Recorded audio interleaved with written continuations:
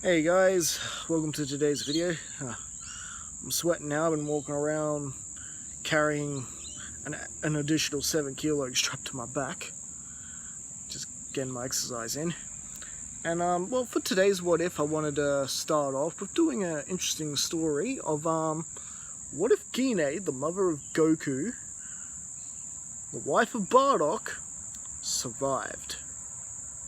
Now, in order to tell this story, we begin things at in the events of Dragon Ball Super Broly. You know, that little 10-minute segment about who Goku's parents were, which officially introduced Gine into the anime, as well as Dragon Ball Minus in the manga.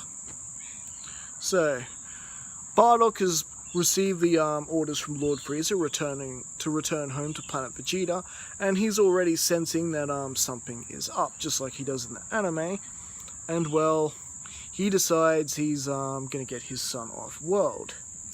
Well, how about that? He didn't need the future-seeing powers of the Kanassans to realize that. And with that, his conversation with his wife Gine pretty much plays out the same. And we get to the whole them actually beginning to send Kakarot off world, and Gine, you know, suggesting that they both leave the planet with Kakarot. It's no good. They'll sense where we are with their scouters. They'll be able to detect us. But then Gine actually makes the point of going, they won't detect me. They won't even notice I'm gone, Bardock. I only have a power level of 500. I'm a mere cook. They're not gonna notice me gone. And that actually, you know, I think actually gives us, you know, quite a good point there. You know, they're not, and even if they did, are they really gonna bother? Are they really gonna be bother chasing a power level of mere 500? Nah, of course not. So, with that, Gine and Kakarot in this case, not Goku, take their leave, and with Bardock promising, look, if I'm wrong about all this, and I pray I am, I will come and rescue yous. I will come for yous. Which, of course, as we know, doesn't happen because Frieza does indeed blow up the planet. Bardock doing his big final stand, trying to hold off the blast. Frieza! Frieza! Frieza! And, you know, Frieza commits genocide on the Saiyan race. With Vegeta, Nappa, and Raditz lucky enough to be off-world just as per normal, and with Gine and Goku landing on Earth. And this is where things begin to feel a bit different, because Gine actually ends up knocked out on re-entry, entering Earth's atmosphere due to just not enough safety equipment to secure Kakarot as well as herself. After all, these space pods are really meant for one person. So there we got a crying, sulking Kakarot with Grandpa Gohan walking by to find the Kakarot and this collapsed woman next to him, which is Gine. And Grandpa Gohan, being Grandpa Gohan, takes them both in and nurses Gine pretty much back to health, who is pretty much woken up by the delicious smelling cuisine of all that good Earth food. Oh, dig in, you must be parched. Dig in immediately, young lady. And the Kakarot and Gine, you know, having those Saiyan appetites. Oh, Ma, you're gonna eat me out of the home, you keep this up. And, well, needless to say, Gine chooses to actually stay with Grandpa Gohan. They can help him out with chores and things like that. And, you know, Goku, or Kakarot, because his name's Kakarot here, after all, with Kakarot's mother being with him, there's no need to change his name to Goku. Yeah? And as Kakarot begins to get a bit older and enjoying some sparring sessions with his mother and also some sparring sessions with Grandpa Gohan, who isn't a bad fighter in his own right. Gine with a power level of 500 though means she's a complete beast compared to Grandpa Gohan, and of course to her own son, but this would actually mean that Kakarot actually comes out of this a little bit stronger and a little bit ahead as we begin to go into Dragon Ball. And well, with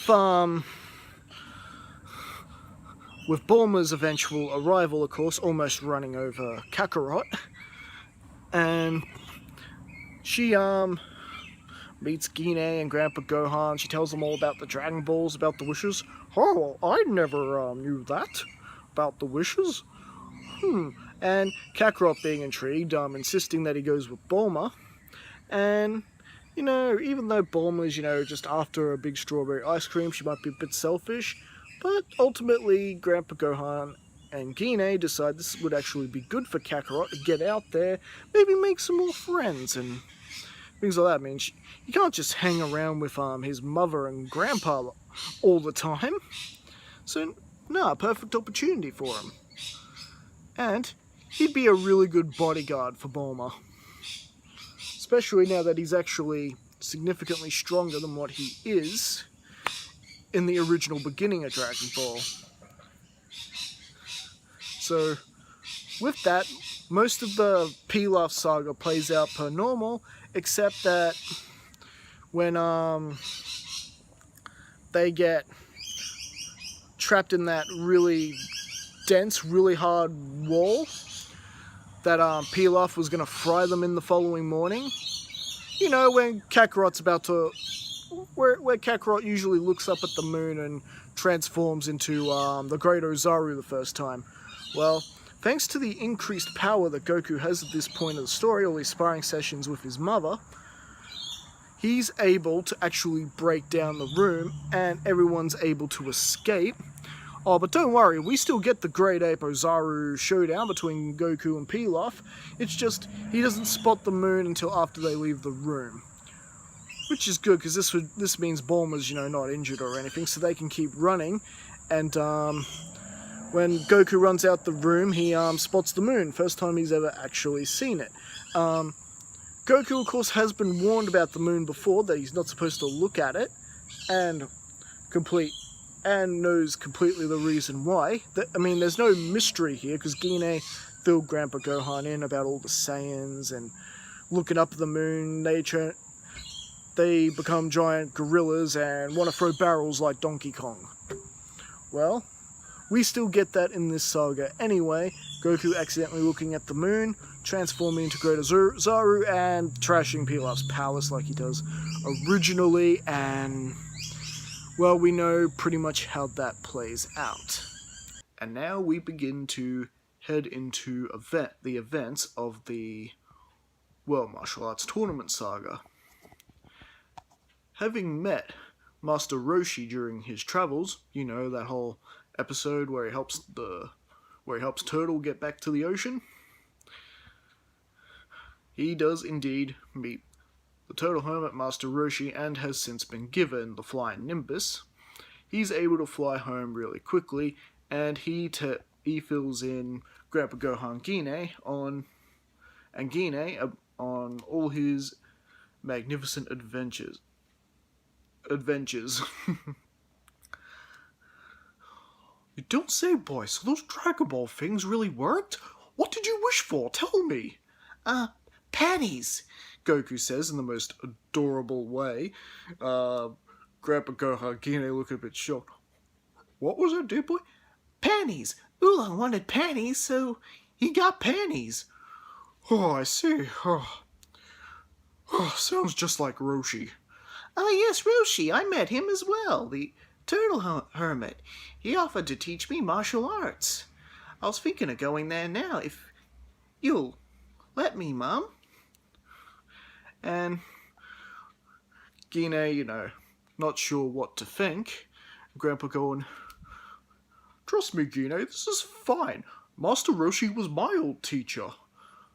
Kakarot could learn quite a lot from the old man. In fact, you should probably go as well. And why not? And with that, Goku, along with Gine, they're both just sitting on the Nimbus cloud, speed away towards Master Roshi's. I mean, sure, Kakarot and Gine could just fly, but there is just something more relaxing, flying by cloud. And even Gine is kind of just enjoying the ride, just sitting on the cloud, having a nice casual cruise after Roshi's Island. And needless to say, this means Goku didn't have to go through all that nonsense trying to find Master Roshi a woman to go on a walk with, or a swim, or a date, or any of that other stuff he's into. Because, well, as we know, Gine is quite the looker. So Roshi pretty much agreed right away to take Goku on as a pupil, and of course, that is when young Krillin shows up, and, well, he offers him up his stack of dirty magazines, which is enough to win the old man over. So I guess really in a way, this pretty much puts Launch out of the story. And with that, they begin training on the other island. Of course, there are a couple of incidents where Gine is punching Roshi for making advances on her, and he did try to make her wear that Turtle Herbert fighting armor. Yeah, bad idea, Roshi. Gine has a zero tolerance policy for that kind of behavior. And well, with the training underway, pretty much going off per normal, Gine pretty much acing the physical side of things pretty easily, having been used to going to other planets and that have different levels of gravity, but Goku and Krillin are getting a lot of it, pretty much the same out of it that they do in the original, and things pretty much speed up as we head to the World Martial Arts Tournament, where a lot of the events play out the same in the World Martial Arts Tournament, except that the final matches in the tournament go differently. Gine pretty much winning Ranfan's spot, and eliminating her son in the semi-finals instead of Nam. Gine beating Nam pretty easily, and Roshi stepping in to help Nam, making sure he has water for his village. And of course, we all know Jackie Chan beat both Yamcha and Krillin in his matches, and then we come to the final match between Gine and Jackie Chan, the disguised Master Roshi, in the finals. And who actually wins that? Actually, Jackie Chan actually manages to beat Gine. Now, Gine is significantly stronger than Roshi, but Roshi has all those martial art tricks and knows how to sense power levels and all that to his advantage, which Gine hasn't quite mastered yet, and this gave Master Roshi a significant advantage, and yeah, Gine's knocked out of the ring in the end. And off a bit of a rebound, hitting the wall outside the ring, she accidentally stares up at the moon and transforms into a grade 8 form. And luckily, Kakarot's sort of there to ring her in, which sort of what happens between the two when one of them goes grade 8. The other family members there to sort of ring them in. Sometimes when Kakarot used to transform when he was growing up, Gine was there to stop him from rampaging. This time it's Kakarot's turn. And with that being concluded and Jackie Chan being the winner, well, Gine and Kakarot somehow managed to find a way to spend Roshi's money on him when they pretty much eat him out of it at the restaurant. You know, those Saiyan appetites. And after that, this led to Goku wanting to go out and find Dragon Balls again. Not to ask for the dragon for a wish or anything like that, just a bit of a training mission. He wants to see more of the outside world, and at this point, no one's going to really stop him. And with that, Gine decides to actually go back on the island, train some more, and work on more of, sensing power levels and all the other martial art tricks that the Turtle Hermit way of training has to offer. And, she can be a hand of helping Krillin out with his training. And, well, with that, it pretty much leads to things in the Red Ribbon Army pretty much playing out the same, except Kakarot, not Goku. I keep forgetting to say Kakarot. It's because, you're just so used to him being Goku. He's Kakarot in this timeline.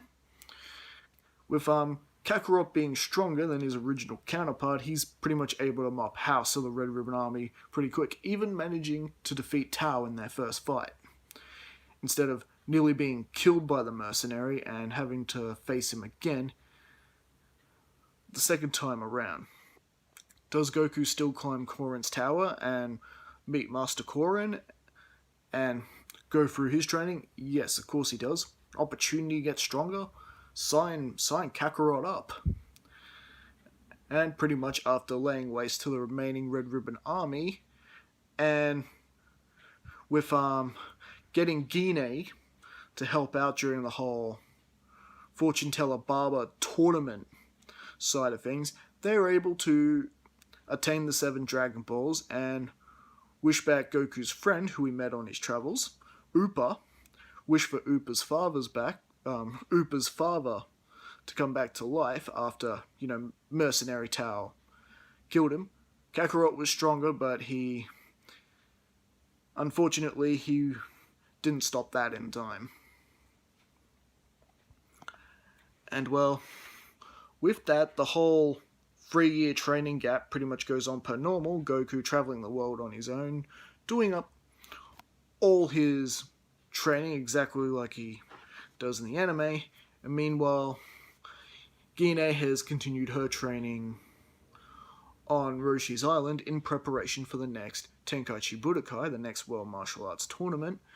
And that tournament has quite a few differences in it, with Kakarot and Gine having their rematch in the first round of the tournament finals. Gine pretty much beating Pumput out of his spot, and and of course the introduction of Tien and Chaozu. Yamcha still gets his leg broken by Tien in the first match, as well as manages to beat Jackie Chan, but not before Jackie Chan gets inside Tienshinhaan's head and eventually gets him to change his ways. And as for the match between Kakarot and Gine, Kakarot actually manages to beat her this time, getting a really good kick and sending her out of the ring. Was Gine still stronger than Kakarot?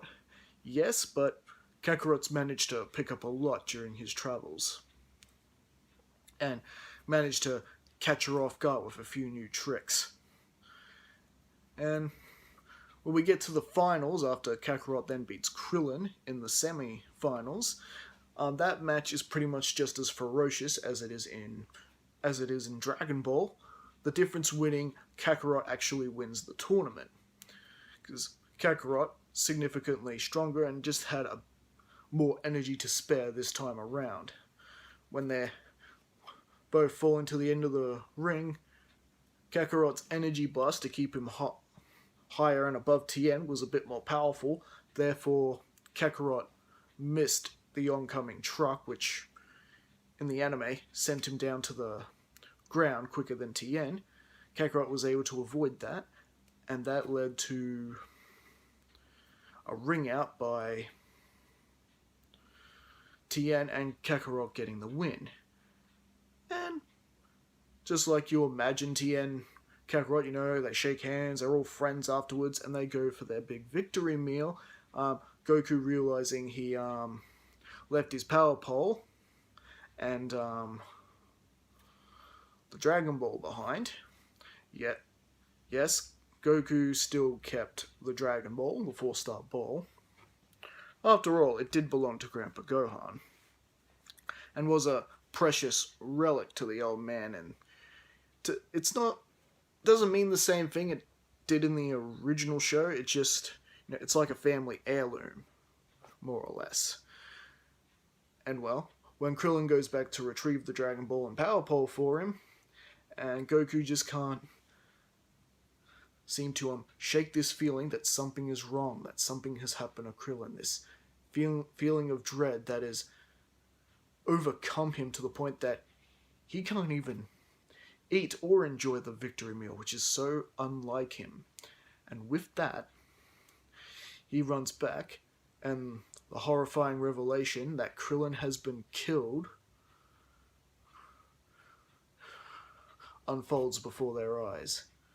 Goku in tears and angry, Gine shocked and upset for her son, witnessing this, and of course Goku grabbing the Dragon Raider of Bulma giving it to him without thinking. Goku's on the flying Kakarot.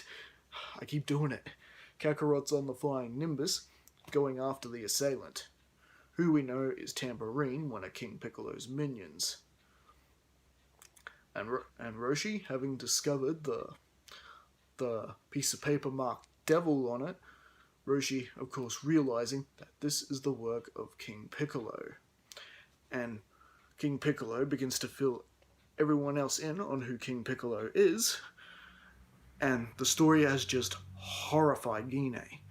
You know, this is the sort of thing that she used to witness, see, and be a part of back during when Frieza enslaved her race. She was hoping her son would never have to go through anything like this, and she is worried for her son. Will he be okay? You know, we got to get out there and find him. You know how mothers are like. And with that, a lot of the beginning part of the King Piccolo saga plays out as per normal, with Goku losing his first fight with Tambourine. After all, he just had a big match with Tienshinhaan not long before. And of course, meeting up Yajirobe, stealing his fish, and following him around until one of Piccolo's minions comes back, because Yajirobe's wearing one of the Dragon Balls around his neck. With that, Yajirobe defeats Symbol, one of the other King Piccolo minions, and Kakarot getting his revenge on Tambourine, who investigates his death. Meanwhile, Roshi, Gine, Tien, and Chaozu are off looking for the remaining Dragon Balls, and in preparations for a showdown with King Piccolo. And well, and with that, we get the whole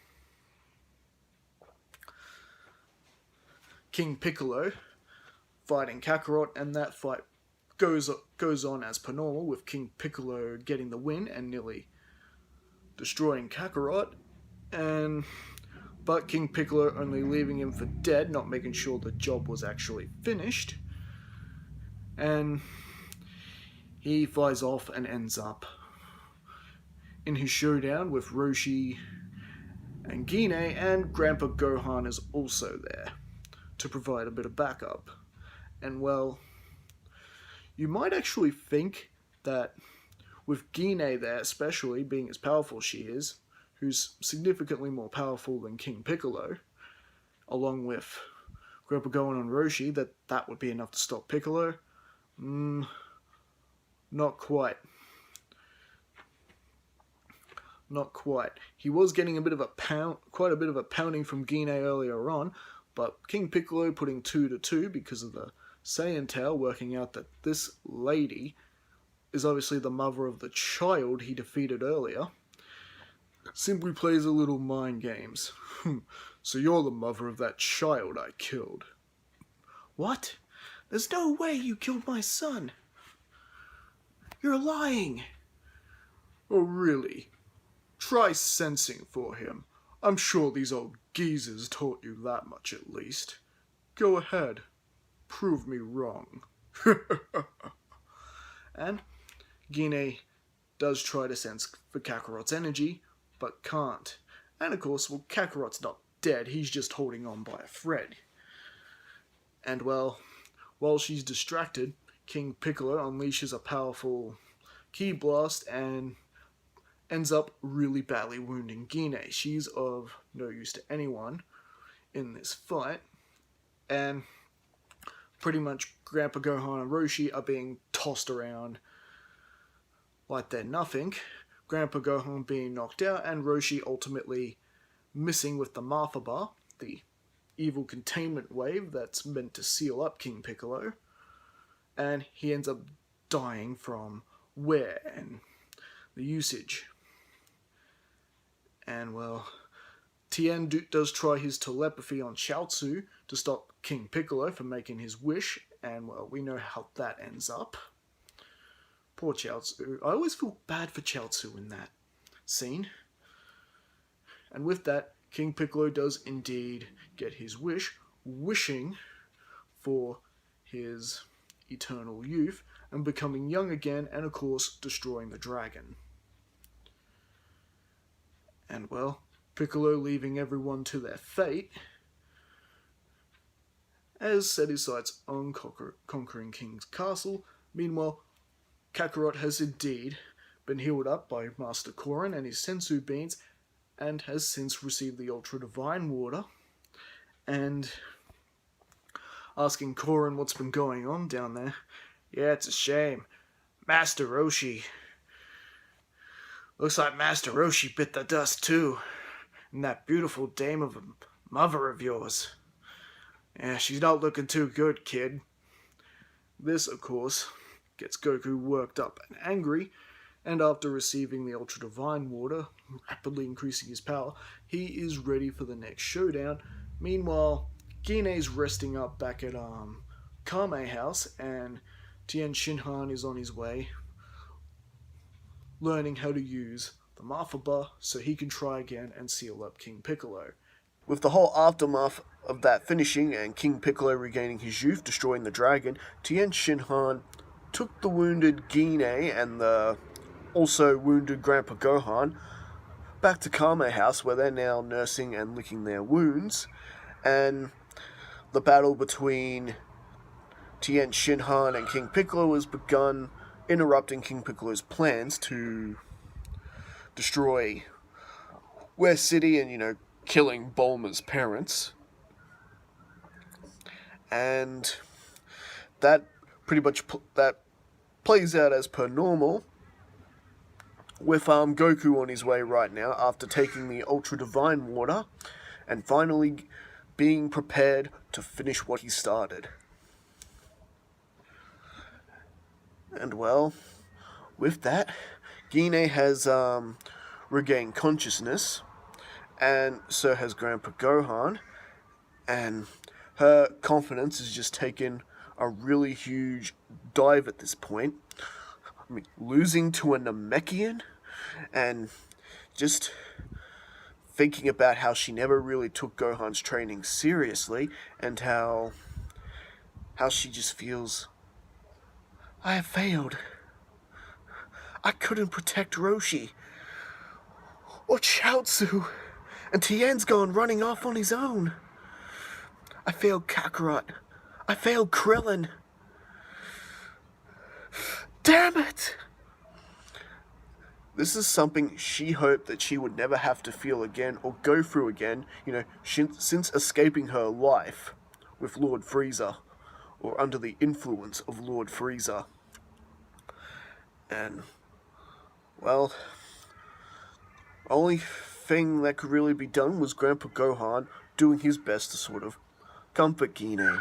None of this was your fault, you understand?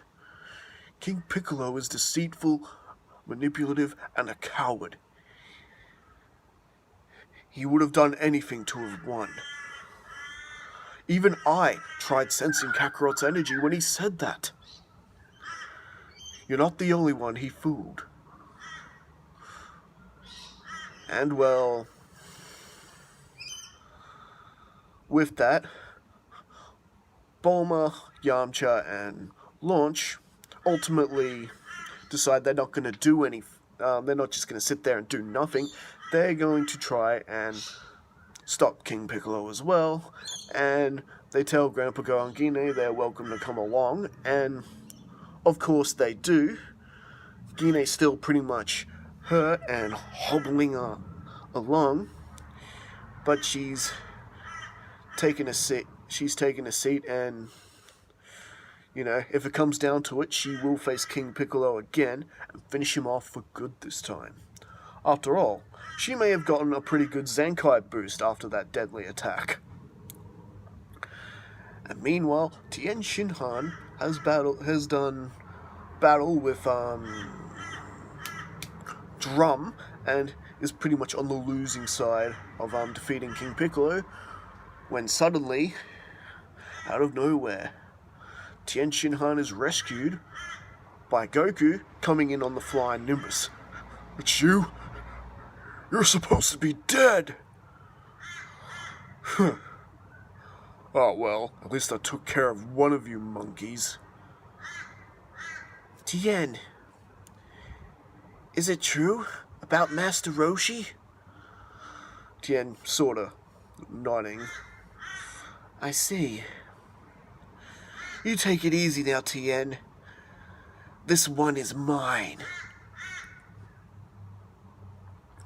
And well, Drum tries to attack Goku from behind, and we know how that ended with one kick. Drum is killed, and the whole battle towards King Piccolo and Goku starts and plays out pretty much per normal, and Bulma Yamcha, hearing it all on the radio, "Oh, this just in, we have an update of the battle against King Piccolo.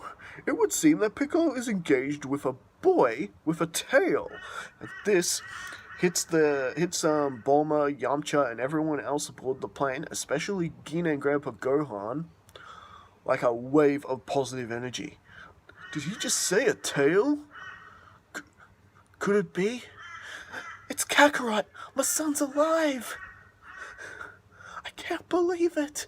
And Gine is just happy, tears flowing from her eyes, to the point that she doesn't even really feel her injury anymore. She just flies out the door and flies full speed towards King's castle, where she's sensing Piccolo's energy. And everyone else is just happy, Grandpa Gohan all smiling, and Bulma just clicking on, "We should have known he was alive. Don't you remember what Baba said? I sense that Kakarot is going to be a great hero in his time. I can't wait to see what happens next."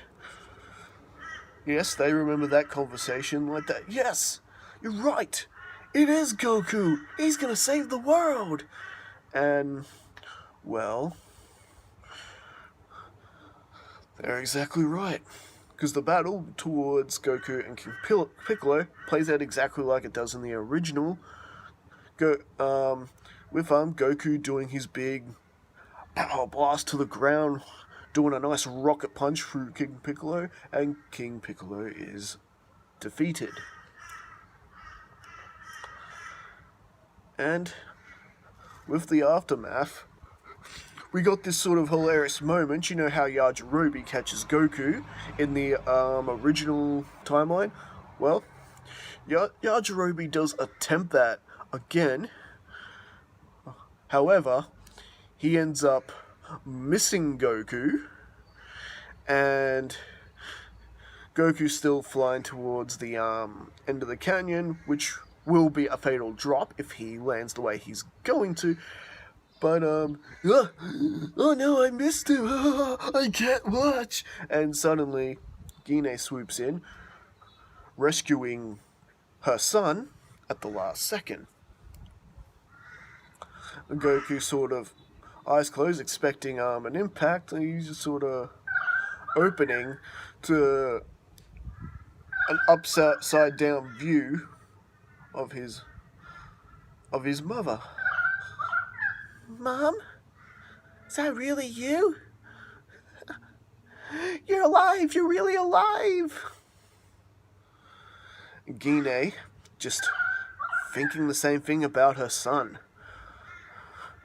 Eventually turning him the right way up and giving her son a big hug, tears running down her face.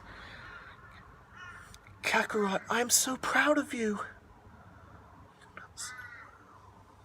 You have done so well. Her thinking back all his other accomplishments from, rescuing Upa's father from a terrible fate during the Red Ribbon Army saga, and what he's done now. He's saved the entire planet from an evil tyrant who surely would have destroyed them all if he had his way. And, well, with that, they have a bit of a discussion involving, the Dragon Balls, that they won't be able to wish anyone back. Goku is still badly wounded, and with Yajirobe's assistance, Gine getting in the car as well, they all go, well, not all, just Yajirobe, Gine, and Kakarot go back to Korin's tower, where Kakarot takes his sensu bean, and this time he actually doesn't forget his power pole. Gine picked it up during the whole incident, and Kakarot being all, it's true. Without the Dragon Balls, we're not going to be able to wish Krillin or any of the others back. And of course, Korin has the solution. Well, I'll tell you what there, kid. I guess you're just going to have to talk with the man who created the Dragon Balls. The man upstairs, if you know what I mean. God. Gine sort of taken back by this, sort of laughing. There's no way gods actually exist, do they? And, well, you see that power pole of yours? That's actually the way to get up to Kami. It wasn't invented just for the sole purpose of whacking people, kid. And with that, Gine and Goku, with Korin's approval, take a trip up to Kami's sanctuary, the Lookout. And, there was a little bit of a misunderstanding. Kami, who was already there waiting for him, Goku pretty much wanting to jump him right away, mistaking him for King Piccolo. It took... Gine had to hold her son back. Gine sort of catching on. This wasn't King Piccolo. She could just tell by the gentle nature in his eyes and the way he talked. And, well, he agrees, of course, to let the Earth use the Dragon Balls again to bring back everyone. And with the rule that with one condition, that Goku and Gine would train with Kami for the next 3 years in time for the next Tenkaichi Budokai, having sensed, of course, that Piccolo is indeed still alive, having spat out an egg like he does in the original timeline, and that Piccolo Junior will challenge Kakarot again at the World Martial Arts Tournament. And, well, Kakarot, very exciting. Wow, I get to train my mom again? I can't wait. I never knew you were so much stronger than me, Mom. And, well, the 3 years come and go. Relatively like normal. Kakarot going through the same training he goes through with Kami originally, just with Gine as well. So you could say they're a bit more powerful. Goku is, yet again, a bit more powerful than what he is in the original timeline. Having another Saiyan to spar with will have that effect. And when we come to the World Martial Arts Tournament, and the whole reunion and everything and all that plays out, the whole Tenkaichi Budokai plays out as you would guess it, with a couple of differences.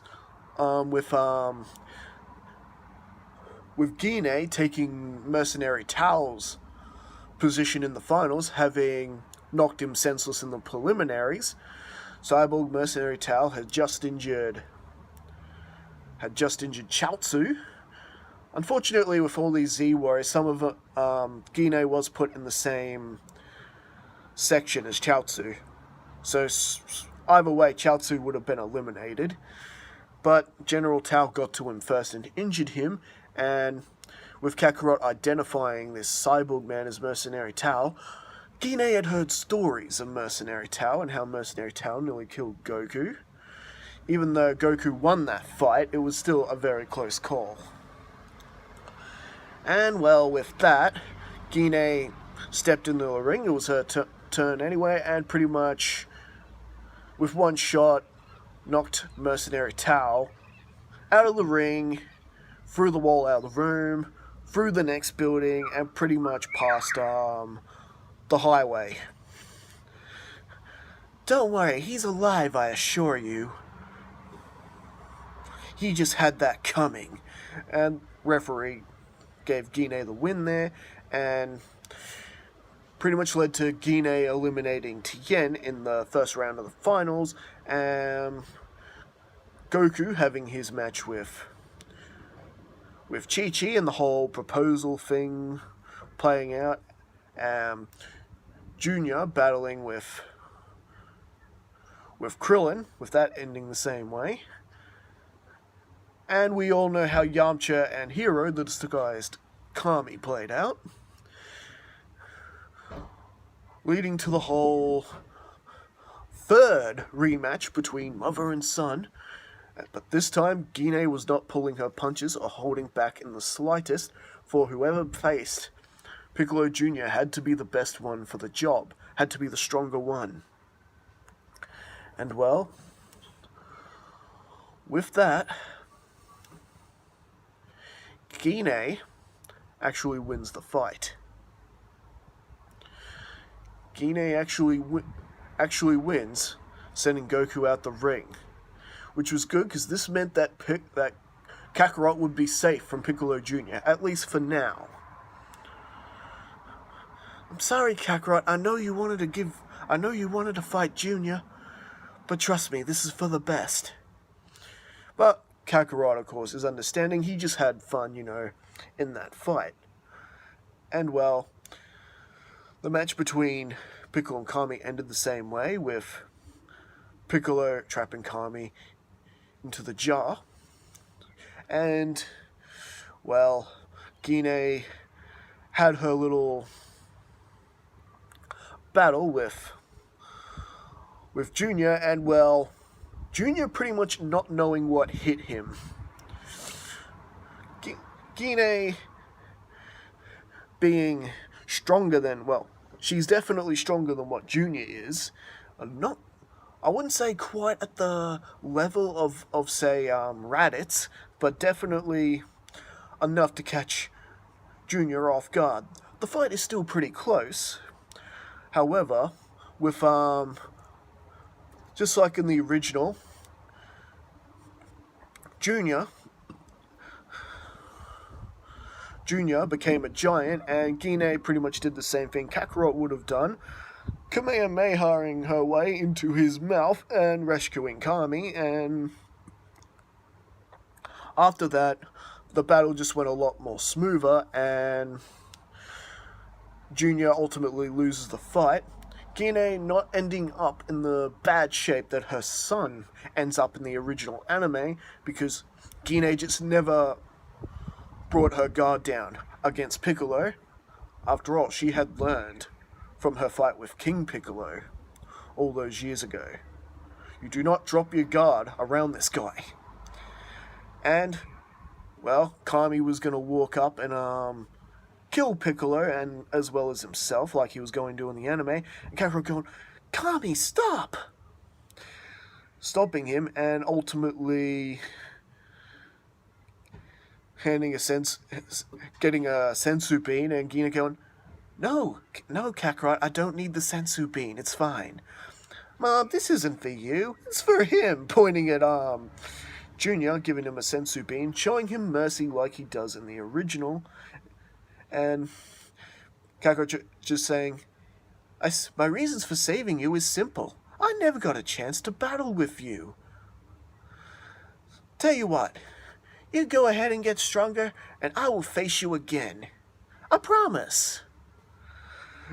Gine just looking on in horror because they had this Namekian beat. They could have banished him again to another jar. He was certainly too weak to fight back. But no, Goku doing what he's doing has let him live. And how will this make a difference now that we're heading towards the time skip between DragonBallZ and Raditz about to come into the picture? Well, we have had quite an era of peace over the last 5 years. And of course with Chi-Chi and Goku getting married and little Gohan being born, a lot of happiness and love has really come into Gine's life as of lately. And she's spent a lot of time with her grandson, playing with him, and in a way it's like she gets to be a mother again, but except Gohan does have a mother. But whenever Kakarot and Chi-Chi want to go out, Gine is more than happy to watch him. And well, right now, like I said, 5 years had passed, and we are now coming into the events where DragonBallZ starts, and well, a certain Saiyan has just landed on planet Earth, and attacked a certain farmer. That, of course, would be Raditz, the other son of Gine. And of course, just like in the anime, he has his little run-in with Piccolo before detecting another power level, even greater than his. That would be Goku, and he's curious to wonder what this other power level is with him. Also, pretty much just as high, if not a bit higher. That would be Gine. And well, they're all seem to be gathered in this spot where there are a bunch of people with decent power levels. What's going on here? And well, naturally, the Dragon team are having their big reunion with everyone meeting at the Turtle Home at Master Roshi's house. Everyone just having a good time and being introduced to little Gohan for the first time. Things seem really well and happy. Chi-Chi and Gine pretty much enjoying themselves, preparing food in the kitchen and just laughing with everyone. Meanwhile, Goku's just sort of outside chatting with Bulma, Roshi and Krillin when they sense an energy of someone approaching. It is, of course, Raditz, who has made his presence known. And well, pretty much the whole thing goes down mostly as per normal, except Goku knows he's a Saiyan, and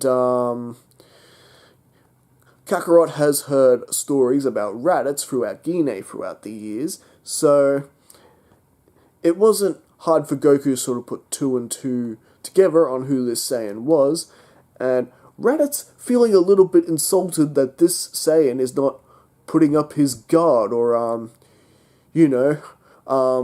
sizing him up the way that Saiyans normally do, and Raditz sort of considered this a bit of an insult. Does Kakarot know nothing of his heritage? And, suddenly Gine comes out hearing all the ruckus. Hey, what's with all this ruckus? And Raditz looks to see his mother standing there. Mother? So you're that other power level I was reading. And well, you've been here the whole time? I thought you were lost with Planet Vegeta when the asteroid hit it. And well, this is where things begin to differ a little bit in the story, and well, Gine filling in Raditz with what actually happened.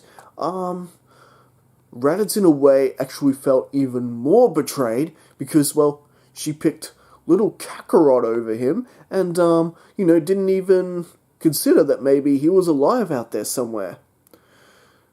I mean, Gine knew Raditz was off-world, but a sort of, fact that, Gine sort of forgot over the years. And, if Gine, had have, thought that maybe Raditz was alive, or maybe that even, that she'd be able to find him somehow, then yeah, you gotta remember, her scouter was destroyed. So even if she knew Raditz was alive, it's not like she'd be able to really find him. It'd be a lot of, wondering. So it really wasn't a possibility, but Raditz was, still upset. And did he really, believe that Frieza blew up the planet? Yes and no, but it didn't change really the situation that Raditz is in. The fact of the matter, Raditz fears Vegeta and Frieza a hell of a lot more than he does his mother. So, well, with a sudden attack, Raditz blindsides his brother and takes Gohan hostage. I hope you guys are listening. I will be back here tomorrow, and you better have slain 100 humans by then. The whole ultimatum he gives Goku, or in this case Kakarot, in the original anime. And, well, if Gine had have teamed up with her son, they may have been able to have fend off Raditz right then and there, but because Gine hesitated, Raditz got that shot in and grabbed Gohan, and has now since flew off with him. And then we get the whole Piccolo showing up. Listen, I could care less what happens to your son, but we both know this Saiyan is a threat, agreed? How about we team up for this? I suggest a truce. And after this business is done, you are next, Kakarot. And don't think I've forgotten about you, Gine.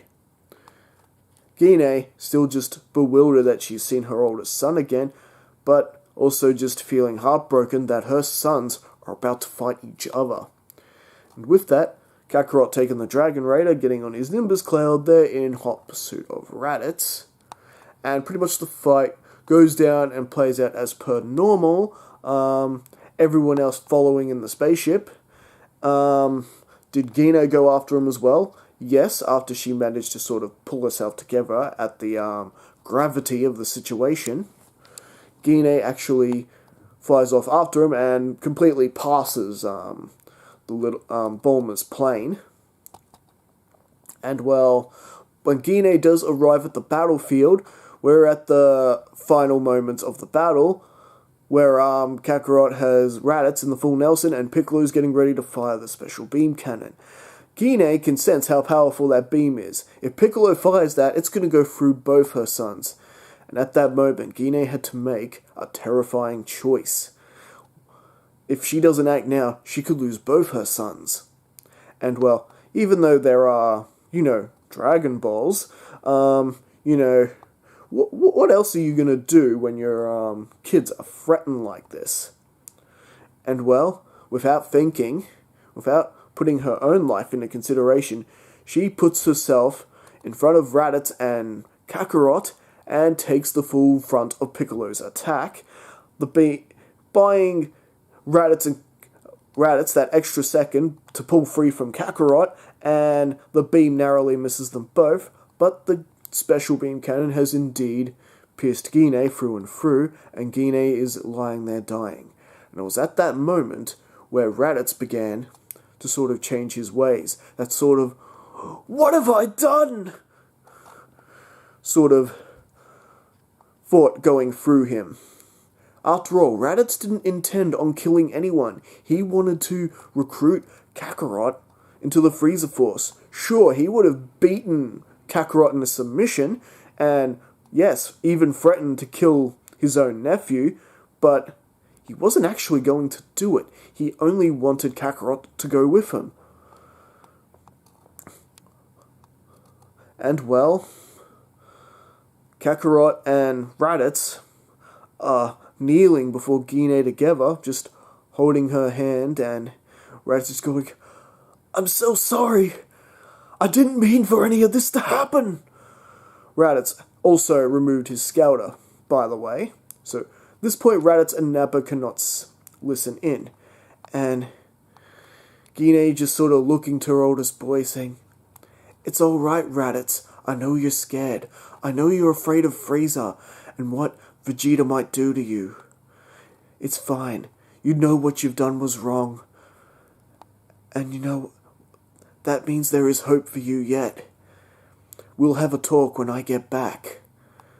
And with that, Gine passes, and Piccolo, being cluey, catches on what's going on here, doesn't choose to attack Raditz and finish him off. And well, Kakarot, being upset, "Don't worry, Mum. I'll get the DragonBallZ and we'll bring you back right away." And this going through Raz said, "DragonBallZ? Bring her back?" He sort of grabs Kakarot. "Is that actually possible, brother? Can we bring her back, really?" And Kakarot just sort of, "Yes, we can." Kakarot, not sure whether to really trust Raditz or not, but not really having much choice, now that Raditz reveals the fact that there are going to be Saiyans coming here in a year, Nappa and Vegeta, to finish what Raditz had started, bringing Kakarot in the fold. And now that they know about Gine and the half-breed, Gohan, they're going to be coming for sure. The beginnings of a little Saiyan army. Perhaps they could even become strong enough to overthrow Frieza. So Vegeta and Nappa are not going to be passing that up. And meanwhile, Kami has spread the news to Gine, who is now in Otherworld, getting permission from King Yama to, train with King Kai. And with her record, it is somewhat a little sketchy. After all, she had helped Saiyans wipe out civilizations in the past. Not for very long, it was like a single mission. But still, billions of lives were still on Gine's head. But with her record in how many times she's helped save planet Earth from certain doom and destruction, has definitely gone a big way into her favour, and King Yama does grant Gine permission to go to King Kai's and receive training. And meanwhile, Raditz, along with the entire Dragon team, and including his brother, and even Piccolo, and Gohan, despite Chi-Chi's many reservations, have begun training in preparation for Vegeta and Nappa. Raditz teaching the Earthlings all about how Vegeta and Nappa work, how they work. So after all, Raditz's knowledge about the duo is very useful, even developing some team attacks which may be able to catch the duo off guard, and of course warning them about the Cybermen. And well, I'm pretty sure that's going to be useful. And this may increase their overall survival rate while they wait for Gine to get back after Kami filled them in on the situation there. And well, Gine does make it to King Kai's world in record time, a lot faster than Goku did, not falling off Snake Way for starters, and being a little bit stronger than what Kakarot was. She, was able to move faster. She got there in almost half the time it took Kakarot to get there. And well, King Kai pretty much being knowledgeable of the situation, of course, does agree to train Gine. Now, Gine does not fall for what Goku did in the original, mistaking a monkey for the martial arts master. So, there's no hilarious moment where Gine's copying bubbles like Goku does in the original. Sorry, guys, I know that would have been funny to picture, but no. And with that, the training goes pretty much at a faster rate than what Kakarot did. Remember, Gine's used to gravity training. She did have a little trouble walking on it at first, being away from Planet Vegeta for so long, which had roughly the same force of gravity. She had to sort of readapt, and just like Kakarot, her powers increase exponentially doing this training. And yes, she does of course learn Kaioken and the Spirit Bomb, and thanks to a little bit of extra time in the training, she's able to actually push her Kaioken to ×4, no problem. She had the time to do the extra training and being able to adapt her body to the conditions. So she can actually go ×4, which I suppose you could say ultimately pushes her power beyond what Kakarot's was in the original timeline. And well, meanwhile, actually, forget the meanwhile. And with that, with the training pretty much finished, Gine pretty much begins heading her way to Earth, predicting that she'd actually be back on planet before the battle even starts. Nearly a good 12 hours before the battle. Yeah, I think that's fair enough. And the Dragon Team do wish her back with the Dragon Balls, as you'd imagine, and she is on her way back. Except, this is where things begin to differ here. I want to throw a little bit of a side story here, a bit of a fun side story, since we got Gine in Otherworld. She took a bit of a reckless step and ended up tripping herself on Snake Way, and she actually falls off a Snake Way on the way back. She didn't do it on the way there, but we're going to have her fall on the way back. And she has landed in Hell. And of course that means she has met Goz and Mez, who basically told her it is impossible to get back up there. And well, since she's there exploring, she can't help but feel a sort of familiar presence there. It's a familiar presence, but it's darker than what it used to be.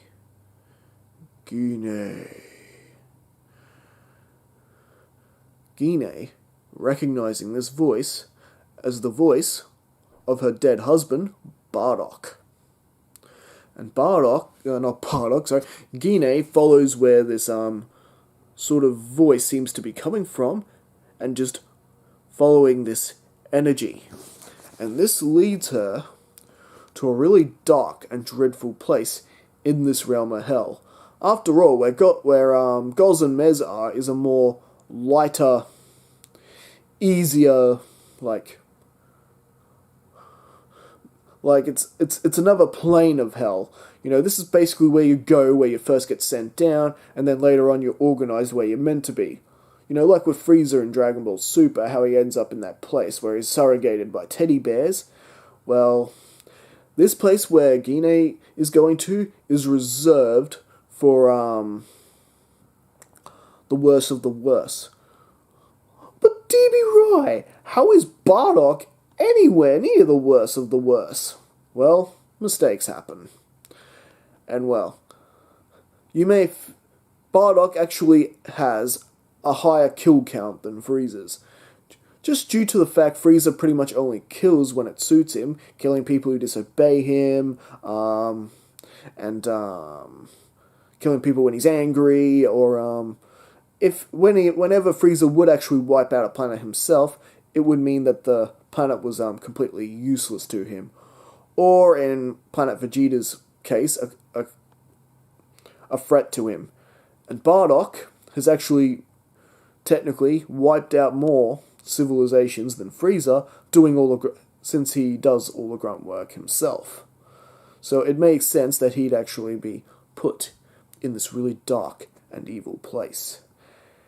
And well, with that, Gine follows along until she finds this really dark realm, except most of it is pretty much surrounded and engulfed in fire. Gine.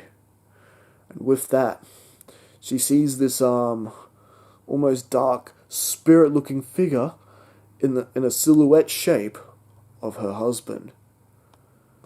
And with a little bit of As Gine approaches and gets closer, it is revealed that it is indeed Bardock, who sees his wife the first time since being in this place, who has been nothing but in constant agony this entire time for all these years. He's just telling her, "Get away from here! Run! Go! Leave!" The insanity of the flames getting to him, and Gine pretty much runs and gets away, but the flames are wanting to claim her in. She should not have entered this place. However, thanks to the additional power from King Kai and her training, Gine was able to power up to Kaioken and fly her way out of there before the flames could grab her. And through that moment, Bardock was able to sort of force through the pain, smirk at Gine, realizing that she has gotten stronger since he last saw her, and pretty much, that moment pretty much leaves and he's back to being tortured. Yes, sorry guys, if you thought that I was actually going to be pulling Bardock out of there and somehow he's resurrected as well, no, there's just no way to get to him. But rest assure you, Gine was happy to see her husband again, even for that brief moment. And this sort of brought a bit more peace to Gine in terms of letting that whole part of her life go.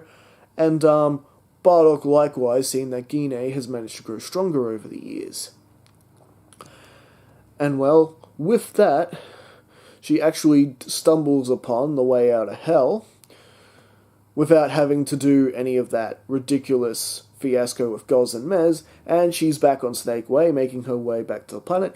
Meanwhile, the battle between the Earthlings and the Saiyans Nappa and Vegeta have begun as per normal, with Raditz basically leading the charge against the Saiyans.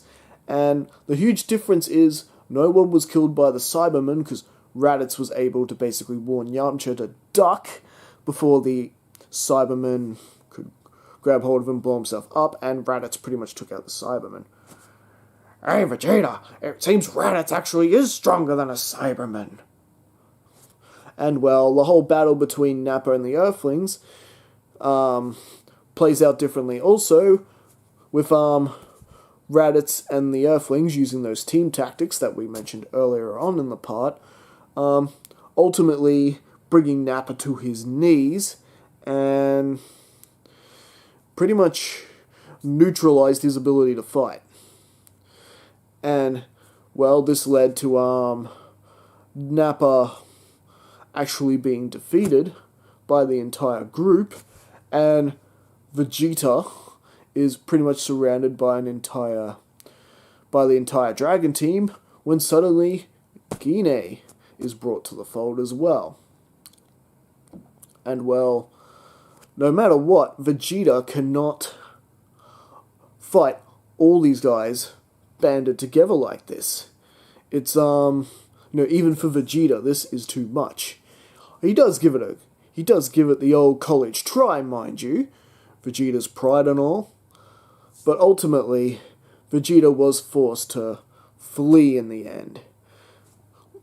Firing up a Grade 8 ball, and Raditz and Kakarot, who actually still has his tail in this timeline, transforming into Grade Apes, and the Dragon team were distracted, dealing with that mess, giving Vegeta the time to flee, and that pretty much ends the battle. And so they are now all at the hospital and recovering, while they begin their plans to head off to Namek in order to wish back Chaozu and Yamcha.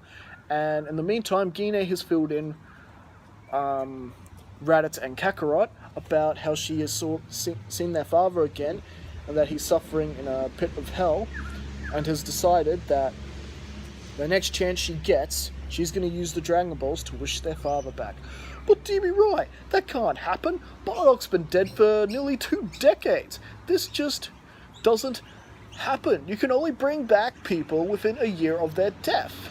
Well, that's actually wrong. That's actually a really common misconception about the Dragon Balls and how they work. The only reason that rule actually applies is only if you're trying to wish back a group of people. They have to have been killed within a year from each other. But however, you can still wish people back one-on-one. Otherwise, how do you explain Lord Freeza's resurrection in the Resurrection of F arc? And I'm pretty sure chapter 327 of the manga actually explains that. I might be wrong there, but I'm pretty sure it actually does explain that. Alright, so that is basically Gine's plan. If they could actually bring back Bardock during this whole Namek adventure, she's going to try. And well, as for the first party that's going off to Namek, it is Raditz, Piccolo, Gohan, Krillin, and Bulma. While everyone else is pretty much staying back in case Vegeta makes another appearance. And well, as for Vegeta right now, he's back at Frieza Planet 79, resting and recovering in the med chamber. And when he finally does wake up, he's suddenly approached by Zarbon. Lord Freeza wishes to see you immediately, Vegeta. I suggest you don't keep him waiting. Ah, Vegeta, do come on in. It seems you've been rather a naughty little monkey of late, haven't you? Running off to planet Earth without authorization? You're lucky I don't kill you right now. Give me one reason why I shouldn't. And at this point, Vegeta is the only one who knows about the Dragon Balls at this point. Remember, Raditz had his scouter off when Piccolo and Goku, Kakarot mentioned the Dragon Balls after Gine's death in the previous part. So Vegeta and Nappa didn't overhear that part. And the only reason Vegeta figured out about the Dragon Balls is that there was a Namekian on Earth and Gine was suddenly alive again. So this made Vegeta put 2 and 2 that there are wishing orbs on planet Namek that do grant wishes. Obviously, because Earth has them as well. And well, so with that, Vegeta says, "Oh, I have some important information for you, Frieza.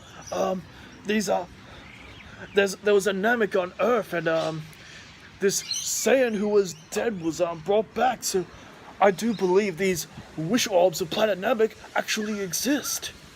And this catches Frieza pretty intriguing. Ah, with those I could actually become immortal. Very well, I will let you live, providing you take Dodoria, Zarbon, and Kui with you to this planet Namek and gather up those Dragon Balls for me. And well, with that they're off. And well, pretty much, I guess you could say Team Earth and Team Vegeta pretty much arrive on the planet at the same time. But because Frieza wasn't there before getting his head start of them, the warriors from Earth actually have an easier time collecting the Dragon Balls this time around. The Namekians, seeing that their intentions are noble and true, they do grant them the password, and they do, Dende ends up accompanying them because after all he has the password to use them. And well, in the meantime though, Vegeta and Zarbon are wreaking havoc on other villages trying to gather Dragon Balls themselves. And yes, they do manage to grab 1 or 2 of them, but right now Team Earth has the advantage in the head count, and well, with that, they are eventually taken to the eldest Namek, Guru, who is, he's still dying, but not because of, heartbreak of his people being wiped out, or rather, I'd say he is pretty much now, because Vegeta and Zarbon are having a field day. And well, with that, they are granted his Dragon Ball, making what the Earthlings got 5, and of course, Raditz,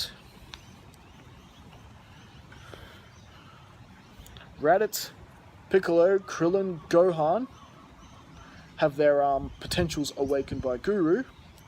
It's not going to drain Guru's life or anything, and they need all the help they can get considering how powerful Zarbon and Dodoria are. With this power boost from Guru at the moment has pushed Raditz's power level up to about Vegeta's level. He could take on Vegeta if he had to, but he couldn't really best Zarbon and Dodoria at this point. But only at this point, because as we know, with the when Guru awakens someone's potential, their power levels keep climbing for a while. But this is the initial effect. And Vegeta, actually sensing the power level, remember he doesn't need a scouter. Oh my god, is that Raditz? How could this happen? He's as strong as me now? Impossible! Impossible! And of course, sensing all these other power levels that are pretty high, not as powerful as he and Zarbon and Dodoria are, but they're still pretty high. If they end up battling with them, well, this isn't going to go well for Vegeta. So at this point, Vegeta uses this opportunity to attack and destroy Dodoria and Zarbon. He's not gonna win a fight with all these people, even with Dodoria and Zarbon helping him. So he's just taken them all out and taken the 2 Dragon Balls, and he's basically decided that he's better off teaming up with the Dragon Team. Maybe if he convinces them that his intentions are all good and true, maybe they'll join him. Now, meanwhile, thanks to Yajirobe getting some sensu beans pretty early on, Goku and Gine are indeed on their way to Planet Namek and have been training in the grab chamber for the last 5 to 6 days. And because Kakarot is a training partner this time, both their power levels are pretty increased. Kakarot's about the same as he is on Namek though, because remember, he doesn't have the Kaioken multiplier. So really, Kakarot's actually about the same as he is in the original, while Gine is even stronger because, well, she does have the Kaioken multiplier. And, you know, Kakarot was still pretty strong during the whole fight with Nappa and Vegeta and everything. And so, with Zarbon and Dodoria dead, Frieza has decided to pay Namek a visit, you know, monitoring everything from his ship, along with the entire Ginyu force. And well, Vegeta sensing that this is happening, he has no choice but to join the Earthlings, and Raditz can sense this energy approaching too, recognizing that's Frieza and the Ginyu force. So, but Raditz, of course being more cautious by nature, urges everyone to actually trust Vegeta in this. He knows Vegeta could probably turn on them, but at this point there's just no choice. It's either be slaughtered or work together. However, before they arrive, they do indeed summon up Shenron. They haven't quite Frieza and the Ginyu Force haven't quite landed on the planet yet, so there is still time to use the Dragon Balls and everyone to get their wish. But there's no way Vegeta's getting his immortality. That's not happening. And Vegeta's just got to sort of swallow his pride and accept that. Now, for their first wish, they bring back Chaozu and Yamcha.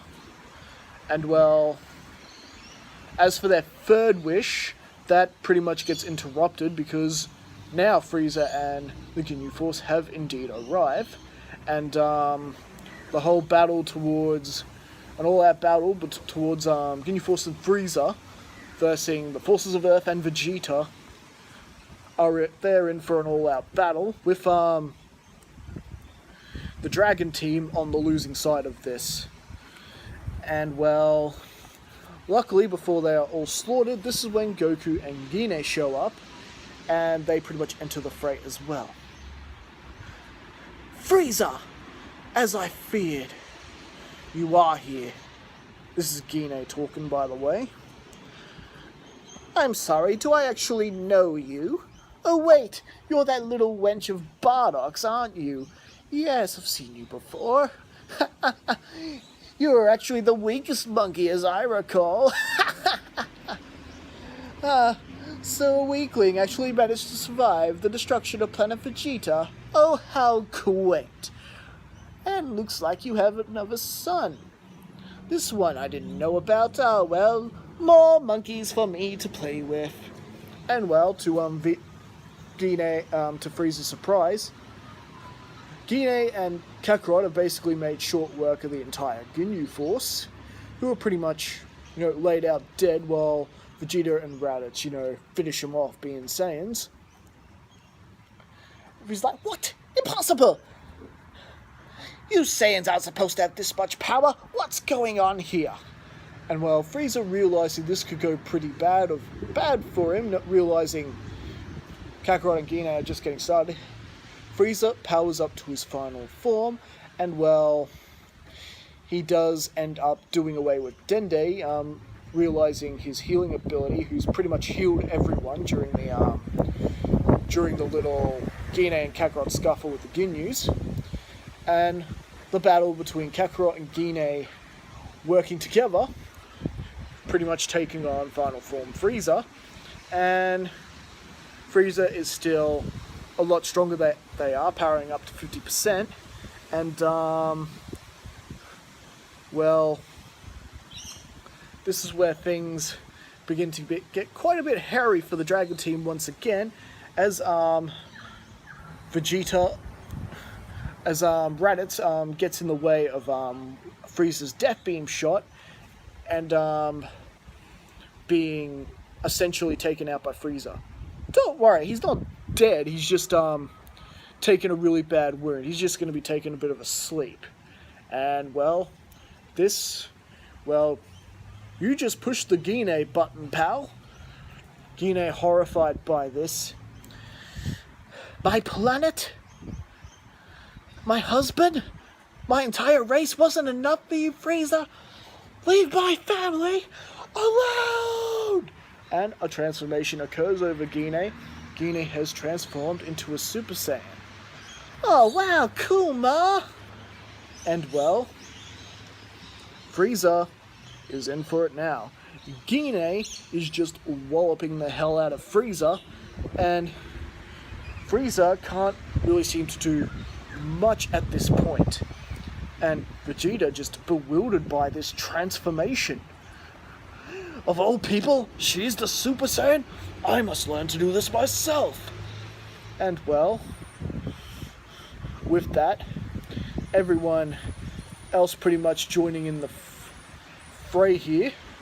Goku powering up a maximum Kamehameha, and Vegeta also powering up a super-powered Gallic gun, and Frieza also firing a Super Saiyan Max Power Kamehameha.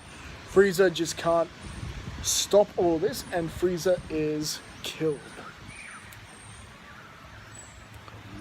And luckily, before he could blow up the planet, and most of the Nameks were actually relatively unscathed. So, meanwhile,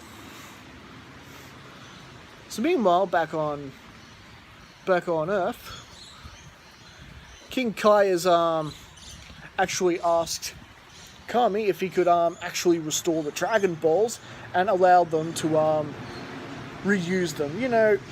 Just this once. Just this once. After all, Kami did that for Goku before, during the KingPiccolo arc. No reason why he couldn't do it again. And with that, the Dragon Team, Kami uses the wish to restore everyone who was killed by Frieza and his men.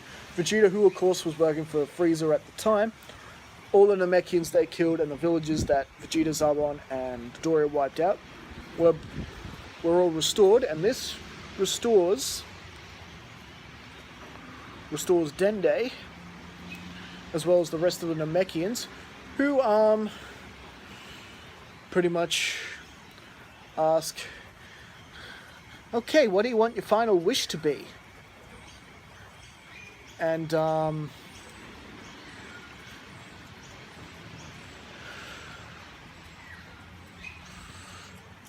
well, realizing that the Earthling, that the Namekian's Dragon Balls bring people back to where they died.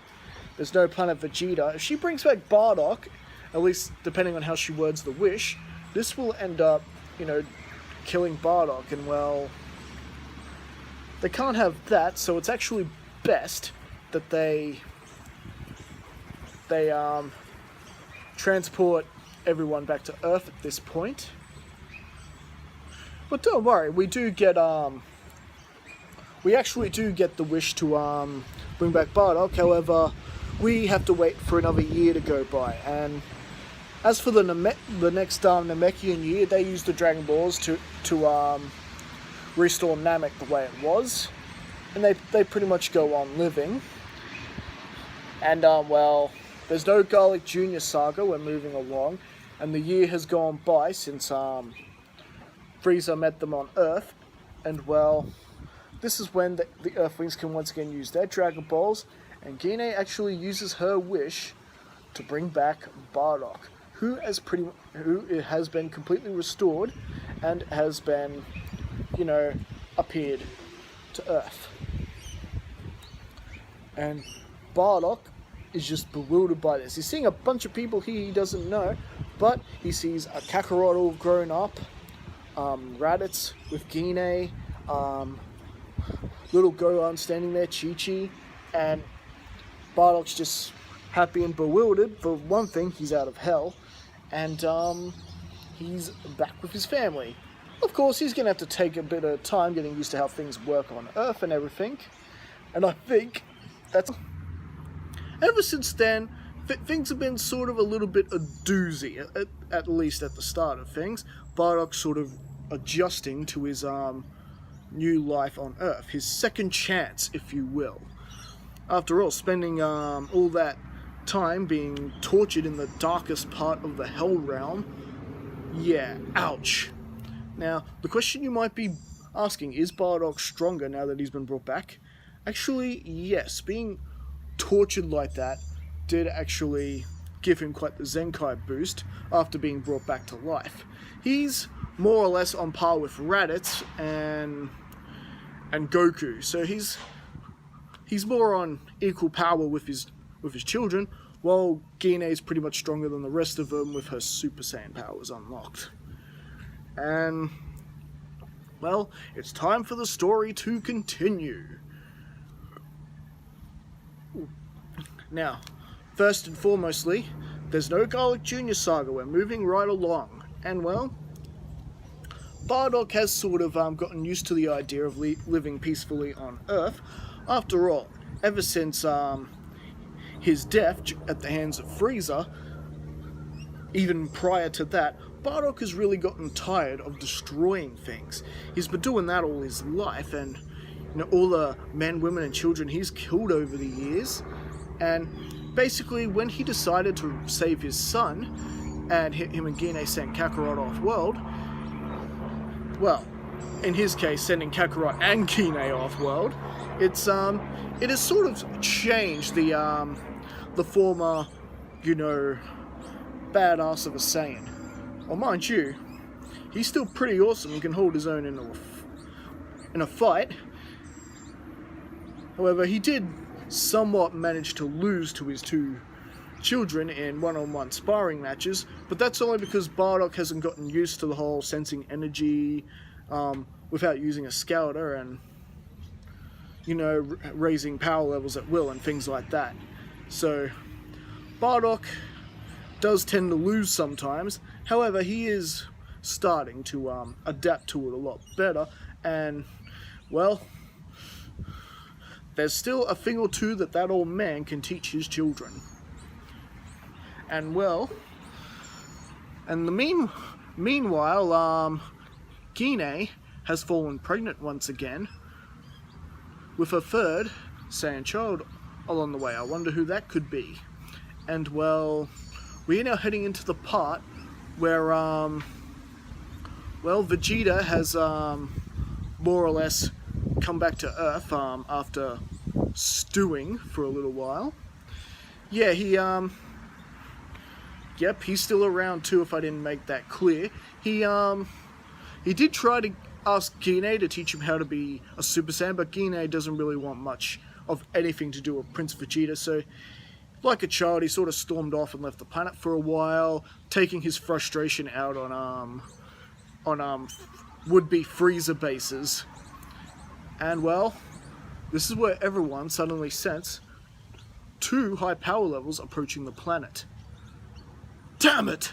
Frieza! I should have known that mother of Kakarot and Raditz wouldn't get the job done. Ha! Vegeta, didn't we all kind of help out with that final attack? Shut up, Krillin. This is Gine's fault, you hear me? Her fault. And yes, that is true. Everyone sort of helped out with that blast. Just, yeah, damaged him quite a bit to the brink of death, but I guess it just wasn't enough to actually fully finish off the tyrant. As both Frieza, Cyborg Frieza, and King Cold now arrive on planet Earth. And Bardock, surprised also says this, I thought you took care of him, Gine. What's happened? I guess I didn't kill him enough.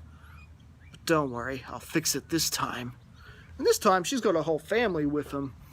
And, you know, everyone is meeting up and into that spot where Frieza is about to land. And they're all trying to sneak up to the ship, trying not to be detected by Frieza's scouts and their power levels. And this is where two Saiyans suddenly come out of nowhere, take out Frieza's men, and are standing before Emperor Frieza and his father, King Cold himself. And just who are these two Saiyans? Well, one of them is, well, has a similar haircut to Gine's. However, her haircut is sort of like Bardock's at the same time.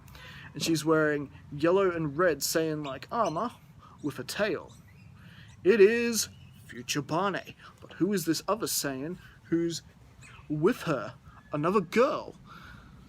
She's got this red ribbon hair tie around her and dark spiky hair. Could it be? Could this be? Who could it be? Of course, this would be future Ranch. And just to be clear, Ranch is not one of mine. This is one of Masako X's original characters from his What Ifs, and I do hope it's okay with him that we borrow Ranch for this What If and this What If only. So suddenly these two Saiyans, future Barney and future Ranch, are upon Frieza and King Cold, staring the two down. Frieza and King Cold are completely baffled by this. You know, two Saiyan monkeys, who happen to be a couple of girls, mind you, just took down their best soldiers. And Ranch is like, well, would you look at that, Barney? There's one for each of us. Yeah. What do you say we try and actually enjoy this battle? And the two of them together power up to Super Saiyan, and basically you've got future Ranch taking on King Cold, while Barney's taking on Lord Freeza. And everyone else is just baffled by this. They haven't seen these Saiyans before. Who are these people? How are they Super Saiyans as well? And needless to say, they make pretty short work out of King Cold and Frieza. This time, Frieza is dead, and so is his father. And with that, the Saiyan duo approach everyone else, and basically it's decided that Barney will speak to the Son family alone, and well, she begins to tell them all about the threat coming towards them, the androids, who will attack the city and more or less kill everybody. And well, as for Ranch at this point is completely staying silent, mostly because she hasn't been born yet and she doesn't want to risk compromising herself, while Barney can more or less speak freely Because, well, like I said, Gine is already pregnant with her at this point. Her existence is all but assured. So she's trying her best not to say anything that could compromise future Trunks or compromise future Ranch. Except she does sort of hint to Raditz that he should hurry up and find a girlfriend. Just saying that. And well, with that, they give the heart medication to Goku, and they pretty much fly off and head back to their own time. And well, this leaves the Dragon team with some decisions to make, some plans to form, and some training to do in order to battle this new threat. And well, everyone is excited about this, especially Bardock, because Bardock finally has more or less an opportunity to show what he can do. And well, everyone is off basically to do their 3-year training, and I think that, well, mostly, well, except for Gine, who was well, fallen pregnant with her and Bardock's third Saiyan child. And if you guys are wondering how Bardock is here in this story, I recommend you check out the other parts. That'll fill you in how he came back. And, well, more or less, other than the driving lesson escapade, which resulted in Gine getting her driver's license, and, well, may as well, she can't do much training at the moment with a pregnant, full pure Saiyan in her belly.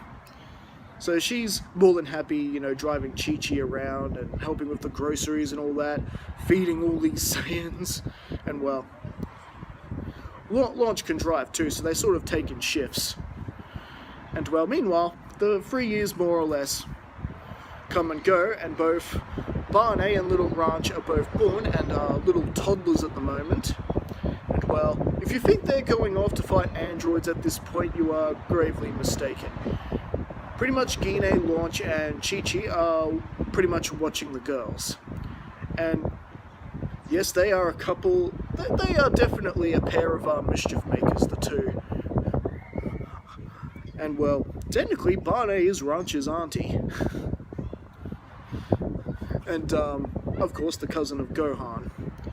And well, with that, more or less everyone else is waiting on top of the mountain, awaiting the arrival of the androids. And well, more or less that pretty much happens per normal, except, you know, you've got the addition of Bardock and Raditz there as well, and well, unfortunately Goku does come down with the heart virus like he does in the original. Yeah, too busy training and well, forgetting to take his heart medication, and well, with all the commotion of Ranch and Barney being born, yeah, they just sort of forgot about it. So, with that, Bardock more or less takes Kakarot home. He can fly faster than the others, and well, but at the moment he's more or less the weakest Saiyan out of the lot of them, so it just made sense for Bardock more or less to take the trip home and, you know, make sure Goku gets himself the antidote.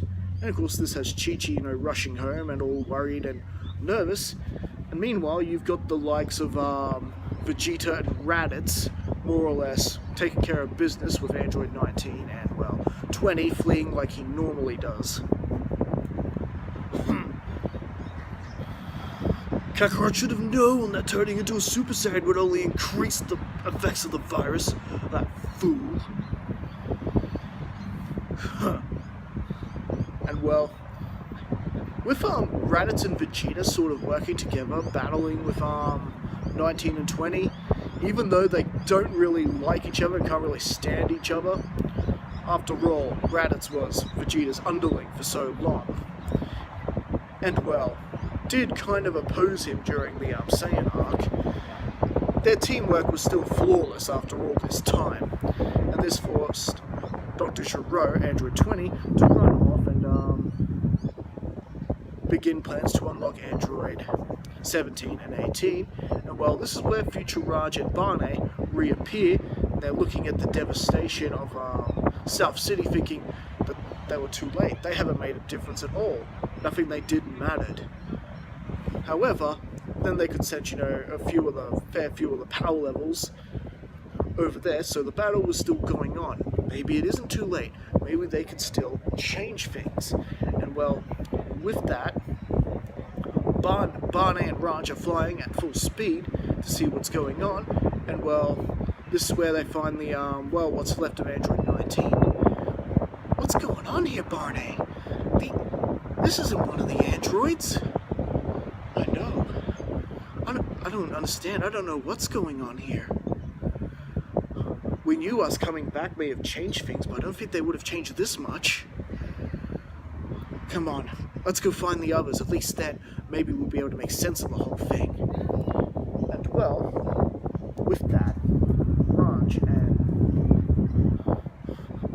Raj and Barney do indeed catch up to the others, and well, they're just as baffled to wondering who this old guy is they're fighting. This android. They go, what? Is he not one of the androids you warned us about? Huh. Should have known not to listen to these two. They're probably not even real Saiyans. And well, with Piccolo accidentally saying that Raj and Barney were back, because remember, Piccolo overheard everything with his Namekian ears. And well, this is where Raditz becomes Barney? That's my baby sister's name. Of course, Saiyans from the future. That is Barney. And Raj, that's my daughter. And this is, well, taken everyone aback. Everyone is shocked by this discovery. And well, Dr. Gero takes advantage of the commotion and more or less runs away and escapes. Ha! You think you guys have won? I am going to release Android 17 and 18 and they will destroy you! And well, with that, Dr. Gero is off, and well, with that, everyone is also in pursuit, more or less trying to find the lab after Bulma more or less reveals that Android 20 is in fact Dr. Gero, and of course reveals that his lab is somewhere just in those mountains. And well, with that, everyone flying off, Raj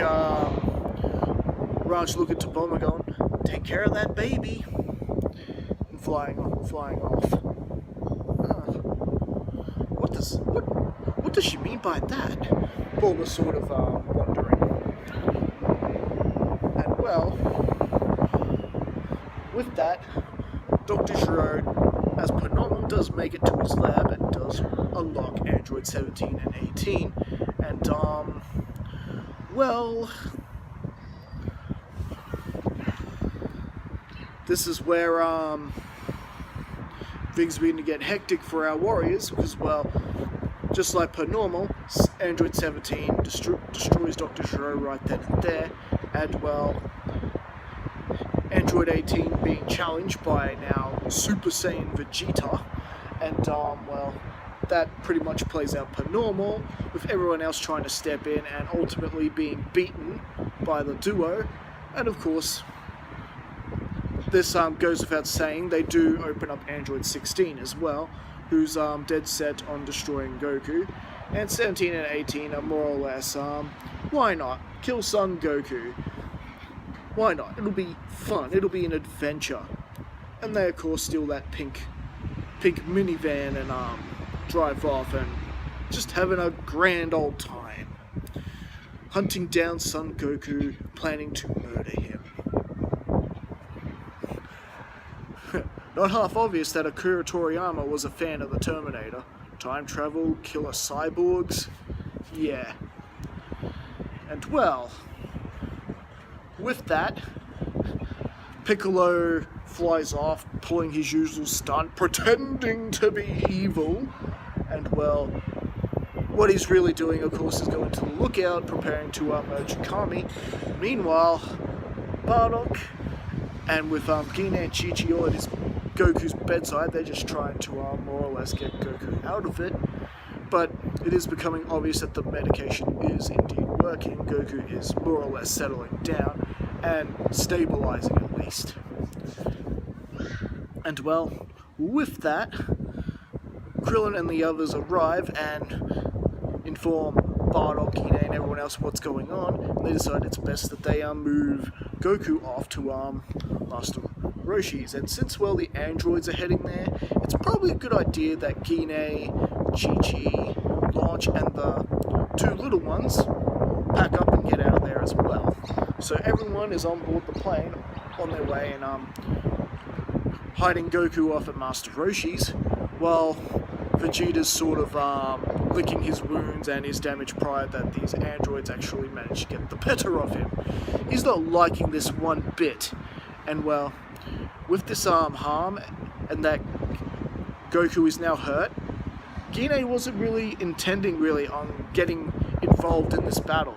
She was more than less happy with being a mother to her newest child and being a grandmother to Ranch. She was ready to settle back into the life she had back on post-Planet Vegeta. However, seeing Goku like this and everyone filling in how easily they were beaten by Android 17 and 18, well, it is Gine's duty as both a mother, a citizen of Earth, to get back involved. And well, she looks to her husband and says, "We need to continue our training." Bardock, of course, close to hitting the Super Saiyan barrier himself. The only reason he hasn't really done it yet is, well, lack of motivation. And well, with that, they sort of fly off to some of the many empty islands around Roshi's place, around Roshi's island, and well, more or less continue their training. Just somewhere sort of out of the way from everyone. Their blows are not going to cause too much of an aftershock and disturb everyone. So well, Gine and Bardock do actually manage to train, and well, more or less, Bardock does manage to break the Super Saiyan barrier during their little bit of training. And how does he do it? What kind of motivation does he get? Well, Gine basically reminds him of what happened to his crew at the hands of Frieza, and that the same thing could very well happen here. This is their second chance. Let's not waste it, Bardock. We cannot let these androids take everything from us, just like Frieza did once before. And that was enough for Bardock to hit his motivation to transcend into the ranks of Super Saiyan. And well, needless to say, their training is more or less going well. Gohan more or less sneaking and training on his own on Roshi's Island whenever Chi-Chi's not looking, like he does in the original. And well, meanwhile, Piccolo has indeed come to the lookout, and he is trying to convince Kami to merge with him. However, Kami is looking to see how the rest of this threat's going to play out.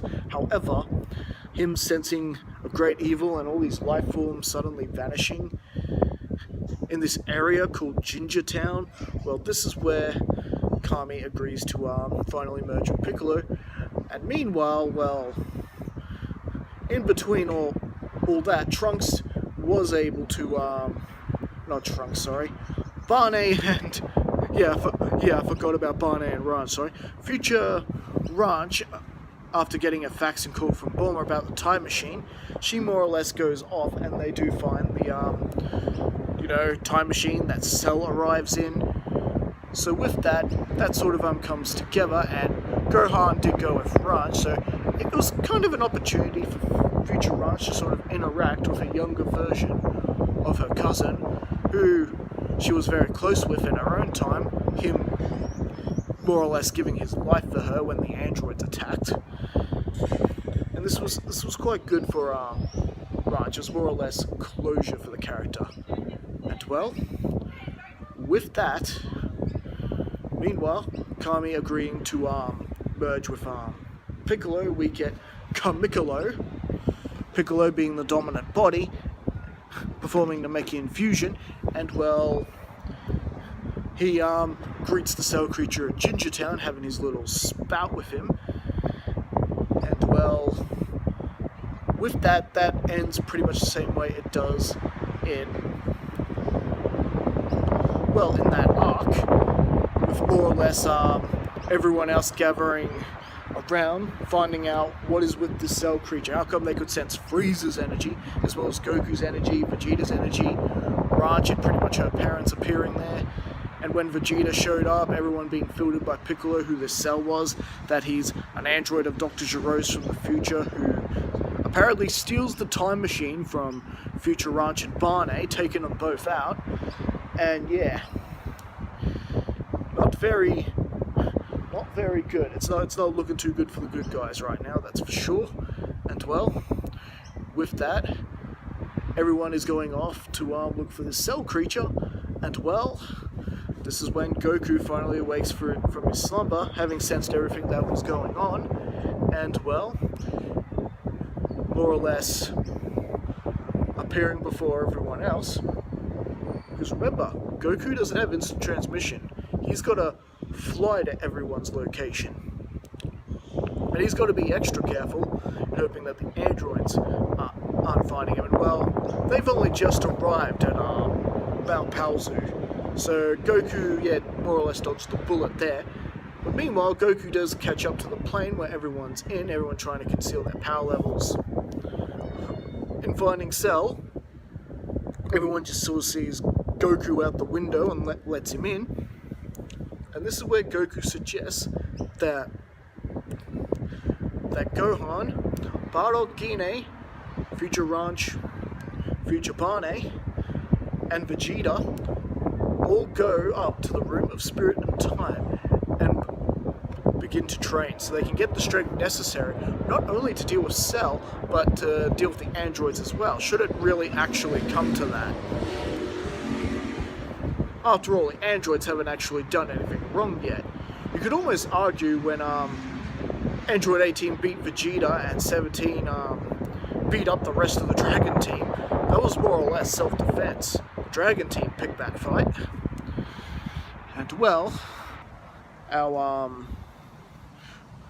group of Saiyans have more or less assembled on the Room of Spirit and Time and are preparing to begin their training. Vegeta insisting that he goes first, you know, just how Vegeta does.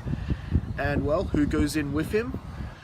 Well, out of all the Saiyans that Vegeta can sort of stomach to train with, believe it or not, he picks Raditz to go in with him. After all, he has no interest in getting to know future Raj or future Barney, just other members of the Son family. And he's certainly not going to train with that Kakarot and that mother of his who humiliated him all the way back during the Saiyan arc.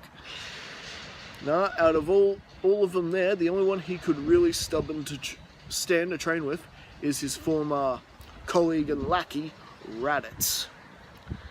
And well, off they go, and more or less Vegeta is more or less doing what he does in the original, trying to train alone as much as possible, while Raditz is sort of filling in the sort of Trunks role. And yeah, it pretty much goes the same as when future Trunks was in there with Vegeta. And well, in the meantime, Piccolo has indeed challenged Android 17, who has tracked them to Master Roshi's island in search for Goku, so 16 can kill him and then they can go off and do their next fun and adventure thing, whatever that happens to be. And well, this is where Piccolo challenges 17, and the whole fight on that island goes down as per normal, right up completely until Cell arrives and absorbs Android 17, just like he does in the original anime, becoming second stage Cell, and Piccolo nearly meeting his end by second stage Cell, and Tien having to use his Tri-Beam in order to distract Cell, so Android 18 and the now damaged Android 16 can get away. And well, with them two more or less passed out, Goku, well, this is actually where things get different here, because I gotta remember, none of them know instant transmission, so really, both Tien and Piccolo end up dying off from exhaustion. Piccolo succumbing to his wounds, and well, Tien dying from the fatigue. So Tien and Piccolo are actually taken off the board this time around. I know. Very tragic when you think about it. Yeah, I completely forgot that no one had instant transmission. And well, with that, Cell is on his way looking for 16 and 18 and destroying islands if they don't come out from where they're hiding, just like he does. Meanwhile, Raditz and Vegeta do exit the hyperbolic time chamber and go off to deal with second stage Cell, while Goku and Gohan go in there next. And that, more or less, plays out the same as you would have guessed it, with Cell ultimately absorbing Android 18 because, well, Krillin destroys the remote like he normally does, and Vegeta basically deciding second stage Cell wasn't challenging enough and let second stage Cell manipulating him, and Vegeta allowing him to transform like he does in the original anime, using solar flare and just, yeah, ultimately absorbing Android 18. Krillin can't do anything about it. Raditz was too slow to stop him. And, yep, well, you can definitely pin this one on Vegeta. And Krillin, well, he shouldn't have smashed the remote. He got all soft and crushing on a robot. Android, cyborg. And we get Perfect Cell like we do in the original. And, we get, Perfect Cell, pretty much humiliating Vegeta just like he does originally, and damaging Krillin really badly with one kick, like he does, pretty much nearly killing Krillin. Krillin holding on by a thread, basically. It was lucky that someone had some sensu beans, and well, because of this,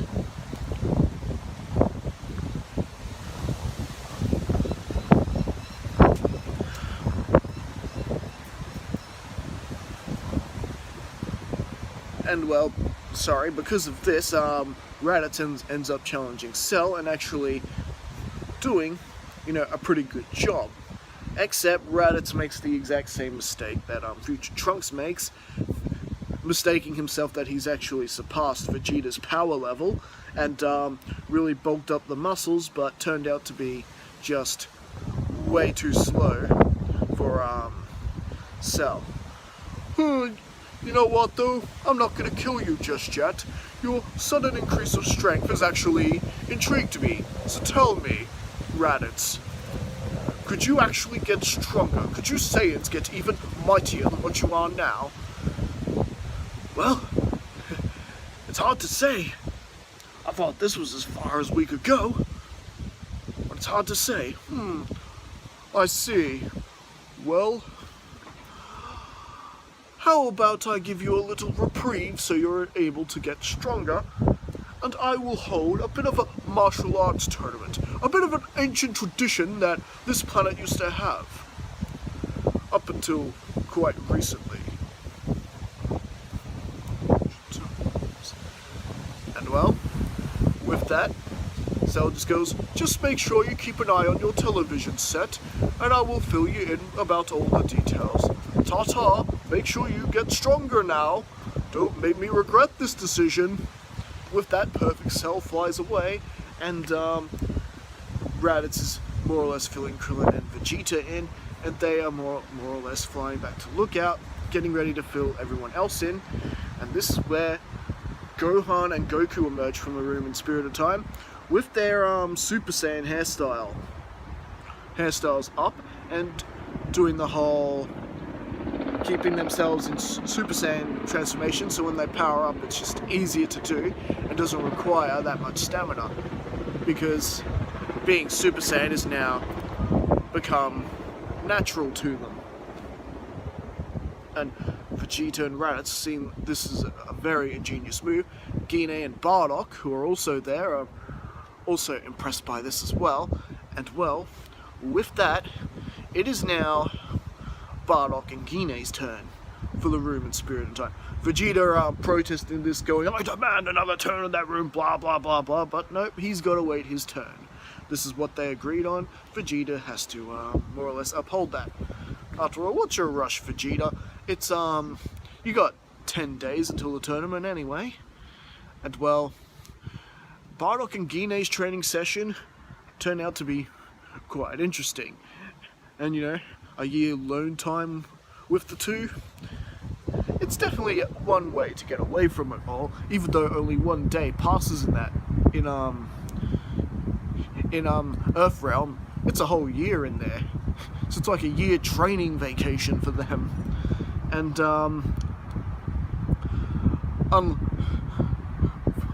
well, fortunately for Bardock, he definitely got the better deal there, because Gine's quite a decent cook. Unlike Goku and Gohan, who couldn't really eat that much in the time chamber, because, well, they weren't very good cooks. They had to pig out as soon as they exited the chamber. Well, lucky for Bardock, he's got his wife there with him. And they train pretty well in unison, and Bardock is catching up in terms of power really quickly. And more or less, they hit grade 2, possibly even all the way up to Super Saiyan 2, pretty much no problem. It was pretty much mostly all business, a little bit of fooling around, and by the time their turn's done, well, all that's left really is Future Ranch and Future Barney doing their training session together. So that's 2 days of the 8 days right there, and since then Cell has made his televised broadcast announcing the Cell games. Don't worry, you fall out of the ring, you lose, and if you die, you are disqualified. There's a little taste of things to come, powering up his energy ball and pretty much destroying the entire city where the broadcast is happening. I hope this hasn't discouraged you, many fine martial artists. Go on, try your luck. After all, your planet is at stake here. And well, more or less, Perfect Cell just flies away. He's building up his arena and doing his last little bit of training and warming up for the Cell games as well. And well, with that, the 10 days pretty much come and go, and we head into it's actually now time for the Cell games. Goku, well, after Hercule and his pupils challenge Cell first, and that pretty much going on as per normal, with everyone there just going. Anyway, with that, we got Goku battling with Perfect Cell first, and well, this is actually where things begin to go very unfortunate. Not just for the Dragon Team, but for Cell as well. Eventually, the battle gets so intense, like it does in the original, that it's suddenly, you know, no more ring, Cell destroying the ring, and that there are, you know, the battle can just keep going till one of them either submits or dies. And well, this is where Cell fires up that really powerful Kamehameha. Now this is where tragic sort of hits our good guys here. Goku cannot avoid it. Goku can't avoid it. He can't use instant transmission, remember? He can't avoid it like last time. So Goku is completely incinerated by the Kamehameha and is destroyed right there. And this comes as a shock to the entire Dragon Team. You know, if Goku couldn't defeat Cell, what chance do they have? However, and Cell's just sort of gloating. Well, I guess Goku loses this round. After all, dying is a disqualification. So, which one of you fine warriors is next? And well, this is where everyone suddenly senses this really strong power level just skyrocketing. Is it Gohan? No. Although, you'd think Gohan would have powered up there, but no. For the sake of this what if, it's not Gohan, it is Gine. It is Gine. Cell has just murdered her youngest son right in front of her. The son that she has spent most of her life with, ever since escaping Planet Vegeta, that she has raised. That her adorable little tyke of a son has now bit the dust right in front of her. And well, oh Cell, you just pushed the Gine button.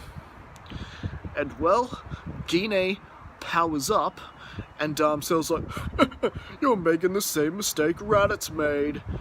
However, Gine, during her training in the Room of Spirit and Time, she actually took a page from her son's playbook, and during the remaining days before the tournament, she kept her Super Saiyan transformation up for the remainder of the days before the Cell games. So with that, she powers up full Super Saiyan 2 and is hitting a power level that far surpasses even what Gohan had in the original. And this is where Cell's picking up on this power, and he's sort of thinking, magnificent, finally a challenge worthy of me. But Gine suddenly springs in, hitting Cell in the gut and making him perk up Android 18 right then and there. And with that, Cell does not know what to do here. He is getting pounded on by Gine. This is like Frieza on Namek all over again. He's grabs him by the tail, she's swinging him around, smashing him through into the mountainside, getting some ground on the air, and with a really powerful Kamehameha, she destroys Cell right there on the spot. None of this Cell, one bit of Cell surviving and he regenerates. No, the blast was too powerful, and she did to Cell exactly what he did to her son. Perfect Cell is destroyed. Everyone there is shocked, because Perfect Cell just seemed this powerful, unstoppable being to, you know, he took down Goku like it was nothing just about, and Gine just came in and just literally stomped the bug.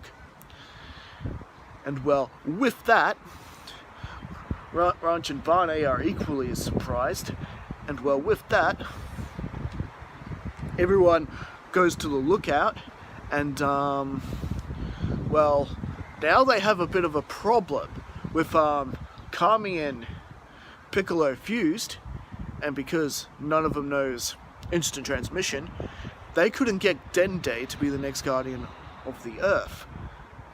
They weren't able to use instant transmission in order to find them. So they've kind of need another solution there. They may have to take another space trip in outer space in order to get to Namek and see if they can get one of the Namekians to come back and be their guardian and restore the Dragon Balls. After all, Kami and Piccolo cannot defuse. And, well, that's the price you pay when Piccolo's in the younger body. Not that it matters anyway, because he's dead anyway. And, well, they still got a perfectly working Capsule Corp ship. It's just a matter of how they're going to find where New Namek is. And, well, this is where Goku more or less pipes up, who has already arrived at King Kai's planet since dying. After all, Super Saiyan transformation and Super Saiyan 2, he'd be able to get there pretty quick. You know, a couple of hours maybe. And well, he's talking to him through King Kai, and Goku sort of thinking ahead with this problem. He had King Kai find out where the new Namekians are, and gave him the new coordinates. Kind of like he does in the Saiyan arc, and with that, the Dragon team are able to get on a ship and fly off to New Namek. And well, they do convince Dende to come back with them and be the new Guardian. And well, thanks to the new ship, it only took them about a couple of weeks to find out where they were, and so about a month's travel all up. And with that, they were able to come back, and with Dende resurrecting Shenron, as well as making sure he can actually provide 2 wishes. However, the DragonBallZ can still can't bring back a person who has died twice. But luckily, nor Goku, Piccolo, or Tien have died before. This is all 3 of them have only died for the first time. However, yeah, just with however, with the Earth DragonBallZ, they are capable of bringing back more than one person at once. So with that, Dende just wish for everyone who was killed by Cell to have been restored as their first wish. This brings back Goku, Tien, and Piccolo, and of course also restores Android 17, and yes, even restores Android 16. Who of course... Hang on, what am I saying? Android 16 hasn't even died. Okay, my boy scratch that, because Android 16 didn't have to sacrifice himself this time. What can I say? Sometimes when you do a what-if story, it can be a bit tricky to keep to your own facts. It happens sometimes, even when you write a script. So yes, so Piccolo, Tien, and Goku have been brought back, along with everyone else Cell had killed. And yes, that does include Android 17. He was in there too long and did die. And well, with that, I think that's actually where we're going to leave things for right now. Actually, wait, before that, in the meantime, Future Bane and Ranch head back into their own time, and they more or less do battle and defeat the androids. And Trunks really surprised, Future Trunks really surprised by this, wondering where they got this extra strength from. And well, they basically tell them they'll fill him in later. After all, they've got to wait around and of course deal with Cell. Cell, who is of course coming along to steal the time machine and, you know, do what he does there. And with that, ushering Future Ranch and Future Bane just completely play with Cell a little bit. Let me guess, your name is Cell, you are an android by Dr. Giro, you're going to steal our time machine so you can absorb Android 17 and 18 because, well, we kind of destroyed them. What? How did you know all that? Let's just say we read ahead of time. And with that, Bane and Ranch take out Cell together. He's destroyed also as well. And, well, they tell Trunks all about the Room of Spirit and Time, and that's possible they might be able to go to Lookout so he can catch up and get strong as well, so they're all ready for the next threat. And that is actually where we're going to leave things right now. No, Bardock, I've had enough. I want to stop now. I want to live a life of peace from now on. Our children are more than capable of defending the planet. Well, we've now entered an era of peace with Gine. She's not really wanting to fight anymore. She wants to, just live a life of peace. After all, her children are more than capable of defending the planet, especially now that they're keeping up their training. They're sparring with... Raditz and Kakarot are sparring with, Bardock all the time. And, well, Bardock's still got quite a bit of, youth in him, you know, being dead all those years. Before they brought him back during the Frieza arc. Frieza and Namek arc, sorry. And, well, it certainly has been peaceful, and, well, with, Gine more or less settling back into the life she had back on Planet Vegeta, a life as a cook, and helping Chi-Chi out with chores around the house and everything. It's definitely made life quite a bit significantly easier for Chi-Chi, while the boys are all out training and getting stronger. And even though Chi-Chi does try to stop her son from getting involved, stopping Gohan from training sometimes, Gine is always there to sort of make the peace that Gohan is half Saiyan, he has Saiyan instincts, and he has Saiyan blood. Training and fighting is always going to be part of his life. And well, boys will be boys, you can't change them. So at least with that, Chi-Chi is actually a bit more accepting that yes, Gohan is going to train, is going to get stronger, and well, because of this, Gohan actually isn't getting soft in this reality, and he does balance his scholarship and schooling and all that as well. The point is, he's not getting softer, in fact, he's getting stronger because he's got Bardock and Raditz training with him as well. And as the years go by, the children, Gine and Bardock's third Saiyan child, Barney, the official mascot of the DB Right channel, and Raditz and Launch's kid, Ranch, yes, and bit of a shout out to Masco X there. And just to be clear, Ranch is only in this what if because you guys voted for it.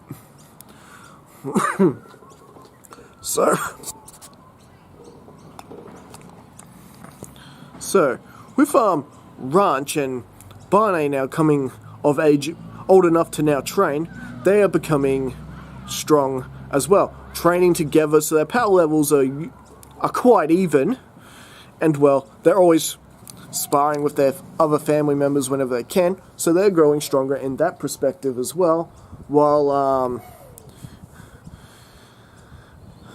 since then, as we know, Goten has also been born, and of course he's old enough to train as well, and he's always training with Trunks whenever Bulma brings him over, but I would say the strength advantage right now is going towards Goten, is because, well, he's got all these other family members training with him, where you got Vegeta, who doesn't really spend much time with his son, as we know, until he one day pulls off the Super Saiyan transformation, and suddenly now Vegeta's interested in his son.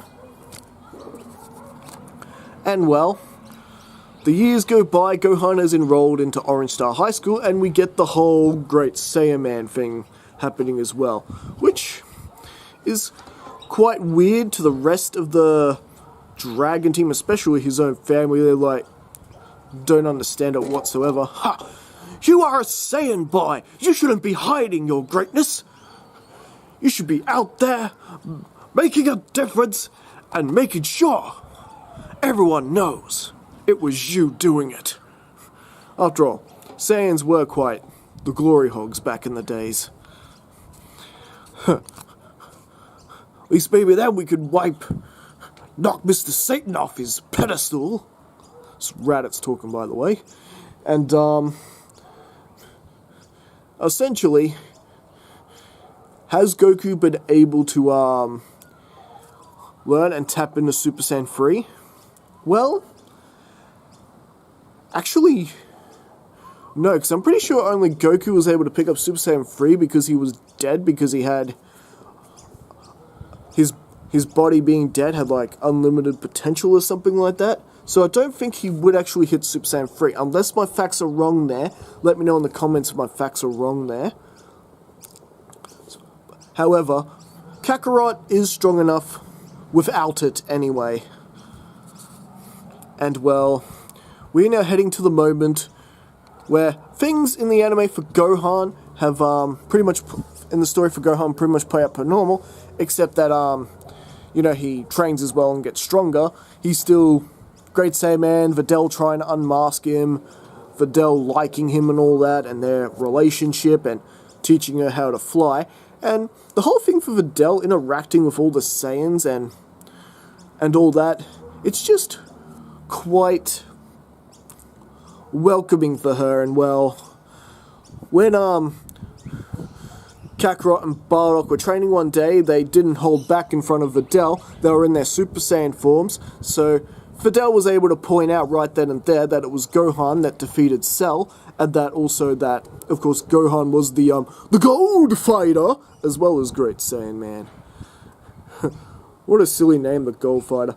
I actually remember when I first watched Dragon Ball Z, I missed the episode where Gohan goes Super Saiyan and stops that robbery, that his first appearance in Satan City. I actually missed that, and I thought the name Gold Fighter came from Hercule. Oh, there was this guy in the Cell games called the Gold Fighter. Because I could see Mr. Satan saying something lame like that. He was weak. But yeah, of course that's not the case. The Videl and the city and the police called Gohan that, and I didn't know that till I rewatched the series many years later. Anyways, back to the story. Now, with the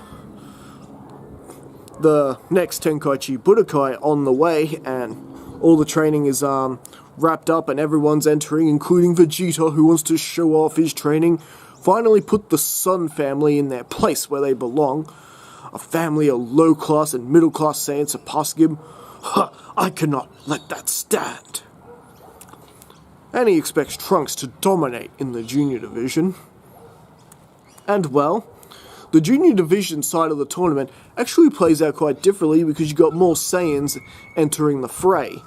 You've got Goten, Ranch, Barney, and Trunks. So, at least the tournament will get pretty exciting throughout the matches because there's at least 4 of them to go through.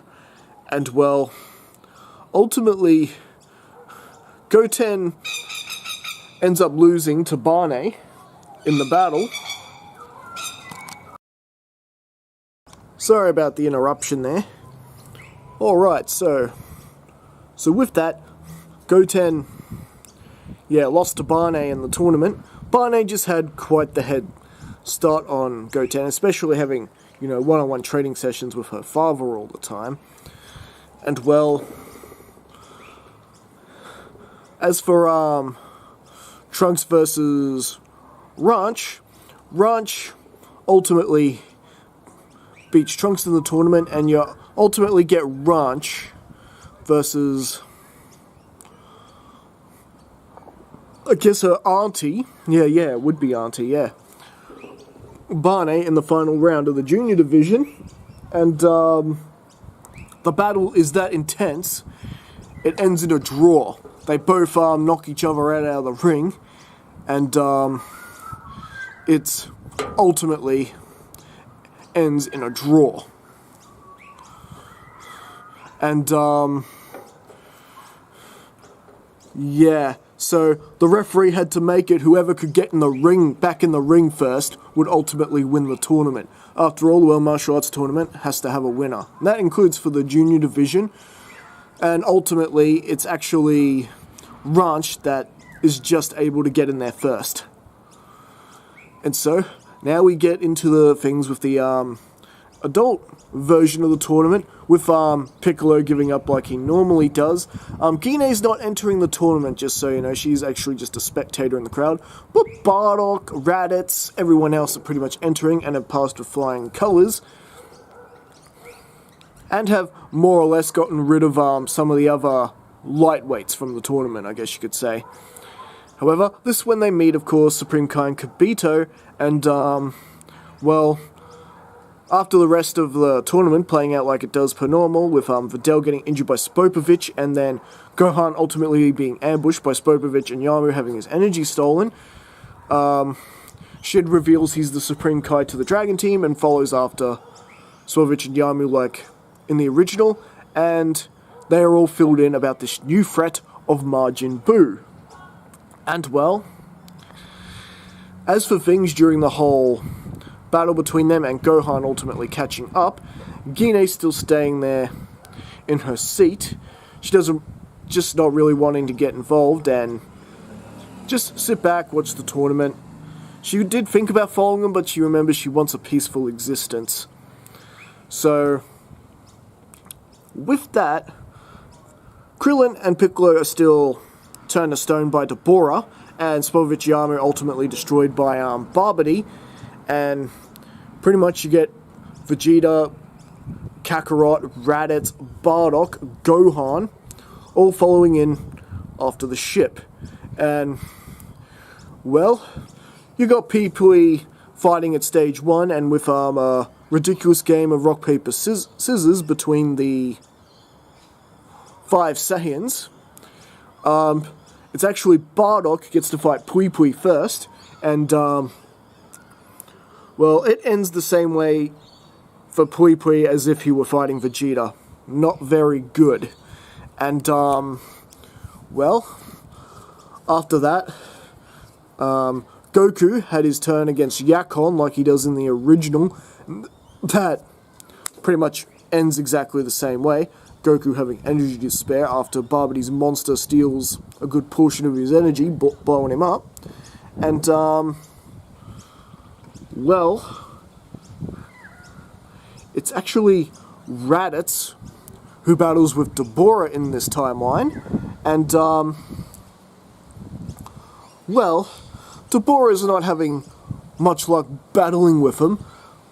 However, there is still a bit of argument. He's like, huh, if it were me, I'd have him beaten, no problem. Vegeta's still chirping up the way he does, and just can't stand that the Sun family still progressed and still could be stronger than he is, and chirping up about it. And it's enough for Deborah to sense that there is some negativity there, that perhaps Vegeta could be used against them. So just like in the original, Deborah backs off and tells Barbody of his discovery, and the magic, Barbody's magic, does take a hold of Vegeta like it does in the original. And just like in the original, Vegeta is pretty disobedient to his master and insists that he transports them back to the World Martial Arts Arena. Vegeta doesn't actually want to waste his time with any of them. That's not where his frustration is really built at and targeted at. It's actually targeted at Gine, the power she displayed when battling Cell, and all the other times that she's made him look bad over the years. So, at the tournament, he's yelling, "Gine, get down here and fight me, you lower class dog!" And Gine, she wants nothing to do with that. She ultimately refuses, and big mistake. This is where Vegeta fires a shot, killing members of the crowd at the World Martial Arts Tournament. And, well, Gine realizing that, yeah, she doesn't have much of a choice here. She is going to have to step up and battle Vegeta. Supreme Kai tries to get between the two, but just like the gesture Goku does in the original, Gine is fully prepared to fire a shot through Supreme Kai. It has to happen, otherwise Vegeta's just go on a rampage and kill more people. Other than Vegeta's anger being focused on Kakarot, it's actually focused on his mother, Gine, in this story. This Saiyan woman who has showed him up for all these years, the weakest Saiyan in history, who dares be stronger than her. And, well, basically, Gine is wanting nothing at all to do with the prince whatsoever. But after Vegeta basically blew away some of the audience at the World Martial Arts Tournament, Gine sees she has no choice but to put Prince Vegeta in his place once and for all. And, well, Bardock is very unsure about this and doesn't want his wife really to get in with it with Prince Vegeta. He's not himself at the moment. Don't do this. Don't worry, Bardock, I'll be fine. And Vegeta, smirking, "Bardock, why don't you go with Raditz and Kakarot and put an end to this Majin Buu?" How do they find out about Majin Buu, you may ask? Well, they did overhear the commotion. Once, the door from Barbody's spaceship appears at the ring, and hearing Barbody's words talking to Vegeta, "We want the energy from Majin Buu," all of that, everyone heard that. So with the remaining team of Bardock, Kakarot, Raditz, and Gohan, along with Supreme Kai, charging in to confront Dabura and Barbary and hopefully put a stop to Majin Buu. Gine pleading to Barbary, much like Goku does in the original, transport us somewhere else, then I'll fight the prince. And well, Barbary honours her request. Doesn't make no difference to Barbary as long as Vegeta can get her energy, and the battle between Gine and Majin Vegeta begins. And it's a pretty epic and equal fight, from the most part. Meanwhile, Kakarot and the rest of them are pretty much laying waste to all the remaining guards in Barbary's ship, going down floor by floor and just massacring everybody. This isn't good for Barbary. Barbary's only hope is if Vegeta can get enough energy from Gine in order to release Buu. He doesn't even like the fact that Dabura may not be able to handle all these Saiyans on his own. And well, he'd most likely be right at that point. And well, as Vegeta and Gine are going off, both of them in Super Saiyan 2 at this point, "Quit mocking me, Gine! Quit holding back!" And well, Gine realizing that, yes, maybe she has to. If she somehow does not fight Vegeta at his best, Vegeta's just going to come back for more, for starters. And not only that, if she gets too banged up, it means energy for Majin Buu. And well, remember, Gine is not like most Saiyans. She doesn't really like to fight, and when she is forced to fight, she prefers to end things quickly. You know, the longer Gine tends to fight, the more her Saiyan instincts are going to take over, and then she will eventually get into the fight, possibly endangering everyone, like Goku and Vegeta did in the original. So no, Gine is going all out this time. You actually caught on, Vegeta, that I'm holding back. Well, I guess you're not as stupid as I originally thought. But still, you're still the same spoiled brat we battled on Earth years ago. Referring to the time when Nappa and Vegeta attacked the Earth. So, Gine starts powering up, and the power that's coming out of Gine is a lot. Her power has skyrocketed. Vegeta is smirking, but only at first. Suddenly, it's gotten to the point where it's equal to Vegeta's with the Majin power boost, I guess you could say, but now it's skyrocketing even higher. A lot higher, in fact. Insanely higher. Gine's eye pupils are disappearing, her eyebrows are disappearing, and her Super Saiyan hair is growing. That's right, it is Super Saiyan 3 time for Gine. Gine had managed to pull off the form during the 7-year training time gap between Cell and the Buu arc. Yes, Gine did leave a relatively peaceful life, but with Bardock and a whole family of Saiyans around, yeah, Gine was going to be training. And after what Cell did to Kakarot back a couple of parts ago in this What If, Gine is not going to risk the lives of her family members ever again. Gine has learnt her lesson from the Cell games.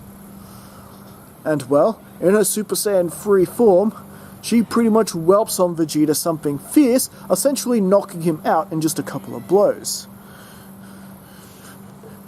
Almost like in a way that Beerus does to Goku in the beginning of Dragon Ball Super. Essentially, this knocks Vegeta out. And because this fight didn't last quite as long as, say, Goku and Vegeta's fight during the same era, this actually means not enough energy was gathered to Buu to complete his transformation. And Barbary and Dabura are left in horror as it's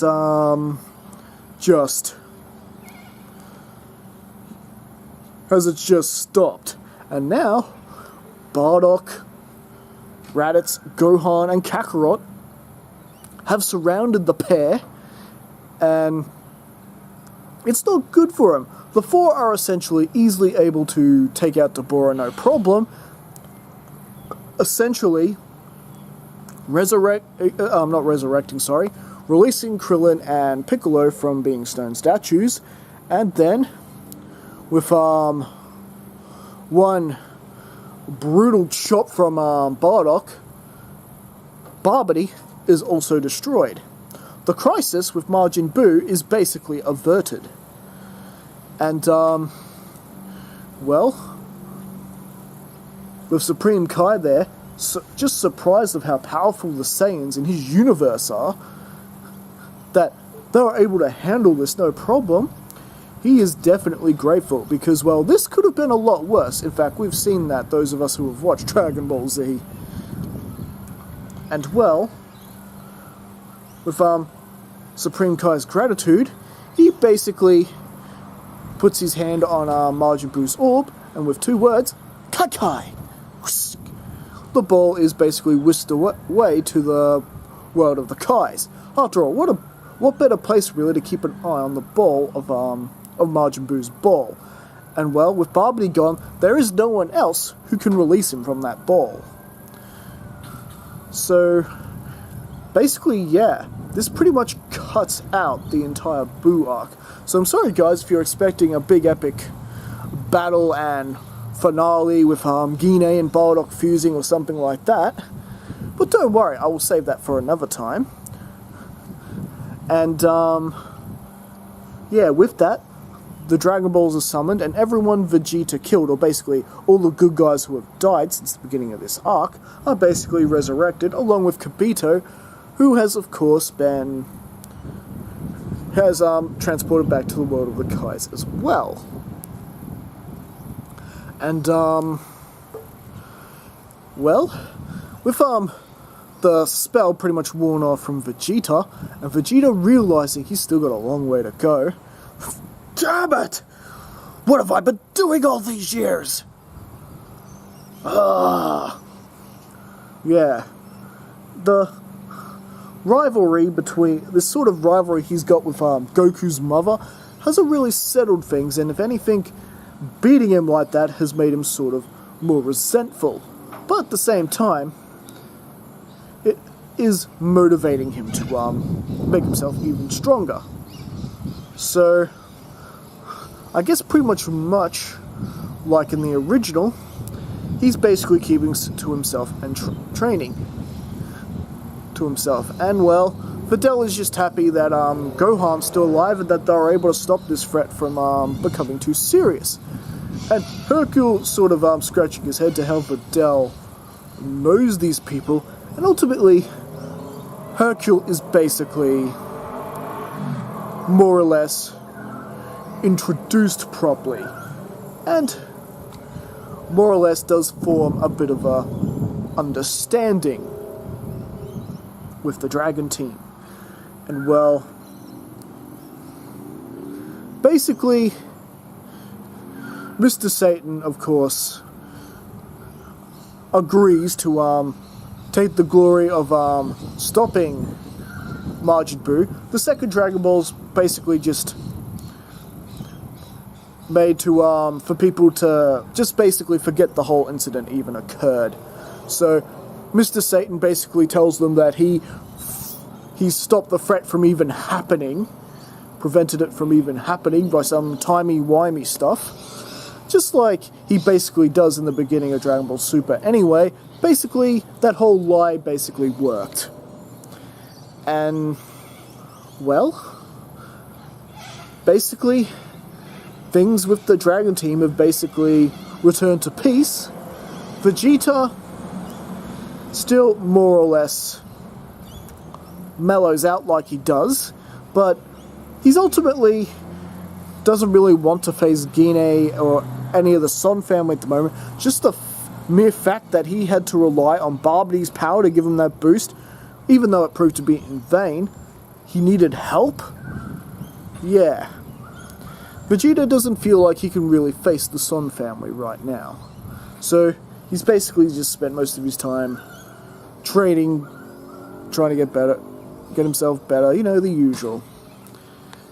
And well, 6 months have basically passed, and a new threat has now awakened itself. This is, of course, Beerus the Destroyer waking up, destroying some worlds because he can't find himself a tasty meal, just like in the original. Supreme Kai and Kibito basically sensing this. This time they don't have Elder Kai around to basically fill him in on who it is, but Supreme Kai, after a little bit more sensing, can confirm that it's Beerus the Destroyer, his destroyer, causing this havoc.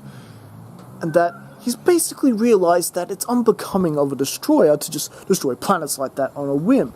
And what if he finds Gine and Kakarot and the rest of the Saiyans? You know, there'll be a throwdown for sure. So, basically, this is where things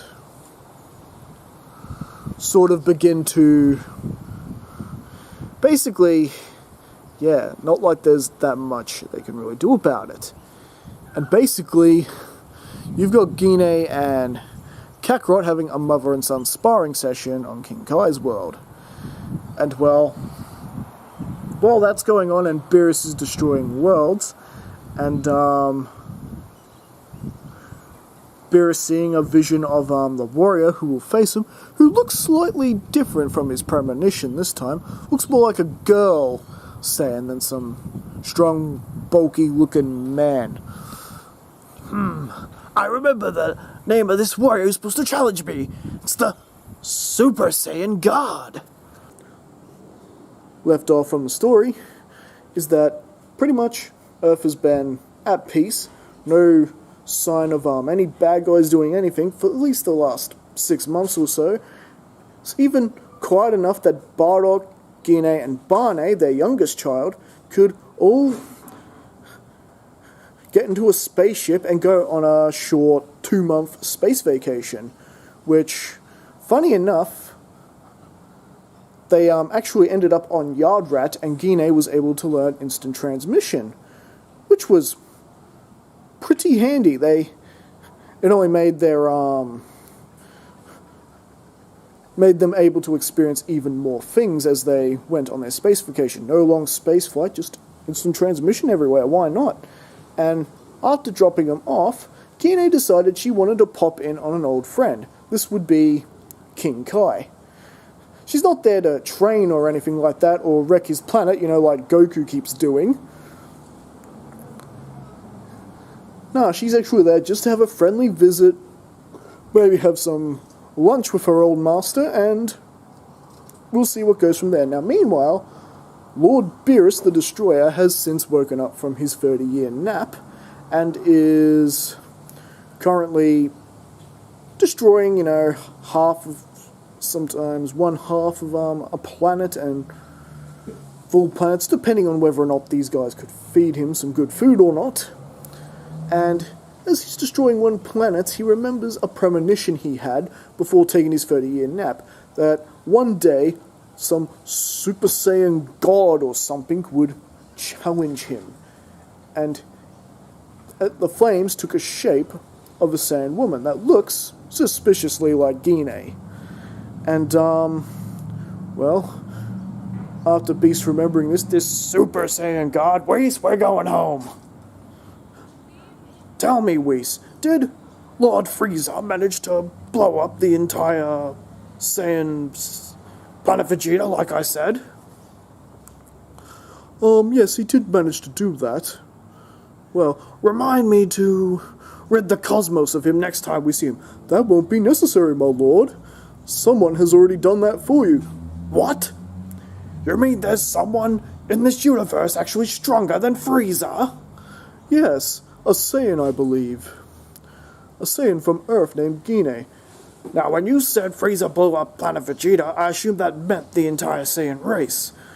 For the most part, yes, he did. However, a few happened to be off-world at the time, so a few of them managed to survive. I see. Whis pulling up his crystal ball monitor thing on his stuff, showing Beerus what exactly went down between Frieza and Gine on Namek. This blonde hair thing. I thought Saiyans were supposed to have black hair. I believe that is a new type of transformation that they call a Super Saiyan. Super Saiyan? Super Saiyan God? It would seem that I might be right about this one, Whis. Where is this Saiyan now?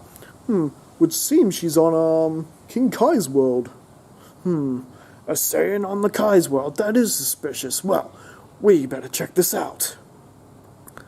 And so, Beerus and Whis are on their way to King Kai's world, just like in the original.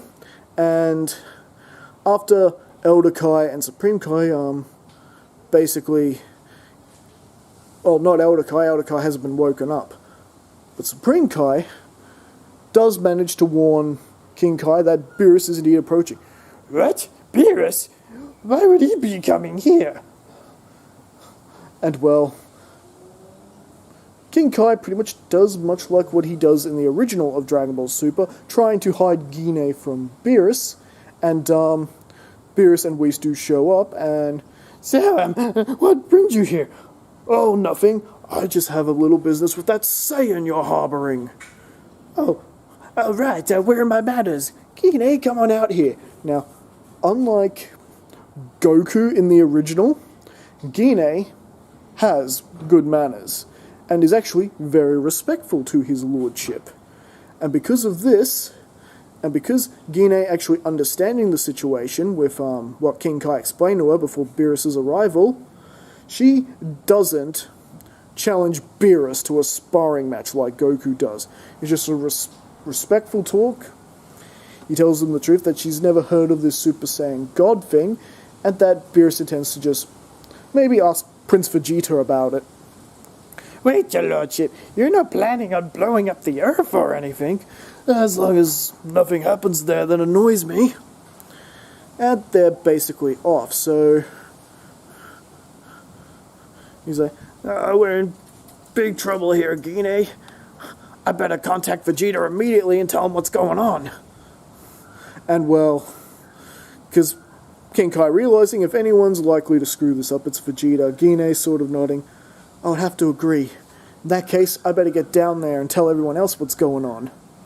So, with instant transmission, and I just remembered Bulma's having a party today.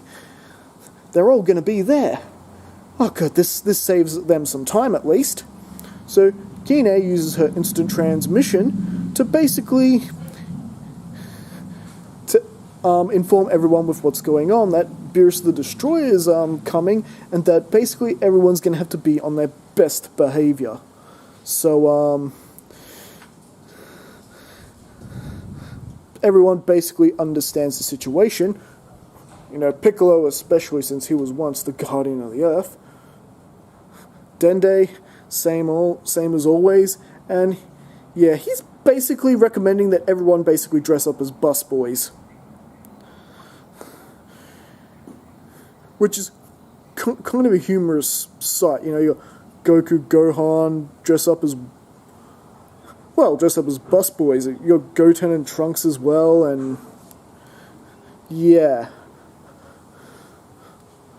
Bulma's not too happy about this. I mean, this was her big birthday party. Why are they doing any of this? Now, meanwhile, the Pilaf gang are on their way to the cruise ship to try and steal the Dragon Balls that Bulma gathered as the main prize for the bingo tournament.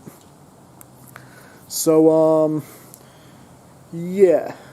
However, with Vegeta arriving there too, and after getting the lowdown by King Kai and him remembering who Beerus is, it's quite humorous to see Vegeta all begging and pleading with Beerus and basically acting like a complete fool.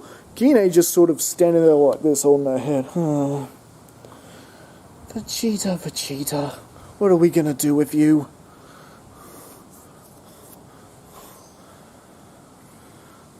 And so, basically, Beerus is waited in on basically hand and foot, enjoying all these meals.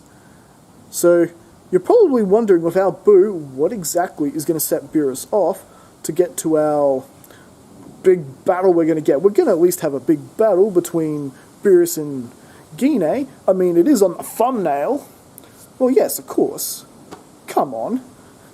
Well, you can chalk this up to the Pilaf gang, who have basically tried to take everyone hostage on the ship, and everyone thought they were just children, you know, playing around, and well, a bit of a wave sort of rocked the boat a little bit, and well, Mai accidentally fired off a gun, which of course turned out to be real, and it hit Beerus in the head.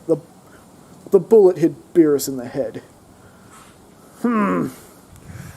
How annoying. Like a bug that needs to be squashed. How dare you interrupt my meal like that? And so, Beerus has lost his cool, and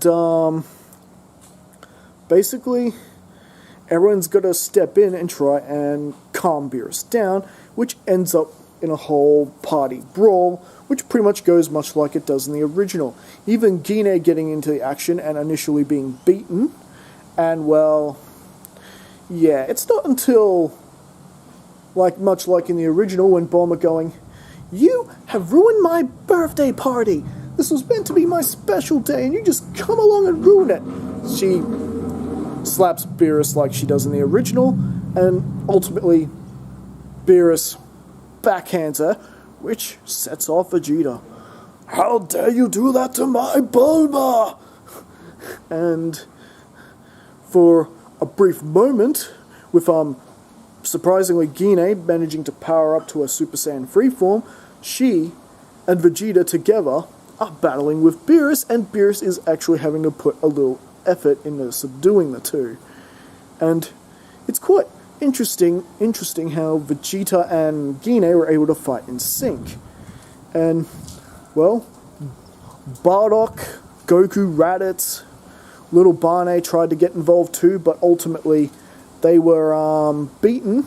And once Bardock took a really big hit from Beerus, that he was pretty much rendered unconscious, this really upset his third child, his Saiyan daughter, and our official mascot on this channel, Barney, powered up to a power that none of them have seen before. Berserker Super Saiyan. Or Legendary Super Saiyan, if you prefer. And her being just pure rage at the moment, and all that power, Beerus is having to use a lot of his energy in order to keep up with her. However, that power-up, it's not really doing Barney much good because of her rage. She's purely fighting on animalistic instinct. It's too bad. If you just had a little bit more control over yourself, you may actually pose a threat. But alas, another Saiyan disappointment.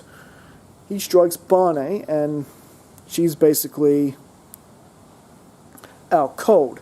Beerus at this point has decided he's had enough, and he's getting ready to blow away the entire planet for wasting his time, and, worse yet, annoying him. And, well, she was like, "Oh, if only we could just bring a Saiyan God here." "Wait, that's it." "Beerus, wait," Gine calls out to him. "I figured out how to get a Super Saiyan God here if you'll just give us a couple of minutes." Her basically having the same idea Goku has in the original. They summon Shenron, who gives them the instructions on how to summon the Saiyan God. Now, unlike the original, they don't mess up the head count this time, because Gine is actually quite clever and is quite capable of counting.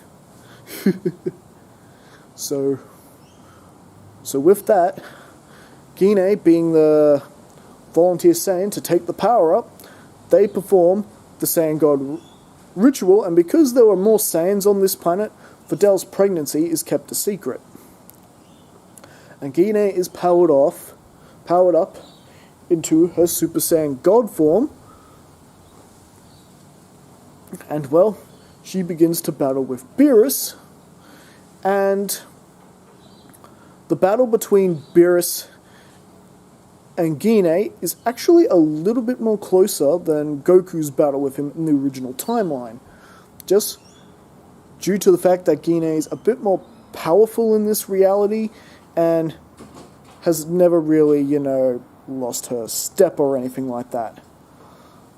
And surprisingly, she was able to adapt to the Super Saiyan God power a bit more quicker than he is. So they were pretty much going a bit more all at it throughout the battle. But alas, in the end, Gine is still beaten by Beerus, and Beerus is threatening to destroy the world, but then just falls asleep, having destroyed, a very small piece of it. Like a tree. Oh well, would you look at that, Lord Beerus has fallen asleep. Well, by the time he wakes up, he would have forgotten the incident. Just, I would recommend, make sure you have more of that food, especially those pudding cups. Beerus really enjoyed the pudding cups. Yes, Beerus got to have his pudding this time. And well, after Whis and Beerus fly off and they're far enough away, "You know, my lord, you can stop pretending to be asleep now."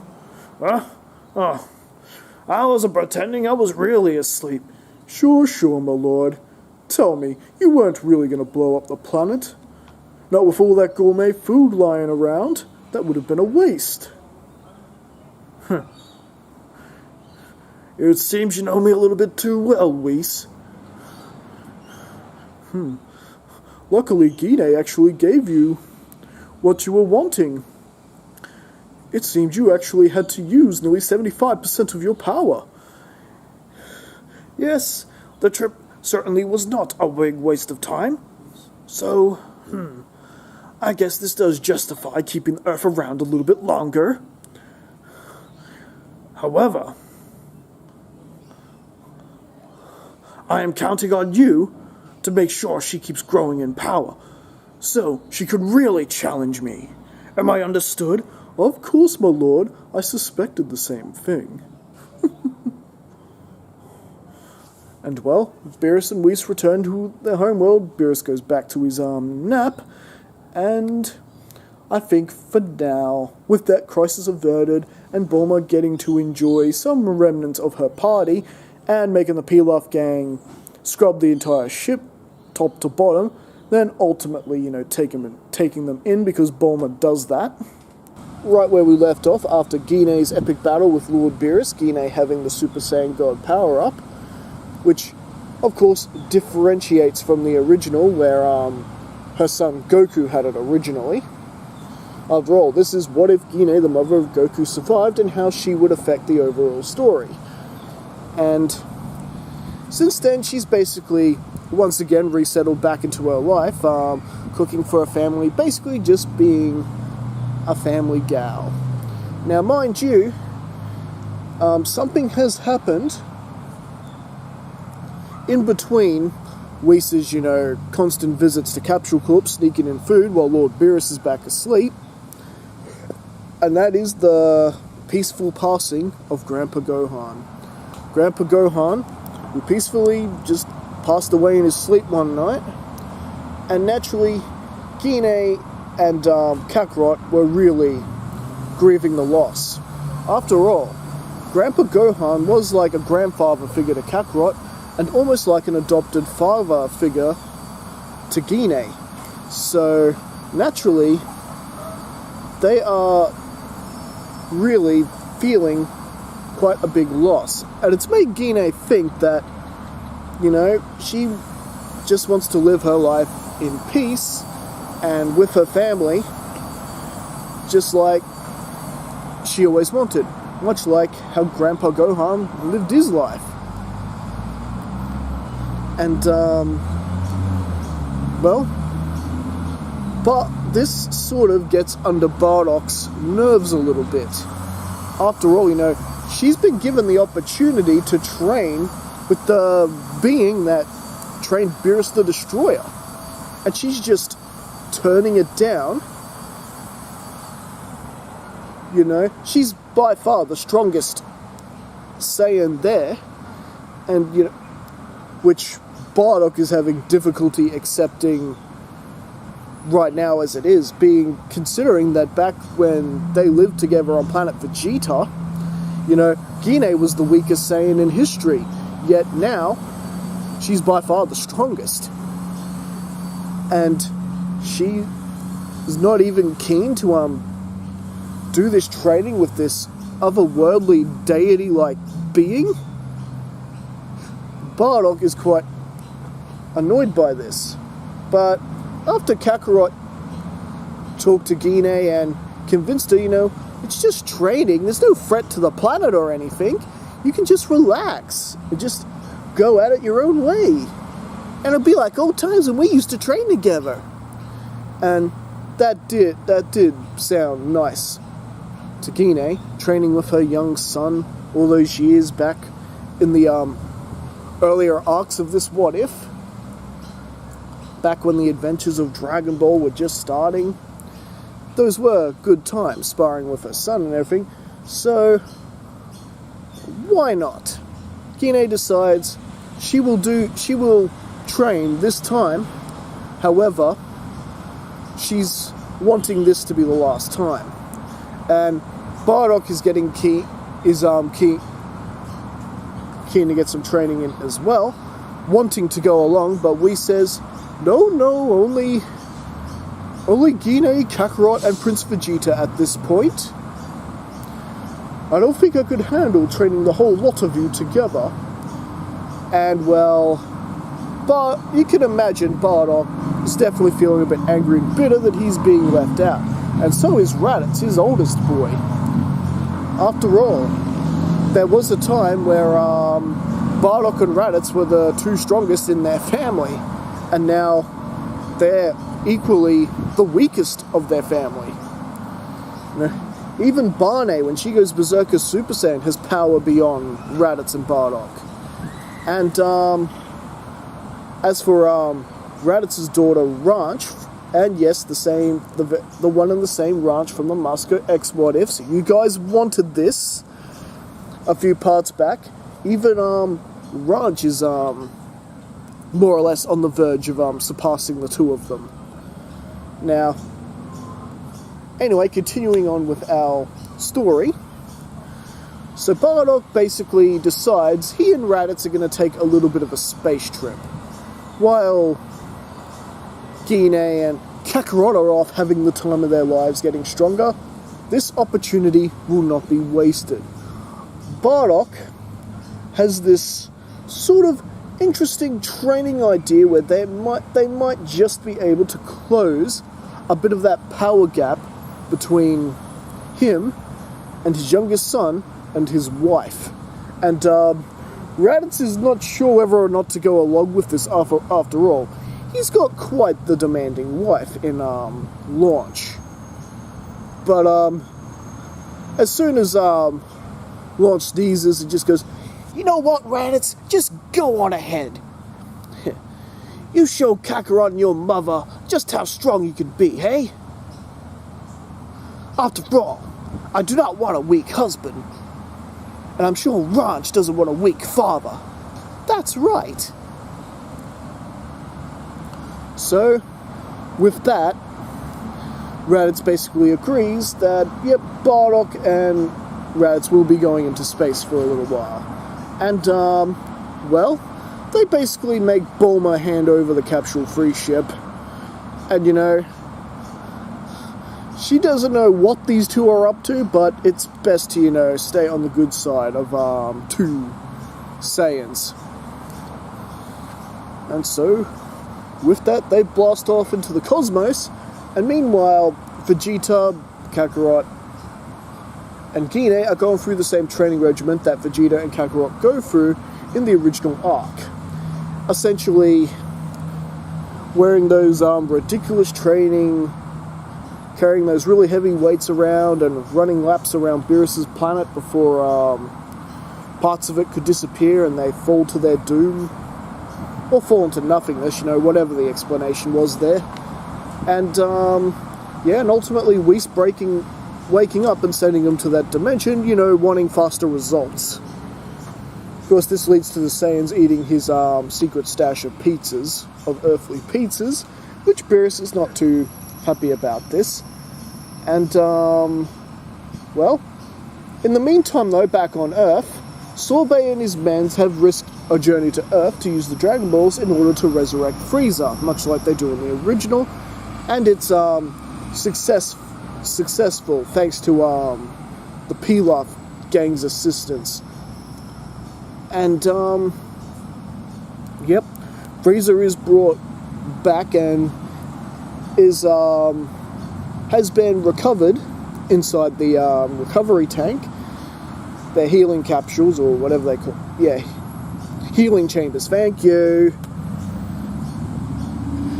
And so Frieza is made whole once again, and has decided, after being filled in, that the Saiyan that bested him on Namek, in this case Gine, is in fact a lot stronger than what she was originally. That, you know, they apparently stopped Majin Buu from being awakened. It's like, you telling me that Gine beat that Buu? Very well. It would seem that I myself may have to do a bit of training. If those Saiyans could get so strong, just imagine how much stronger I could be. I was born with this power. I never needed to train. How much stronger am I going to become now? And so she's off. Oh, did I just call Frieza a she? Yes, I did. He, Frieza, is off training for those 2 months, much like he does in the original. Now, Bardock and Raditz have landed on some deserted planet that's no life on it whatsoever, so they could go all out here without having to worry about, you know, killing anyone or anything. It's got an atmosphere that they can breathe, but essentially there's no, you know, no civilizations or anything like that there. So, with a bit of training that they were doing on the planet, some sparring sessions and whatnot. So, Father, what exactly is this trading you had in mind? Because so far we're just doing the same things. Au contraire, Raditz, we're getting used to this Super Saiyan form. However, now the real training begins, and Bardock powers up an energy ball in his hand and fires it into his sky, creating an artificial moon. Remember, they're both in their Super Saiyan forms here, and I think you know where I'm going with this. Both of them transformed into golden third Super Saiyan great apes. And since Bardock has very much complete control of his great ape form, he's able to push it further and complete the transformation into Super Saiyan 4. Yes, Super Saiyan 4, we are getting elements of Dragon Ball GT in this What If. And I thought, why not? Super Saiyan 4 is a pretty cool transformation. And why not? And it is something that could potentially rival the likes of what Gine and Bardock, Gine, Kakarot and Vegeta are about to achieve, which of course is Super Saiyan Blue. And, well, Raditz, since he hasn't used the Great Ape form in years and has never been quite in control of himself, not to the levels like Nappa and Vegeta. However, with Bardock there sort of guiding him and ringing him in, Raditz is able to pull off the transformation as well. So we've got Super Saiyan 4 Raditz and Super Saiyan 4 Bardock. And well, with this, with them now getting used to their Super Saiyan 4 transformations and training together, they pretty much decide it's pretty much time to head back to their planet. And they can't wait to spring this on everybody. However, that opportunity may come sooner rather than later because Frieza is on his way to the planet as well. Bardock and Raditz get there first, so don't worry about that. And Frieza is now basically arrived and commencing his attack. And much like in the original, the Dragon Team are pretty much taking out the henchmen, no problem. And well, pretty much right up until Piccolo sacrificing himself to save Gohan, like he does in the original, taking on that guy who was pretty much helped Frieza out with his training that got him freakishly strong. Yeah, I keep forgetting that guy's name. Anyway, you know who I'm talking about. The guy Ginyu takes over. Which, yes, that still happens in the story. And then, this is when Bardock and Raditz decide to spring their new trick on everyone. Bardock and Raditz power up to their Super Saiyan 4 and pretty much make short work of Captain Ginyu. Now, meanwhile, Bulma's excessive messages to Whis about Strawberry Sundae have finally got through to him, and they find out that Lord Freeza is in the middle of attacking the planet, and that Gine, Vegeta, and Kakarot should make their way to the planet as quickly as they can. Now, remember in the previous arc, when Gine and Bardock went off into space on their own, Gine was able to learn instant transmission during that time, getting training from on planet Yardrat. So she's able to use instant transmission to bring them to the battlefield, and to their surprise, they're seeing Bardock, at least these two beings who seem to look like Bardock and Raditz, going toe-to-toe with Lord Freeza in his final form. And let's be honest, we've always wanted to see this, a proper battle between Bardock and Frieza. And, yeah. Now, once Frieza pretty much powers up to his golden form, this is where Bardock begins to have a little bit of trouble battling with Frieza.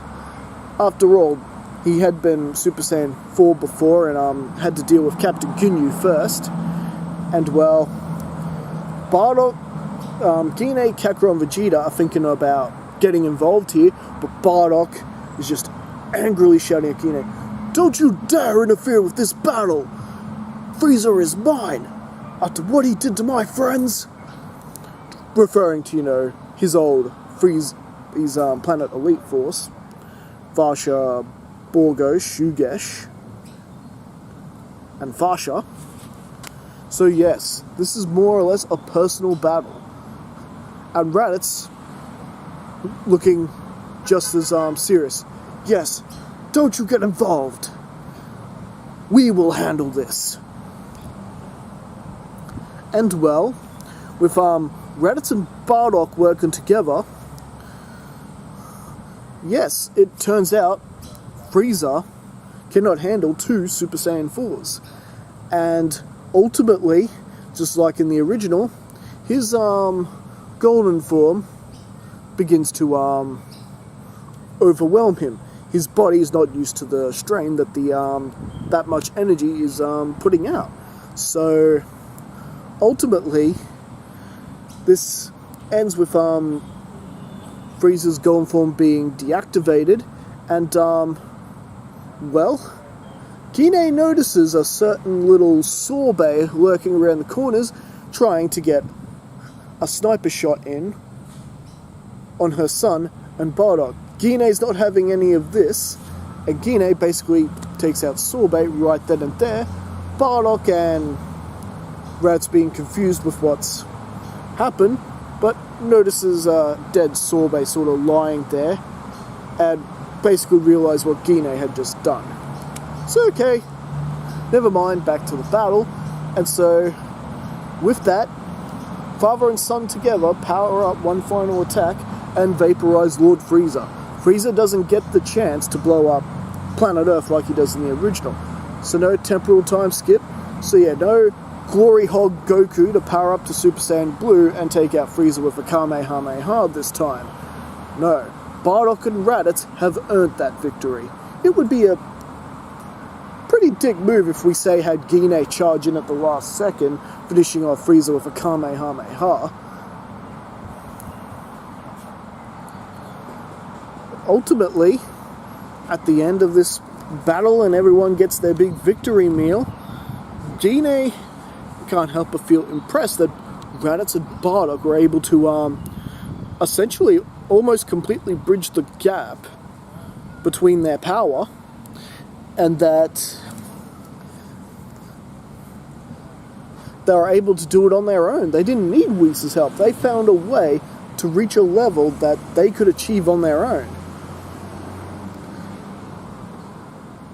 And well, with that, basically they decided that after this whole meal was done, Beerus and Whis go back to their world. Bardock and Gine and Raditz and Kakarot are going to have a bit of a matchup between them. And I think when Raditz and Bardock took down Frieza together, Bardock finally, in a way, avenging what happened to his crew all those years ago. And, you know, let's be honest, when Bardock died in the original TV special and in Dragon Ball Minus, let's be honest, we wanted to see more.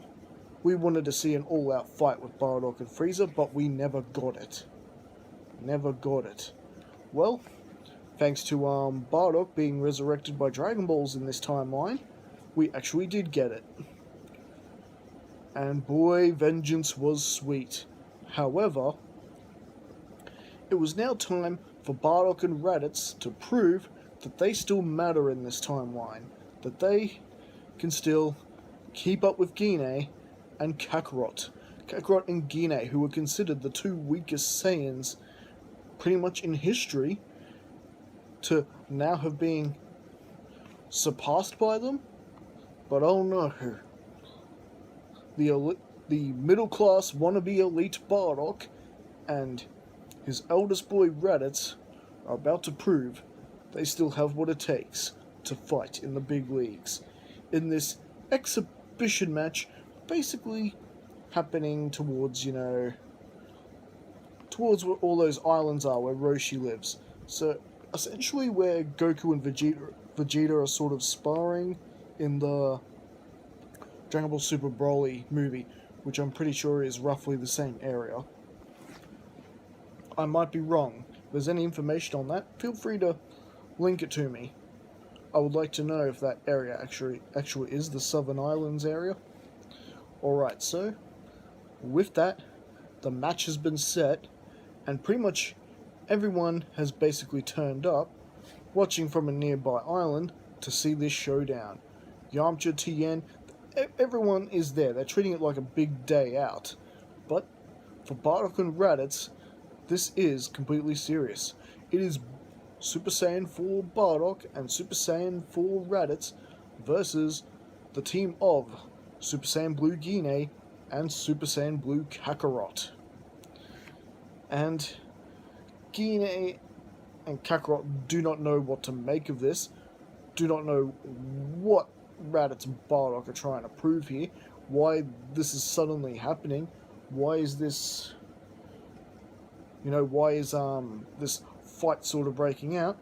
However, they will happily oblige the two. And well, it's pretty much such a big turnout that even Beerus and Whis decided to tag along and watch this match. After all, Whis and Beerus suddenly became very curious about Bardock and Raditz. Two Saiyans they really had no interest in training somehow managed to reach a level of Super Saiyan that may or may not be equal to what Whis and Beerus taught Gine, Vegeta, and Goku just now in the previous part. So yes, Whis and Beerus are very curious about this new form, and you know, how come these other three weren't able to figure out a form like that in their own? You know, just imagine what could have happened if they went from Super Saiyan 4 first, having that kind of power up, and then having the God transformation in Blue. Their power probably could rival Beerus. So, this is definitely the fight to see. And well, without further ado, the Son family are going at it. And As for Little Ranch and Barney, they're very confused on whether or not they should get involved in this and try and stop it. But as things begin at their base form, and even just then in their base form, the kind of power they're throwing around, yeah, kids, best to just sit this one out and let the grown-ups sort this out. And well, in their base forms, they're pretty even, and they pretty much ramp up to Super Saiyan, matching each other in that sort of form. And well, this is where Gine sort of begins to have an advantage over Raditz and Bardock, and Kakarot, who also learned how to pull off this trick as well. I'm talking about Super Saiyan 3. So it pretty much made Bardock and Raditz resort to transforming into Super Saiyan 4, and essentially this is where Gine and Kakarot were seriously beginning to lose ground. Even their normal Super Saiyan God forms, that is the red one, essentially,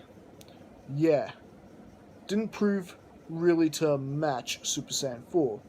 It was closer, but it still wasn't something they could really do to overpower them, even with their team attacks. Remember, Gine and Kakarot have been fighting with each other for years. They are masters of teamwork. Raditz and Bardock have only just started sort of working together as a proper unit, so they're a bit more or less experienced. And essentially, right now, it's the teamwork that's keeping Gine and Kakarot into this, until they pretty much turn up to Super Saiyan Blue, and then we've got a pretty even struggle between the two teams. And, well, ultimately, who actually wins this? Nobody. We get an epic Kamehameha beam struggle against, that technique that Bardock uses, the one that he throws at Frieza on the Bardock TV special? Yeah, that one. I don't know for the life of me, I can't remember the name of the technique. So yeah, you got that in a beam struggle with Gine's Kamehameha, while Goku and Raditz have a Kamehameha and double Sunday beam struggle. And they are really digging down deep. Vegeta is surprised at what he's seeing, and it still seems that, at least in Vegeta's perspective, he still can't surpass Kakarot and Gine. And he's kind of regretting that he didn't get to fight in this contest too. After all, he would have loved to have taken on Raditz and Bardock in their new forms, because, like Beerus and Whis, Vegeta is also curious about it. And of course, it's Saiyan nature. So ultimately, the beam struggles end up cancelling each other out with big, massive explosions, and pretty much all four of them are basically sent crashing into the island. Two of them hitting the ocean. But still, pretty much, it's shallow enough that they're still basically hitting ground. And, well, basically, everyone was passed out. Gine was passed out, Kakarot was passed out, Raditz was passed out, Bardock was passed out, everyone was passed out, so the match had to be declared a draw. And well, as they, Kakarot basically being the last one to wake up, coming to, seeing everyone there, is like, "What happened, Mom? Did we win?" "I'm afraid not, honey. It was a draw." And well, they look to see Bardock and Raditz, who are now back in their base forms, and of course so are Gine and Kakarot, and both of them are they're all just sort of smiling at each other, and Bardock sort of giving Gine the thumbs up. And well, Gine basically just says, "I understand." And well, all this was just Bardock and Raditz's way to just prove to everyone that they still mattered, that they can still do something, that they're still going to be helpful, you know, down the line. Because, well, lately, since we got into the Dragon Ball Super story, Raditz and Bardock were pretty much, you know, out of it up until they got their, up until the battle with Frieza. And so, now with that, after everyone's recovered and everyone has a big feast in celebration of this momentous battle, and, basically, Vegeta is wanting basically to have a match with Raditz himself, but Raditz is basically promising, "Tell you what, Prince, keep training. We'll be doing the same, and when you return, I promise, we will have our match." After all, Vegeta wants to have a fight against a Super Saiyan 4 as well. Perhaps there's still a way that they could maybe learn to do it themselves someday and gain even more power straight-wise. Although, with Super Saiyan Blue being basically an equal transformation, more or less, maybe a bit more powerful, it's still debatable. Yeah, maybe it's not really needed. However, Whis and Beerus are returning to their world, so Kakarot, Gine, and Vegeta are heading back to their world to train, and basically, this is of course where Lord Champa makes his appearance, and of course, lays down his challenge to Lord Beerus for the tournament between the Destroyer brothers. And basically, Kakarot being excited that there's another universe out there with strong warriors to battle. Yes, he's into it and basically volunteers them for the matchups like he does in the original. Gine and Kakarot and Vegeta just sort of, "Oh, Kakarot, I wish you would think first. You're a complete moron, Kakarot." But, needless to say, the tournament between the Destroyer brothers is on. The winner, if Beerus wins, he gets the Super Dragon Balls, which can grant him any wish he wants. And of course, if Champa wins, he gets Universe 7's Earth. Basically, wanting to steal Beerus's food.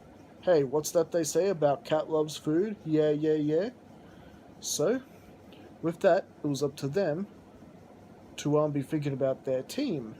And I think, anyways, continuing right where we left off, the aftermath of I guess you could say the family squabble between husband and wife, that would be Gine and Bardock, and the two brothers having their all-out battle of Super Saiyan 4 versus Super Saiyan Blue, which ended quite dramatically in quite the draw. But at least Bardock and Raditz were able to prove that they could still keep up with their stronger members of the family. And so, without further ado, it's time to continue with this story as the tournament of the Destroyers is about to begin.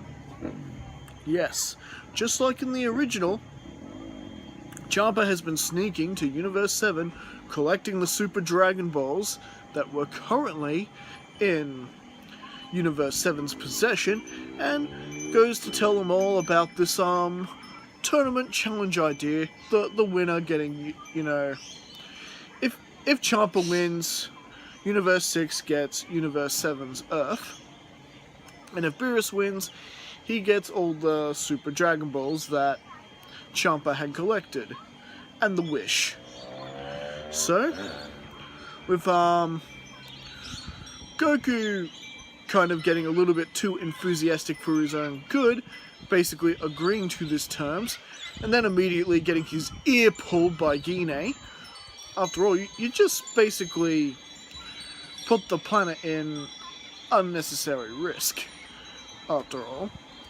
Of course, it's not really an immediate danger, it just means to be moved from one spot to the other, but still, you can't help but feel it's sort of an inconvenience when Universe 7 is their home. Like forced eviction. So, thanks to Goku's big mouth, they have to basically fight in this tournament and pretty much clean up his mess. As for the lineup, you've pretty much got Gine, Kakarot, Bardock, and Vegeta. And of course, Beerus still insisting they pick Monaka for their 5th member as a way of motivating Kakarot. Or motivating any of them. And so, with that, everyone is off and the tournament begins. And as for who's starting off, just like in the original, it is Goku. Or, I keep forgetting to say Kakarot. It's Kakarot starting things off. And, yes, the first fight pretty much ends pretty much like it does in the original, with Goku winning, until, of course, Frost comes along and ultimately knocks Goku out, and of course, we all know why that is, as that gets revealed later. And, basically, next up in the lineup, it is Bardock's turn. And, you can imagine with Bardock's history with, beings that look like Frost, talking about Frieza and King Cold, that he doesn't believe for 1 second that Frost was, dealing with a straight deck, if you know what I mean. So, Bardock is not really willing to waste time with Frost when he basically powers up all the way to Super Saiyan 4 and gives Frost a beating you would not, he would never forget. And, well, did Bardock win? Actually, yes, those couple of barrage of hits was all I need to knock Frost out. And Champa is very disgusted by what Bardock did here, how he just attacked this good guy Frost so viciously. After all, Frost has done some good things for his universe, also Champa thought, and well, after further inspection and looking after Frost, they found a bunch of these needle things spread out all over the ring. They just happened to have fallen out of Frost's body while Bardock was nailing him. And with that, Goku's loss is of course reversed, much like it is in the original, after they confirm that he got pierced by one of these things, and that Frost was not really the supposed good guy that everyone thought he was. And so, with that, Frost tries to make off with all the treasure loot and ultimately being stopped by Hit. And so, pretty much, from there, we get the robot guy. Yeah, Jogo, that guy, battling with Bardock, and with Bardock not powering down at all and just keeping his current power going. It's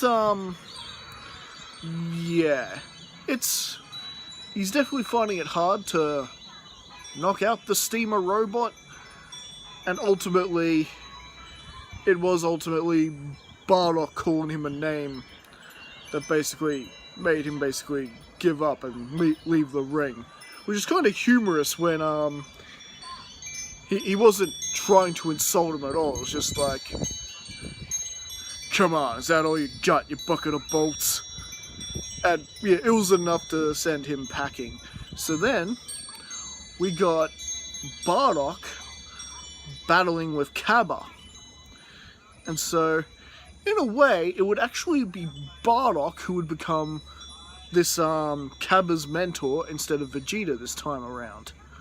And so Cabba is very interested in learning how to achieve Super Saiyan 4. And judging by what Bardock can sense out of Cabba, he's nowhere near ready for that kind of power. So, you know what? I like you, kid. Back when I was your age, I wouldn't have even thought this kind of power was possible. And you, look at you, already wanting it. But before messing around with this, I suggest you get a handle on this first. Bardock powering down to a regular Super Saiyan, and Cabba basically going, yeah, I have no idea how to do that. Can you teach me this? Teach you? Don't make me laugh. Why would I bother teaching you? And, of course, this kind of behavior is a bit bewildering for Cabba, because where he's from, the Saiyans are nicer people and do help each other out, especially in terms of getting stronger. However, much like Vegeta does in the original, this is part of Bardock's plan to get Cabba angry and make him transform. And he is pretty much following the same plan that Vegeta did, but he is holding back quite a lot. At the very least, he doesn't go as far as, I'm gonna find all you soft-hearted Saiyans and blow them up or something like that. He just basically limits it down that if you don't transform, I'll kill you and your whole family. That's sort of thing. You know, Bardock wouldn't kill a race of his own people, no matter what universe they're from. It's just not within him.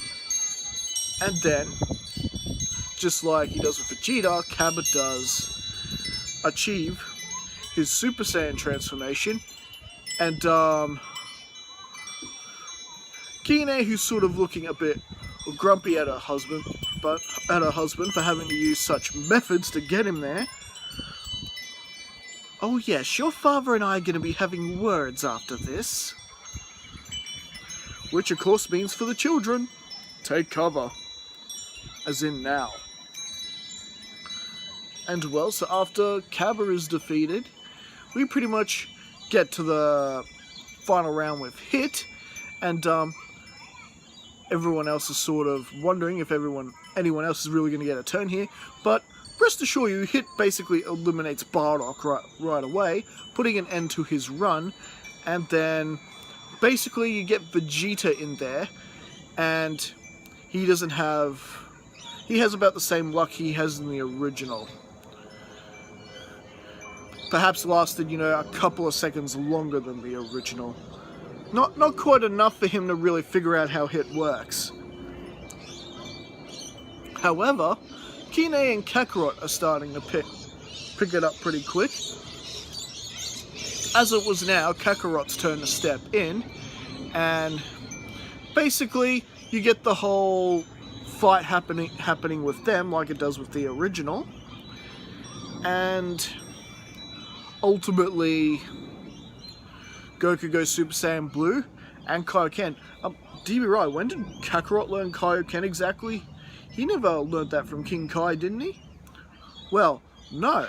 But remember, Kakarot trains with his mother all the time, and in this timeline, King Gine passed down all the techniques that she learned from King Kai to her son Kakarot.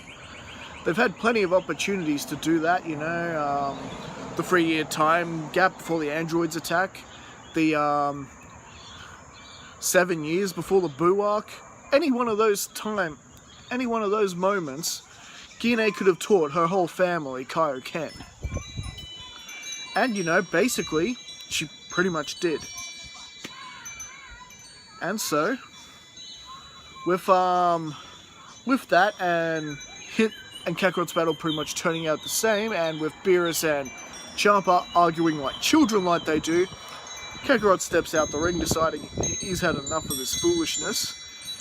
And so, we finally get Gine versus Hit, who I guess pretty much in this at least for this timeline, she's basically Monarcha. She barely gets a touch in on Hit, and Hit pretends to lose. Which, mind you, if Gine had have went full power on Hit, it probably would have most likely ended with Gine, defeating Hit. After all, she would have learnt a lot watching Goku fight. So Gine felt a little insulted that Hit let him win, but realized he was just returning, what Goku was doing, If the gods were going to act like children, we won't give them a show at all, basically. So she basically just accepts this, and yeah. And so that basically concludes the tournament, and Grand Zeno shows up like he does in the original, and they want to basically get into the whole proceedings for the Tournament of Power, and well, Goku, I keep saying Goku, Kakarot, being Kakarot, introduces himself to Grand Zeno just like he does in the original, which, of course, has Beerus and Champa cowering in their boots, because you don't just talk to the Omni King like that. That is just crazy and suicide. They've blown up universes for less. And so, basically, with Grand Zeno's leave and Beerus having hold of the Super Dragon Balls, he brings back Champa's Earth, much like he does in the original. But now, things are about to get really crazy, as now, with in the Future Trunks timeline, we've got our three heroes from the future, Future Trunks, Future Ranch, and Future Barney, all on the run, trying to escape this mysterious assailant. And that's where we're going to be leaving things for right now. We are now taken to the future world of Future Trunks, Future Raj, and Future Barney, who are all on the run from a mysterious assailant. Someone who has managed to so far decimate the entire planet. And after all the things that these future warriors had done to try and protect it, essentially, we've got Future Trunks, who's running around with the fuel source to the time machine, much like he is with the original. And we've got also a Future Ranch who we added to the timeline many parts back. By popular demand, you guys wanted this, even though I didn't, really. Anyways, you got it anyway. And of course, we've got Future Barney as well. And, well, with them managing to give the assailant the slip, at least for the time being, and with Bulma's unfortunate death, unfortunately still happens like it does in the original, the trio then essentially meet up with Future Mai I should say, who basically assists them in, getting the Capsule Corp to use the time machine and basically get help, get reinforcements, because they are going to need all the help they can get to stop this menace. And as they do approach Capsule Corp, the mysterious menace does indeed attack the lot of them.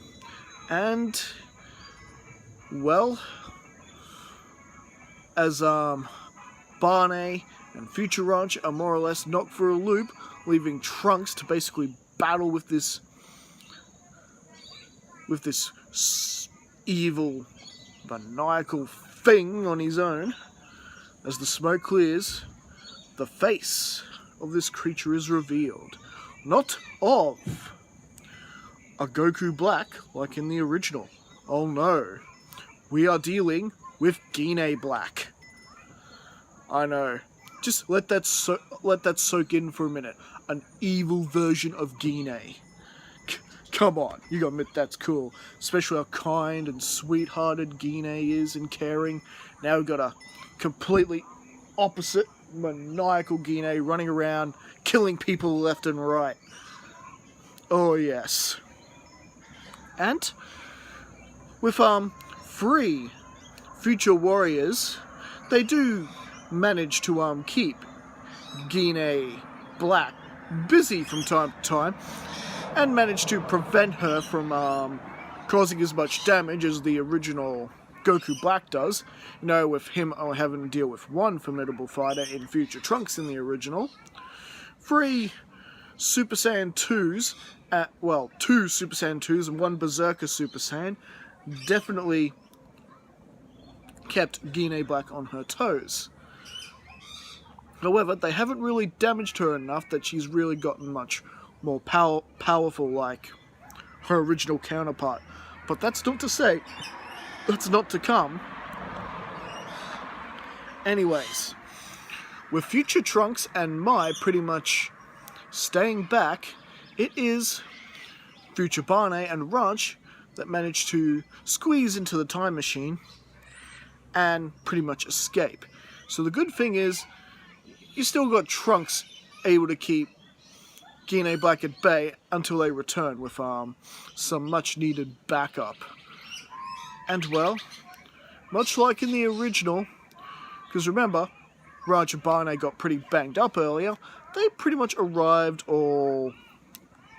yeah. They were both passed out. As they came to, the first thing they saw was our Gine from our timeline, and they immediately pretty much proceed to attack her when she basically had to fight them off until they came to their senses that this was not Gine Black.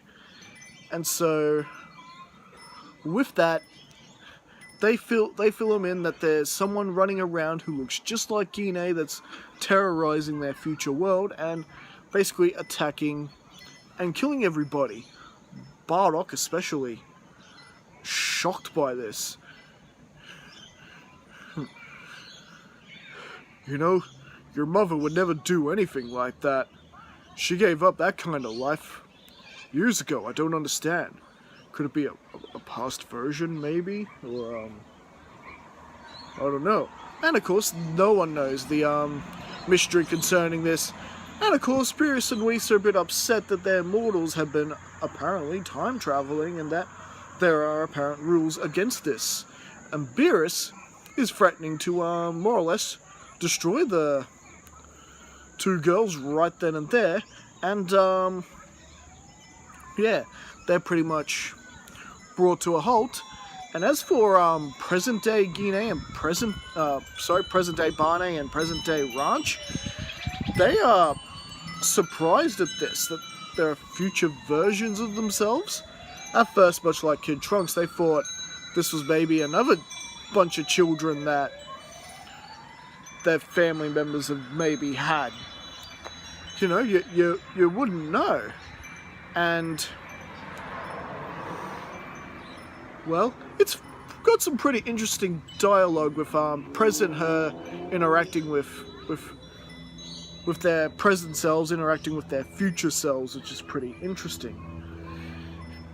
Barney especially curious to future Barney especially curious to try and find out if present day Barney actually has control of her Berserker Super Saiyan power yet.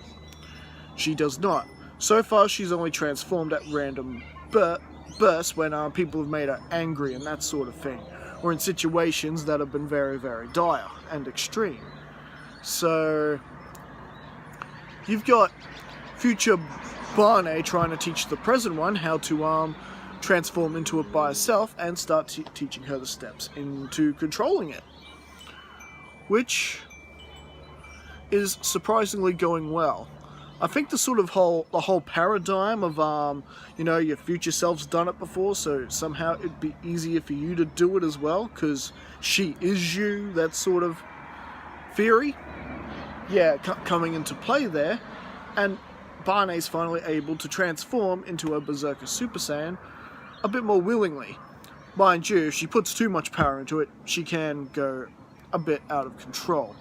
But luckily, you know, you got her parents there to basically ring her in. And, well, with everyone being filled in on the situation, and, Gine Black actually appearing, now, unlike in the original, Gine doesn't waste time powering up all the way and battling with her, this, evil counterpart. And, it's pretty much made clear that, present-day Gine is a lot stronger than Gine Black.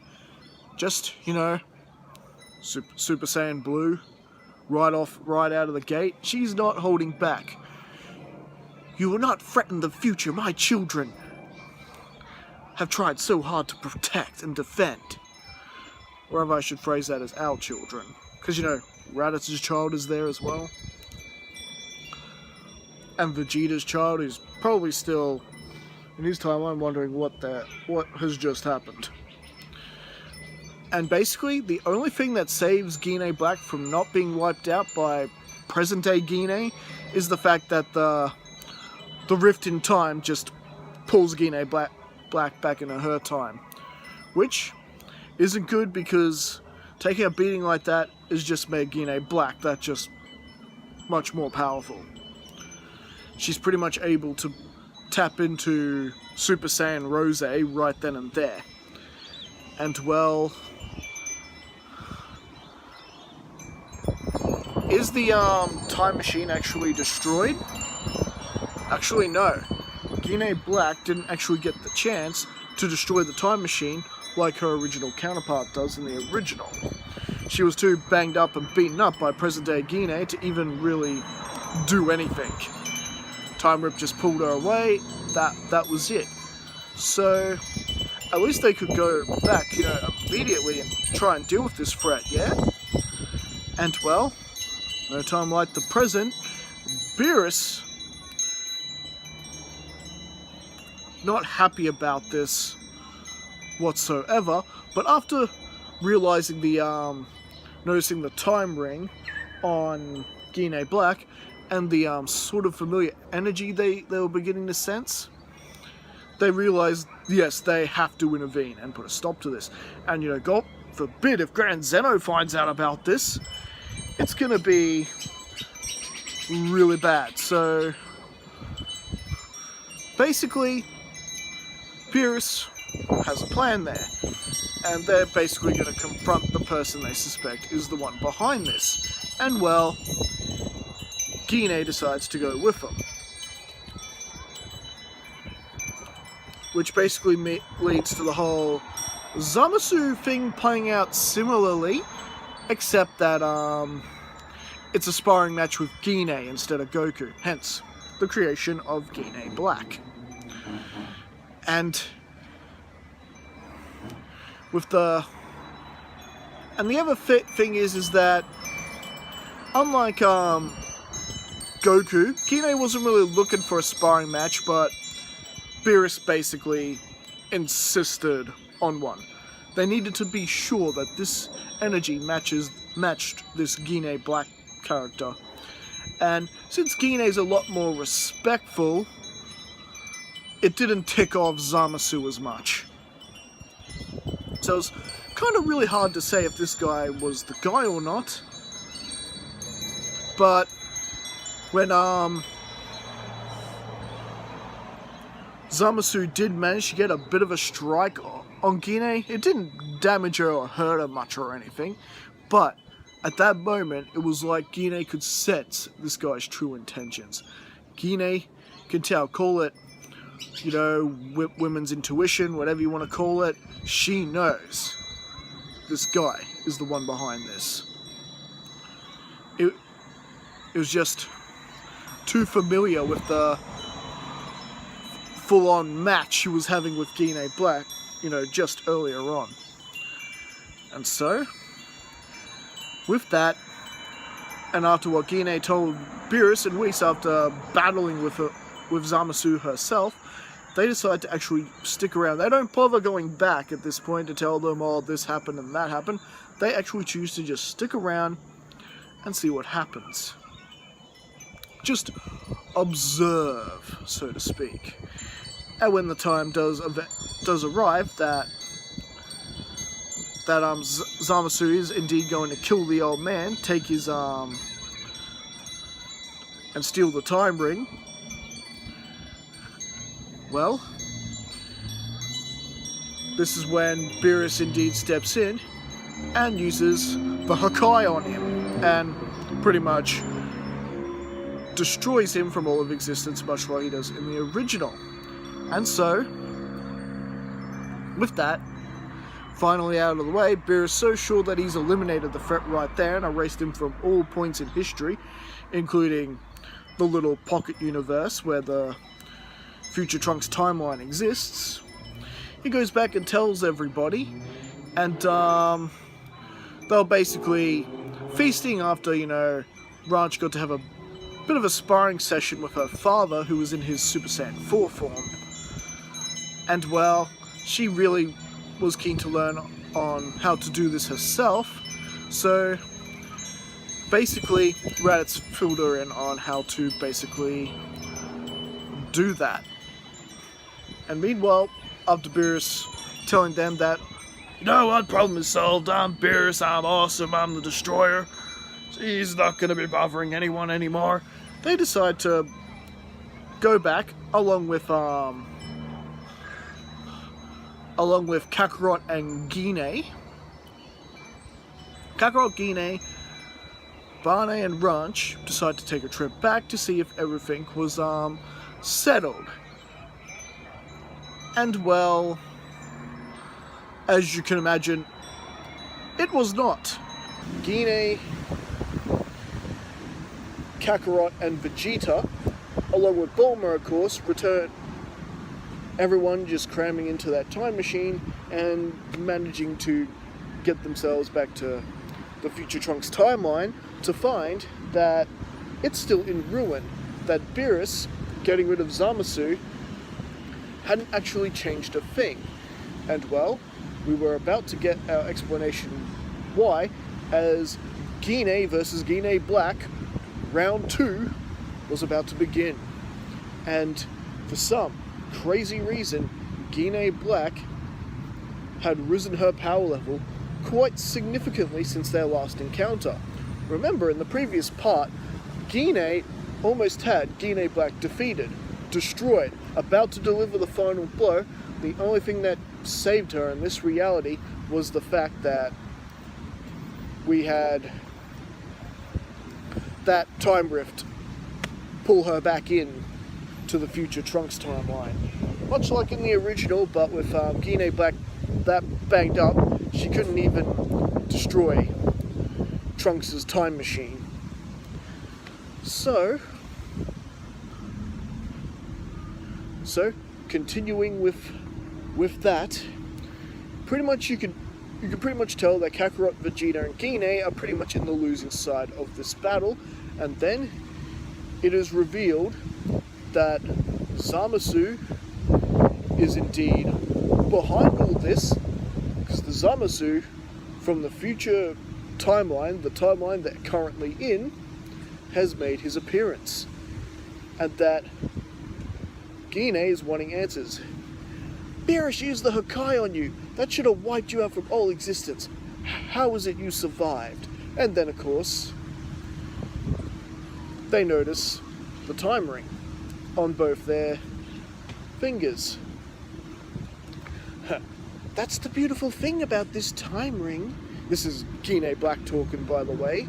It protects me from all changes in history, even from the wrath of a destroyer. Henceforth, why I'm still around. Now, of course, this comes with the revelation that Gine Black is in fact Zamasu, who then begins to explain how he got Gine's body. And well, It all began that, as you can tell, Gine, I am the Zamasu you are familiar with, the one that you so graciously had a sparring match with. Yes, it was then I got to see what your race was truly capable of. And well, because of this, I decided I would take your body for my own. After I got rid of my master, the Supreme Kai of Universe 10, stealing his Patara earrings and the time ring, promoting myself to Supreme Kai, I was able to find the time ring, track down the Super Dragon Balls, and I asked the dragon if I could switch bodies with you. And well, the first thing I did with this new body was kill you, Barney, and then the rest of your pathetic family. This, of course, making Gine angry, almost like she was reliving, past trauma. The loss of her husband back when Planet Vegeta was destroyed, her race being destroyed, and now finding out that this being had the audacity to murder her entire family, her grandchildren, everyone. Oh no, it was on.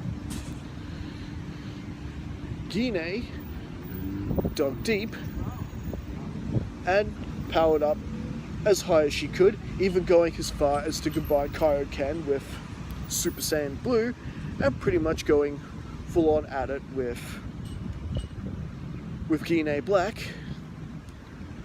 And of course the battle being, such a mess that Gine would battle with the immortal Zamasu, with that not doing anything, and Vegeta would have a go against Gine Black, and Kakarot would have a go against Gine Black, it being basically a confusing mess. But in the end, the bad guys would prove triumph, at least until this point. We're gonna need cooler heads to prevail against this threat, and so basically with Trunks, Ranch, and Barney, who have managed to basically stay out of the crosshairs at this point, they're able to help Mai and Yajirobe rescue our three heroes, and basically have them recovered and get them to the time machine so they're able to go back and at least rethink of another strategy. After all, there's got to be some way you can get rid of an immortal deity, right? So, while they're back, and Bardock is surprised to see that not only did Kakarot and Gine fail, they were unconscious in the time machine. But basically Bulma, basically being the only one capable to form sentences and tell everyone what had happened. And of course give Beerus an earful for being wrong. And well, Beerus and Whis choose then to take their leave. Beerus not showing it, but he does feel sort of guilty and bad for him that he was wrong. But don't worry, Beerus has a plan that he's going to set in motion while everyone else is regrouping. And of course we all know what that plan is. And now, if it were just Gine Black there, they would have a chance of bringing him down. But with an immortal Zamasu running around, they needed a way to deal with him. And well, this is where Gine remembers a technique that she picked up from Master Roshi. Something she picked up all the way back during the KingPiccolo arc, and that is the Mafu Bar. Gine had learned how to use the Mafu Bar with Tienshinhaan all those years ago, back when we covered the KingPiccolo arc. And because she knows how to prepare the sealing tag, there's no need to bother Roshi with teaching Kakarot this. Gine can basically just do this all herself. And unlike her son, she's not going to forget the sealing tag. So, with that plan in mind, and after the damage that had befallen Kakarot, Bardock decides to step up and go with Gine this time. Vegeta would still come along, because after all, he has a personal stake in this too. This is his future son's timeline that is threatening, and Vegeta will do all he can to help. So basically, we've got Bardock, Gine, and Vegeta making the return trip. Gine with a sealing jar, ready to capture Zamasu. And well, basically, with them filling in everyone else on what's going to be going down with their so-called plan, basically, you've got Bardock and Vegeta basically holding back Gine Black as best they can, while Gine uses the Mafu Bar on Zamasu after drawing him in, and it actually goes off without a hitch. Zamasu is sealed away, and Bulma, Trunks, Future Ranch, and Future Barney are basically in charge with keeping the jar safe. And now, Gine would join the battle with the others with handling Gine Black. Now, unfortunately, thanks to all their other encounters, Gine Black is still getting stronger from the beatdown that he's receiving from the other fighters. Well, you gotta remember, it is Zamasu in Gine's body, but it is Gine's body. But I'm confused. Anyways, so Gine Black, and having basically the fortitude and mastery of Ki, which is almost to the same level as what Gine is. Remember that Gine, when she was training under Whis, she is the best at moving independently, her body moving independently without her having to think. And that skill is unfortunately transferable with Zamasu. With Zamasu basically doing the driving, I guess you could say. Who basically has also a much better understanding of it. So you can imagine Gine Black is quite powerful, and she is still managing to fight off the trio of Saiyans. Our heroes are on their own. However, this is when the Universe 10 Supreme Kai, along with Universe 7's from the main timeline, from the original timeline, shows up. And well, just like in the original, he does try to talk sense into Zamasu, or Gine Black in this case, but it's not doing anything at all, and basically, if they don't act soon, our heroes just might die off, and then really sealing away the immortal Zamasu would end up pointless. However, we can't have that, so Universe 10 gives Bardock and Gine the Batara earrings, much like how he gives them to Goku and Vegeta in the original timeline. And they're a bit confused and bewildered at what these things do. Is this really the time for me to be trying on jewelry? Trust me, they have special properties. If you put one on your left ear and Bardock puts one in his right ear, you will merge into a new warrior capable of defeating Gine Black. And so, with that, Bardock and Gine choose to put them on right then and there. There's no resistance in the fusion like you get with Goku and Vegeta. After all, they are husband and wife, and they could prove to be quite an effective fusion. And well, this actually does prove to be the case, as we get Bardock. And now, as you can tell from the thumbnail, she has basically Gine's body with Bardock's scar, Super Saiyan 4 like form, as you can see from her arms and tail. However, she can transform to Super Saiyan Blue form as well. So you got the combination of Super Saiyan 4 with Super Saiyan Blue, and she's wearing Bardock Saiyan armor. And well, she's racing into battle. The final battle between Gine Black and Bardock. It is very one-sided. Bardock and Gine's power is very potent, being husband and wife and very much on the same page.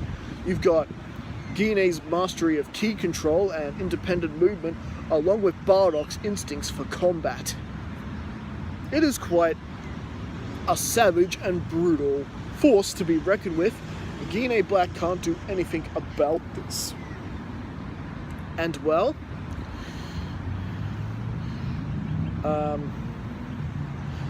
basically, with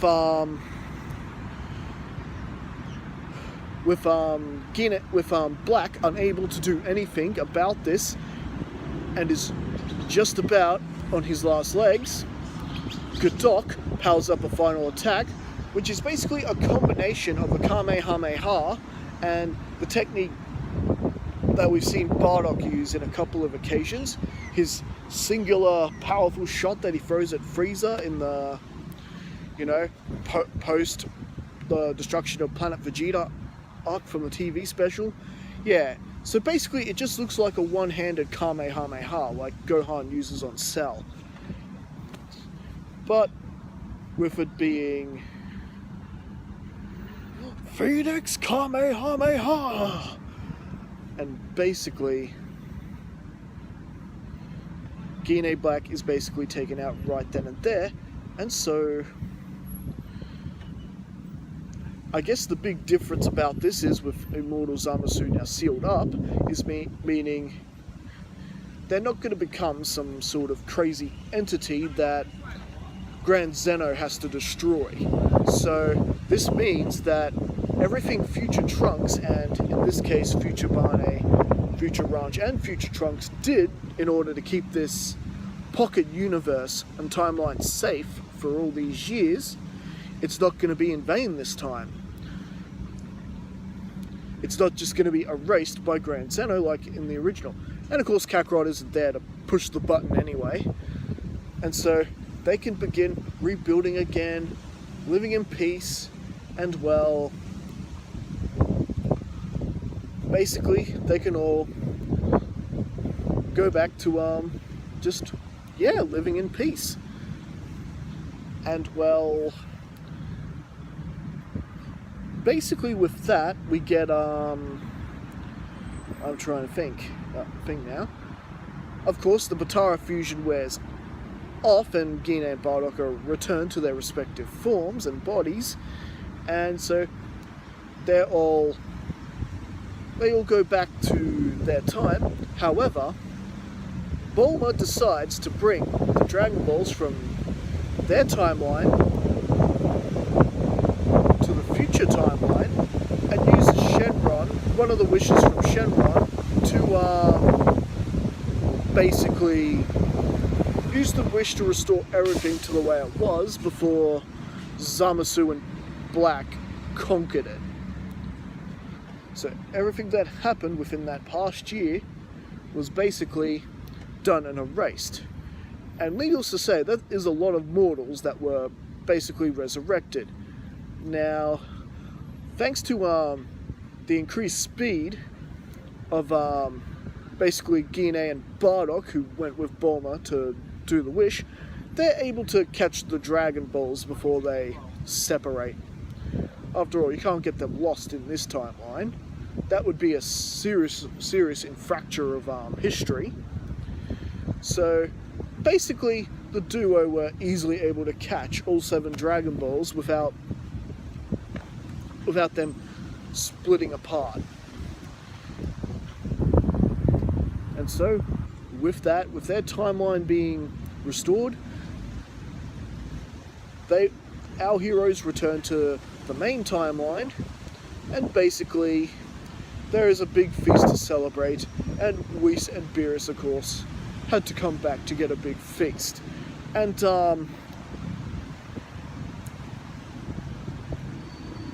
well, basically with that, I think that's basically where we can leave things for the time being.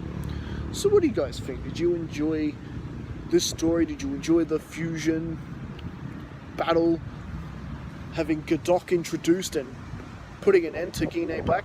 Now, just to be clear, this is what happened to Zamasu's jar. Gine decided to make a little trip to Otherworld, specifically to the Hell Realm. You may recall that she had a bit of a visit. She spent a little time in Hell Realm back during when we were covering the Saiyan arc on her way back from King Kai's place. And she was basically assisted by Goz and Mess in getting out of there. Anyways,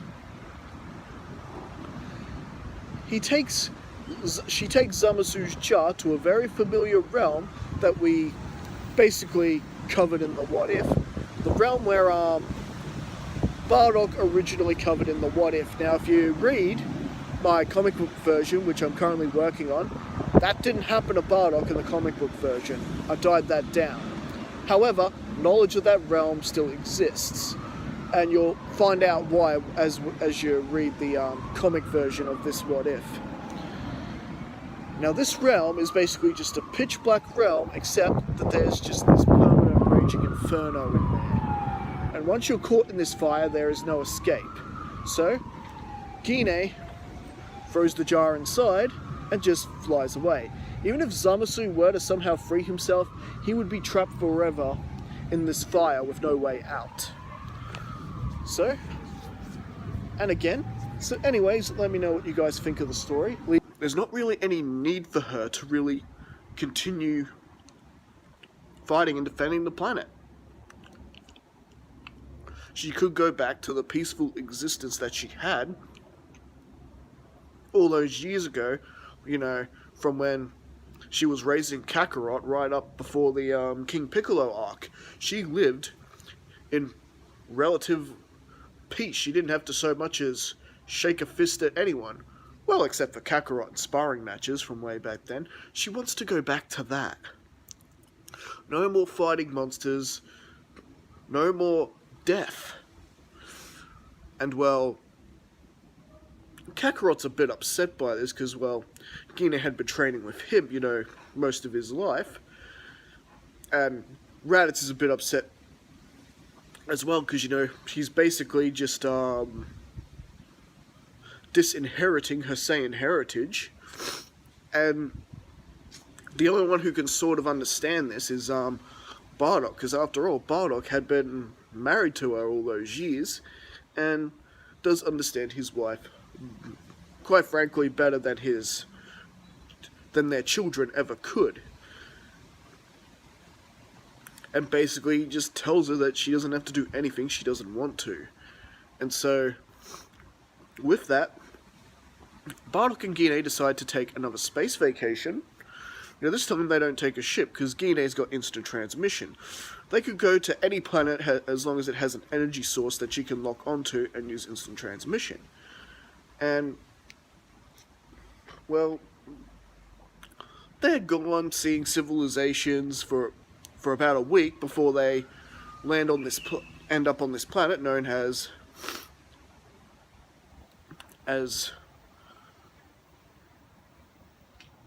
Metamor. Now, if you're familiar with the Metamorans, essentially there was a Metamoran in Otherworld that taught Goku the fusion dance. And, well, there were some warriors on this planet, and Bardock is always keen to spar with warriors on other planets. It's sort of a bit of fun. And this sort of gave him a vacation from the vacation, if you know what I mean. And surprisingly, the Metamorans were happy to oblige. Now, not many of them were particularly strong on their own. However, they simply go ahead and use the fusion dance, becoming into a stronger warrior, which actually did push Bardock somewhat, especially in his normal Super Saiyan form. It wasn't until Bardock powered up all the way to Super Saiyan 4 that he basically beat the being easily, and that the warriors basically thanked them for the match and were curious to hear their story, and basically Gine and Bardock told them all about their adventures, all the foes they defeated, and that they were the ones who ridded Frieza not just the first time, but the second time. And they were quite grateful to hear this because, well, Frieza had often threatened to conquer their planet, but just never basically got around to it. After all, we do hear in the anime that Frieza was somewhat familiar with fusion when he saw Goten and Trunks do it in the original story. In the original anime, I should say. Whether or not that bit's actually just filler, I don't know. I haven't read the manga. And so, basically, as a thank you gift for everything they've done for Universe 7, they actually decide to teach the husband and wife Saiyan the fusion dance. Bardock, I told you I'm not going to be fighting anymore. I'm not battling with aliens and monsters anymore. No one said you had to, Gine. But if you learn this dance, you could pass this on to Raditz and Kakarot. So, with that point, Gine does actually learn the fusion dance, and they are successful in learning it. And so, meanwhile, while this is going down, the whole Tournament of Power thing is basically being set up much like it is in the original, with Goku and Raditz are out doing some farming when they run into a couple of hoodlums trying to mug them, and they took care of them easily, and Goku realizing he's beginning to get soft, he needs to train as soon as possible, so he basically ditches his brother to deal with the mess, and ends up on Whis and Beerus' homeworld, with, of course, a delectable treat, otherwise Whis won't train him. You gotta give them something new to eat to try from Earth. That's the whole ordeal. And of course, Goku Kakarot is still wanting to have this tournament that Grand Zeno suggested after the tournament of the Destroyer Brothers. So he uses the button to teleport himself to Grand Zeno, much like he does in the original, before Beerus could even do anything about it. And now, the biggest difference here so far in the story is that there's still just one Grand Zeno. The Grand Zeno who witnessed a martial arts tournament. So this would mean that the Expo is not going to happen.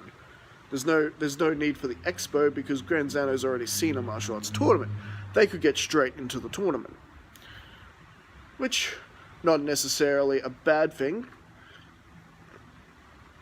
Might make the overall tournament a bit more interesting because no one will have any idea what the Universe 9 warriors are actually capable of. So yeah. So basically, with that discussion, Grand Zeno's still wanting Kakarot. I keep almost going to call him Goku. He is Kakarot in this timeline. To be his playmate, but Goku just uses the whole tournament. Again, Kakarot uses the Tournament of Power to go. But in the Tournament of Power, you'll have many of playmates. It'll be lots more fun than just having boring old me around.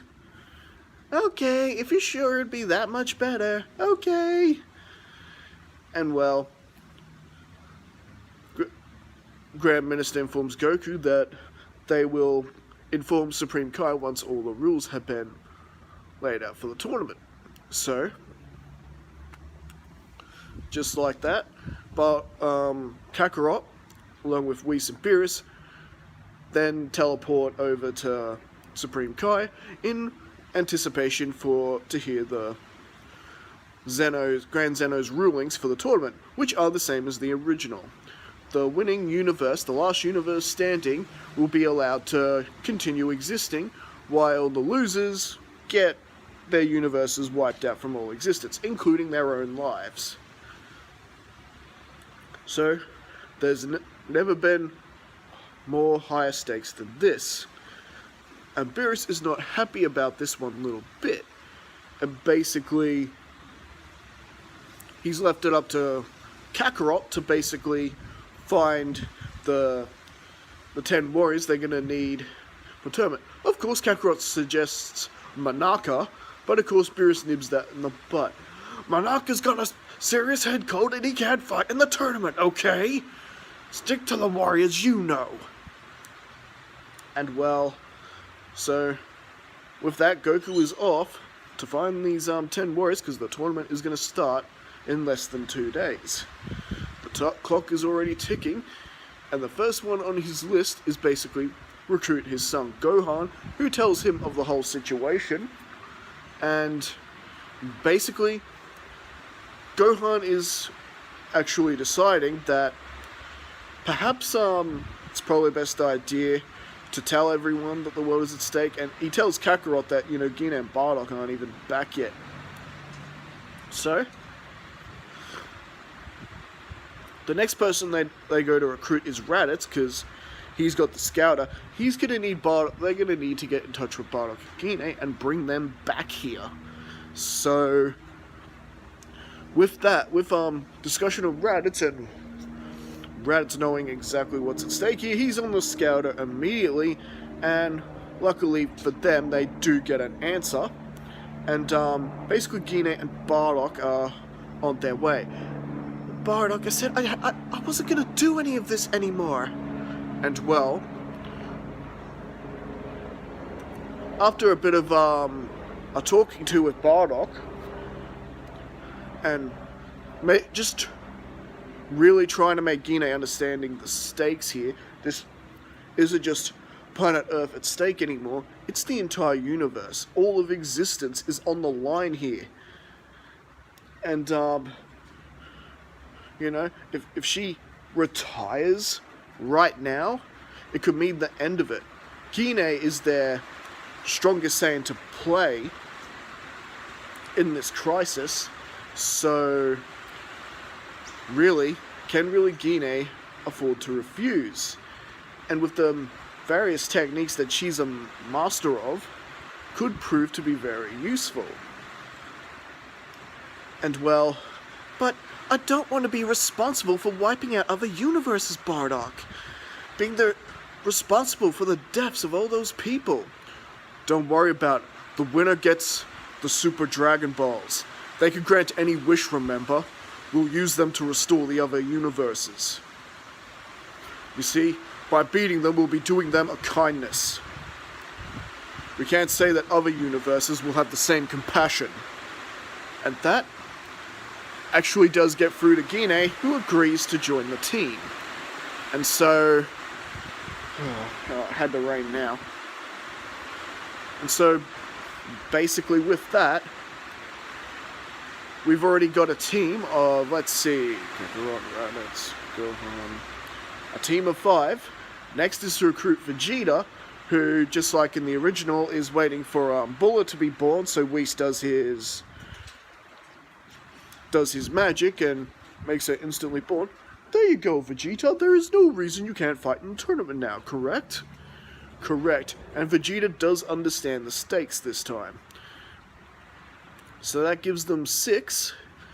Now, they do recruit the youngest of Bardock and Gine's children for this as well, Barney. Wait a minute, DB Right. Now you're asserting your own original character for this story?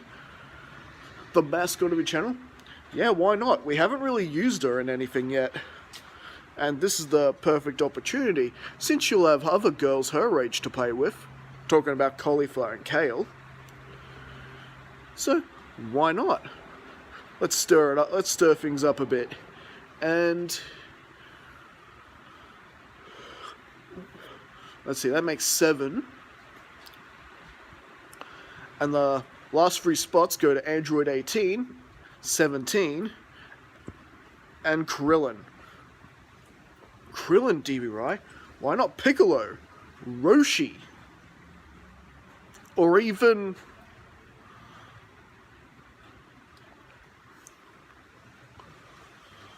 Tien? Well, trust me, I picked Krillin for a reason.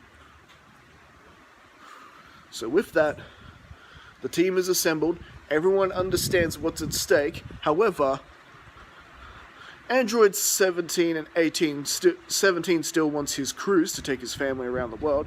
Android 18 wants her once 100 million zenny, whatever it was. Krillin wanting the same. Kakarot, we are really sticking our necks out for you for this one. I understand this is your fault. But thank you for being honest. And well, Gine, you can imagine, is pretty disappointed in her son that he basically caused this situation. However, Gohan did do his best to make it clear that if Dad hadn't suggested this tournament, the Grand Zenos were going to wipe out all the universes anyway. Well, Grand Zeno, there's only one. So with that, their team is off. There's no Majin Buu to go to sleep and muck things up in this timeline, so which means no resurrecting Lord Freeza. And so the lineup is mostly, 6 Saiyans, 1 human, 2 androids. Wait, 7 Saiyans, I should say. This is probably the hardest arc to cover, the Tournament of Power, because so much happens and there are just so many characters. But I will do my best to cover this part and create an awesome, compelling finale to this series that hopefully isn't going to feel, rushed because I leave out a lot of things in the Tournament of Power that is just too much to remember. So, with our teams finally gathered, and it's time for the Tournament of Power to begin, the hugest difference that I can say right at the bat is that no one is headhunting the 7th universe, because no one knows that it was Kakarot who decided to make this tournament happen, because we didn't have the Grand Zeno Expo, because as I explained in the previous part, there's only still the one Grand Zeno in this timeline. They haven't brought the Grand Zeno from the future timeline universe over to the palace, so there was no need for the Expo, and no need to throw Goku under the bus for suggesting this tournament in the first place.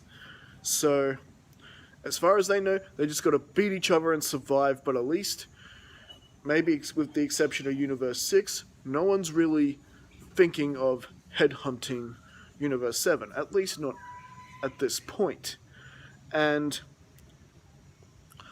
basically, with the exception of Bardock and Vegeta, everyone else is quite keen, oh yeah, and Kakarot of course, is quite keen to listen to Gohan's plan of sticking together and sticking to the plan they basically came up with. The whole, if one of them challenges you, 2 of you respond, and so on and so forth. So with that, the tournament is underway and the battles are beginning, and yes, for the most part, Universe 7 is pretty much able to hold off a decent defense. And Gine is pretty much not wasting time, pretty much fending off anyone who goes basically near her. That it's quite an awesome display of teamwork and defense. Meanwhile, Vegeta and Goku are already out. I keep forgetting to say Kakarot. Kakarot are already showing their stuff, and of course, Bardock's not one to be missing out on the fun. So, for the most part, things are pretty much proceeding like they normally do, until basically we get to the whole Krillin and Android 18 team-up thing sort of happen, where Krillin is actually doing very well, and he and 18 have more or less eliminated up to 5 guys thanks to their team-up attacks. And just like in the original, Krillin does get overconfident, and one of the warriors is pretty much about to take him out of the tournament, like in the original story. However, out of nowhere, Gine comes out of nowhere and pretty much knocks that guy out of the ring. Krillin, you gotta be more careful. Remember, The universe is at stake here. This isn't the time to be showboating. Ah, right, I see your point. I'll, try and do better. So, the good thing about this is, Krillin's not knocked out of the tournament as early as he is in the original. Krillin can still keep going on. And, after all, Krillin is quite smart, and he could have... I always believed he could have proved a bit more useful in the Tournament of Power arc if he had been allowed to remain in there and fight for longer. I always felt he got a bit of a bum rap being eliminated that quickly out of the tournament, especially after all that character development they did earlier on with his training sessions with Goku. Just seemed like a waste to me. So, not in this story, not in this story. And so, the tournament is pretty much progressing through there, and there's a couple of times where Bardock and Kakarot are fighting together to fend off formidable enemies, like the one who tries to throw himself out along with Kakarot because he let down his guard, and basically he's able to power up to blue, and Bardock in his Super Saiyan form finishes the guy off, knocks him out of the ring. It's like, keep your guard up, boy. Next time, Daddy might not be here to save you. You're right. I'm still sort of just learning this tournament as we go. He did learn a great deal during the whole sparring sessions with everyone and getting a rough idea on what the tournament was going to be like, but I guess it hadn't quite sunk into Kakarot's head yet. And, well, this is where, both Kakarot and Bardock are actually approached by Kale and Caulifla, who want to know more about those forms they displayed. Kakarot in his Super Saiyan Blue and Bardock in his Super Saiyan form. Yeah, those things you do. We want to do that. And, well,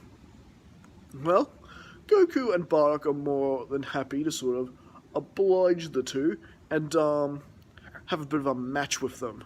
And, well, Kale is quite hesitant for a little while, but after she sees sort of how chummy Caulifla and Kakarot are sort of being as they're supposed to be eliminating each other, she does tap into her Super Saiyan Berserker like she does in the original. Meanwhile, Kale does manage to achieve Super Saiyan 2, thanks to Kakarot and Bardock's help.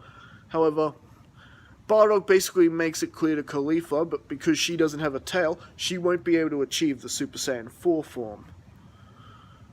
And, yeah, before they go around messing with Blue, she should be aiming for Super Saiyan 3, but only after she's fully mastered Super Saiyan 2. But anyway, we've got a rampaging Kale to worry about now, who's pretty much doing similar damage to what she does in the original, catching Bardock and Kakarot off guard. However, this is where Barney gets her chance to shine, because she has the exact same transformation. She's a Berserker Super Saiyan as well. She powers up, and we've got an all-out fight between two Berserkers going at it, which is quite the hectic force. You know, even Jiren is sort of twitching his thumbs a little bit. It's very, very possible that if these two come across Jiren might actually have to get involved. It's quite a dominating display, I assure you. Now, while they're more or less going at it, and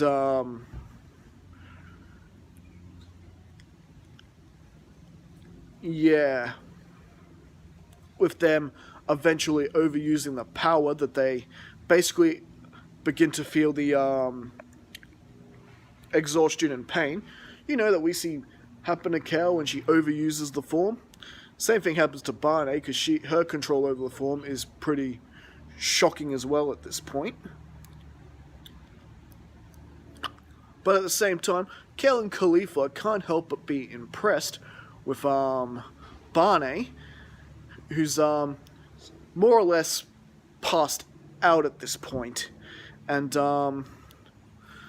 they're almost sort of ashamed that they're going to have to throw her out of the ring at this point around. However, before she can do that, Gine instant transmissions there and gets Barney out of harm's way, and is essentially, following her maternal instincts in protecting her daughter.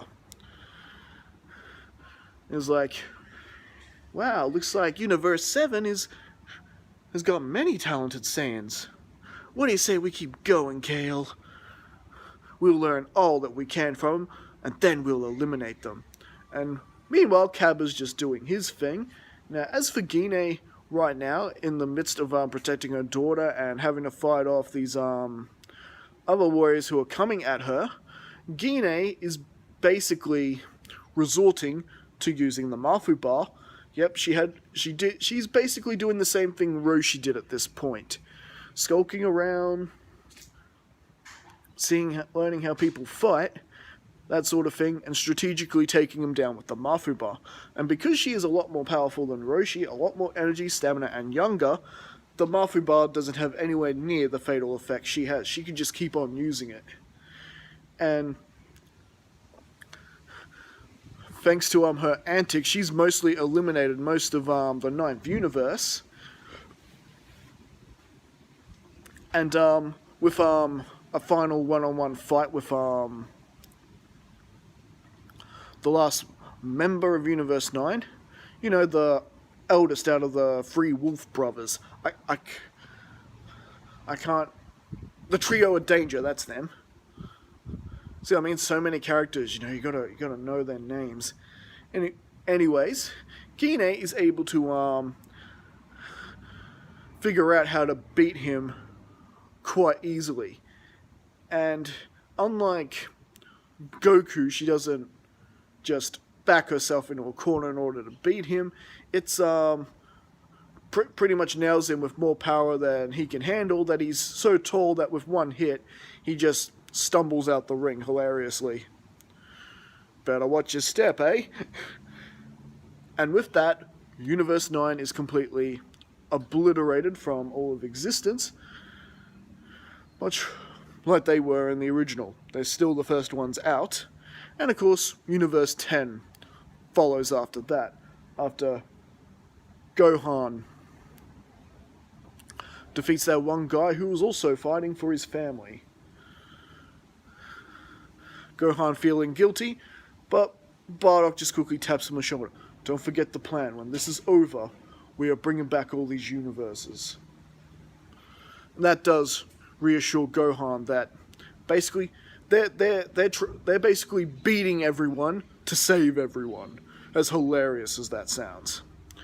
And so, in the meantime, with Barney now conscious again and is able to fight and defend herself on her own again, we get to the whole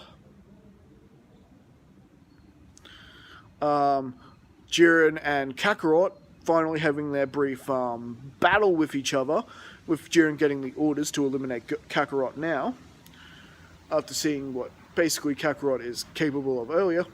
May as well get rid of him. And, well, much like in the original, it's not really going Kakarot's way. And, he's sizing up his opponent just like in the original, until eventually he has to resort to using the Spirit Bomb, and all of Universe 7 is giving him energy they can spare, and he throws the Spirit Bomb at Jiren, and we get the whole struggle. Now, difference here is that Gine instant transmissions next to her son Kakarot, and they are both trying to push the thing at Jiren. But still, it's not really making much difference, except Jiren actually has to put both his hands out in order to push back. But essentially, the Spirit Bomb detonates in both their faces, both of them using Kaioken Super Saiyan Blue to try and push it, and essentially, the Spirit Bomb acts as the catalyst, not just for Kakarot in this timeline, but for Gine as well, and you got both of them emerging as with autonomous Ultra Instinct. And Kakarot is fights off Top, and the speedy purple bunny guy, whose name escapes me. Is it Lemos? Something like that, I think. Lemos? Anyway, as for Gine, she's deciding to use this power-up to try eliminate as many people as she can. She doesn't know what this power-up is, how long it's going to last, or what it's ultimately going to do to her, so she's making the most of it. Now, there is a difference between what's happened to Kakarot and what's happened to Gine. Remember, Gine was always the best at moving independently without thought. So she's pretty much at that mastered level that we see Goku at the end of the original. Well, Kakarot is still at the same level he was the first time he wakes it up. So, with Gine at this level, she is eliminating people left, right, and center. And it is just crazy. But by the time she's done, she's eliminated about 20 people before the power begins to fade out on her. And much like it did to Goku in the original, towards the end, it started, the power-up started to actually hurt her and hurt her pretty badly. You know what I'm talking about, because her body simply isn't meant to really be handling it. And, so basically from there, after she's basically worn out and taken down, you've got a very eager Frost standing over her, basically ready to throw Gine out of the tournament. Gine could sort of accept this outcome. She did just eliminate quite a few people. And, well, too bad for him, because this is where Bardock shows up and pretty much attacks Frost by surprise, grabbing him by the tail, swirling him round and round and round, and throws the creature out of the ring. Unfortunately, Frost, you made the mistake in looking like Frieza. Why, you attack me from behind so cheaply like that? I'll fix you, Saiyan! And he goes to throw a ki blast from outside the stands, and of course Grand Zeno has him blipped, like he does in the original. Do that again, all of Universe 6 will be wiped out. And so, with that, meanwhile, Goku, with his Ultra Instinct, does run its course like it does in the original. He is able to challenge Jiren quite a bit, and ultimately, until it runs out and Jiren just pretty much tries to do away with him. And Kakarot is in pretty bad shape, but luckily for him, Raditz is right there and pretty much gives him some of his energy. Pretty much doing what Frieza did in the original, giving him his energy so he can at least move around. You better try stay undercover until you get some more of your energy back. That's about all I can spare, brother. And so, he is more or less doing that. But after that display, and that is weak, this is when people start headhunting Goku for what he did. And, and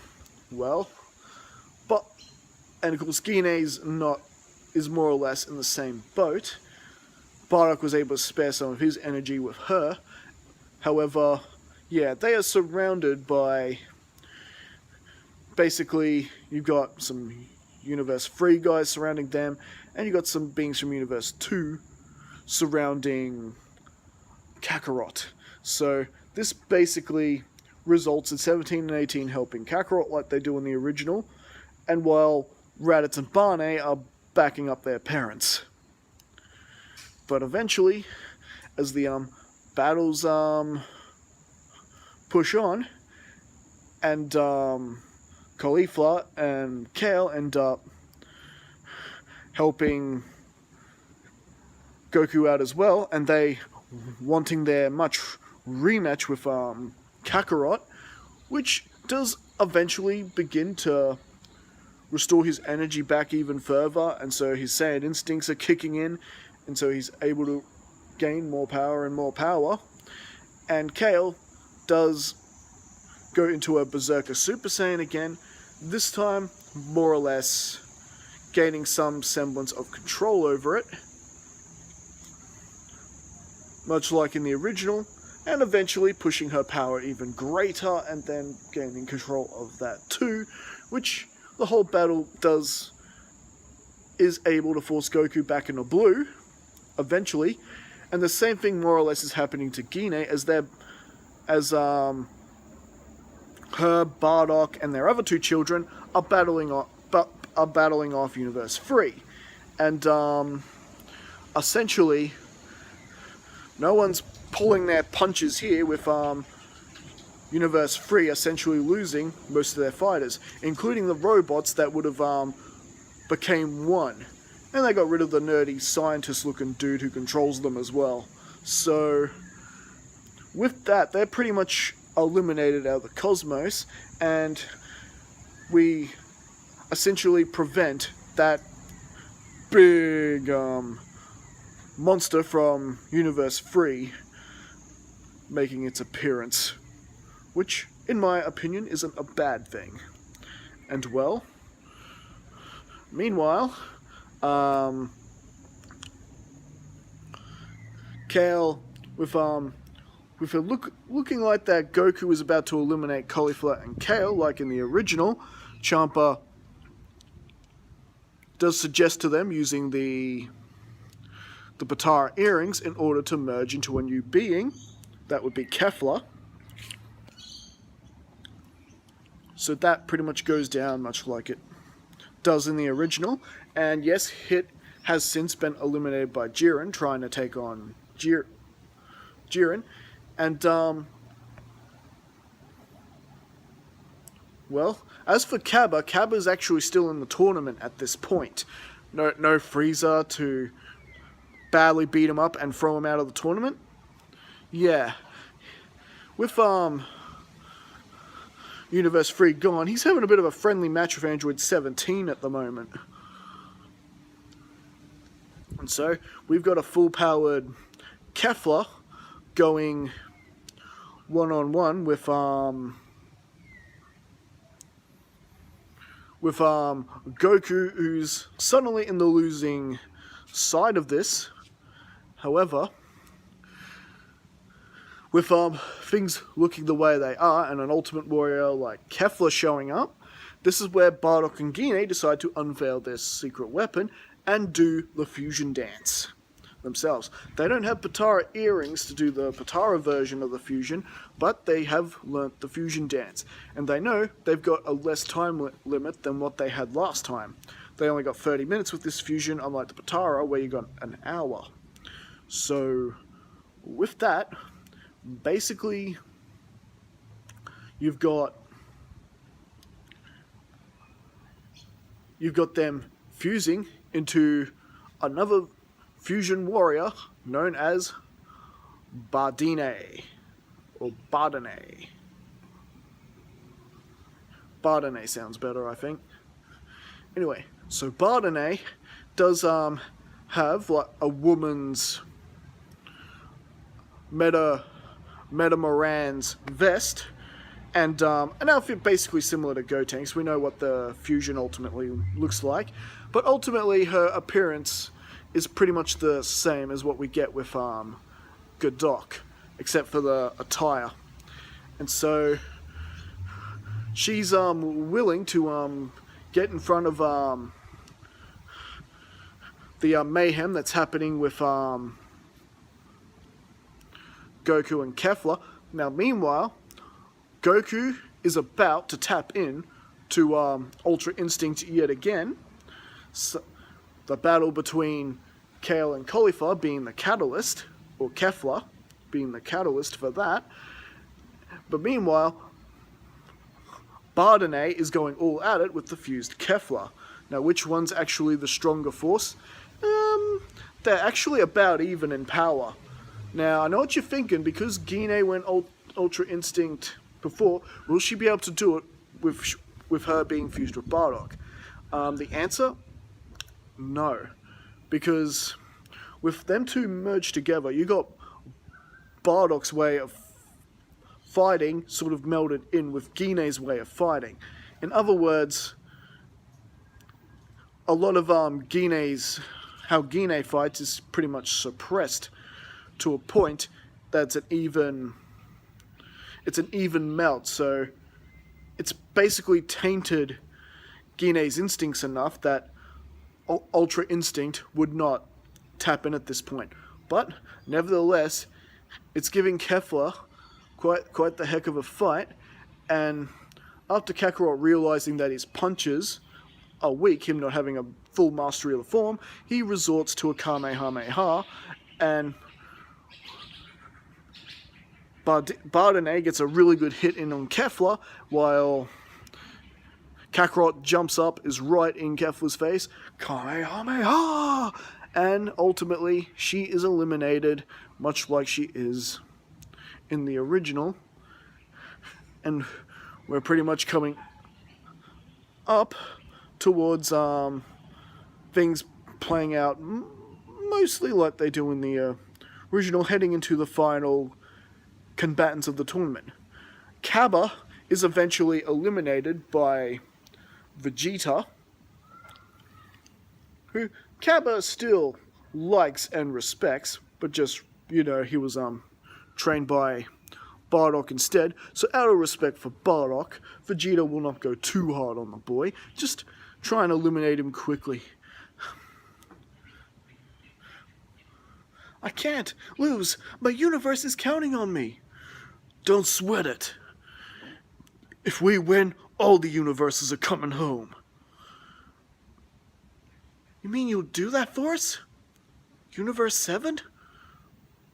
Vegeta giving like a sort of confirmation smirk, and then knocking Cabba out of the ring, and pretty much that leaves, in terms of Cabba's remaining fighters, that it's only the Namekians left. So far, Universe 7 haven't lost anyone yet.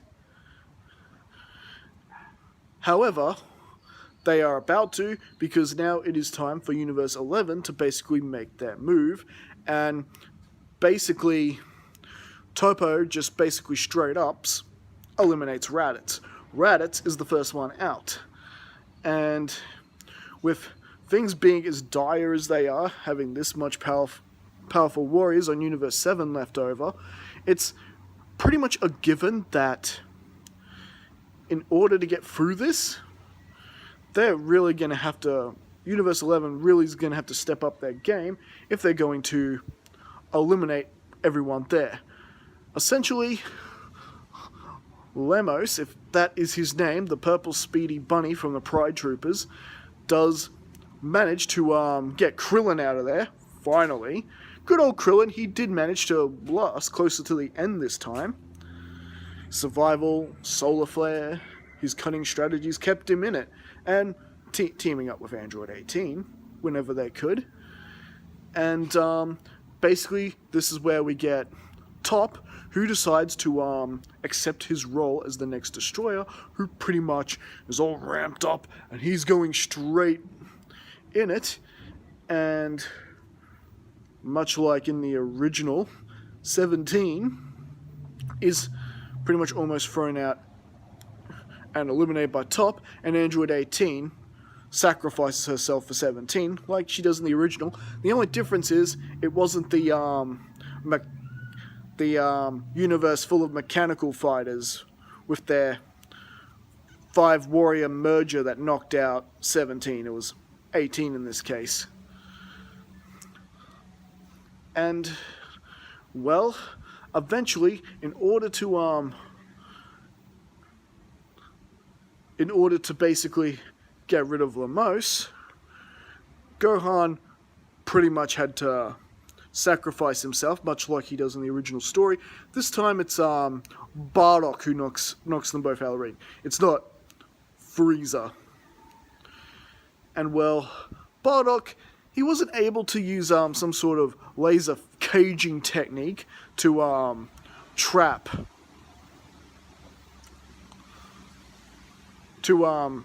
Lamos. He had to basically try to keep him caged up with firing basically a bunch of pot shots at him that he had to basically try to use that to confine him and keep him within the mountains. Either way, Gohan was still able to grab hold of him and Bardock blasting them both out of the ring. And yes, Bardock and Gine have since diffused, and the good thing about this is that Gine's got a lot of her energy back, and well, the real problem is basically dealing with Top, who's basically eliminating everybody left, right, and center. And it pretty much takes everyone working together in order to throw out Top, unfortunately, it wasn't the best send-off, and however, Bardock sort of had to throw himself out of the tournament in order to bring down Top with him. So Bardock basically copied Gohan's strategy in the end there, because Top just was not budging.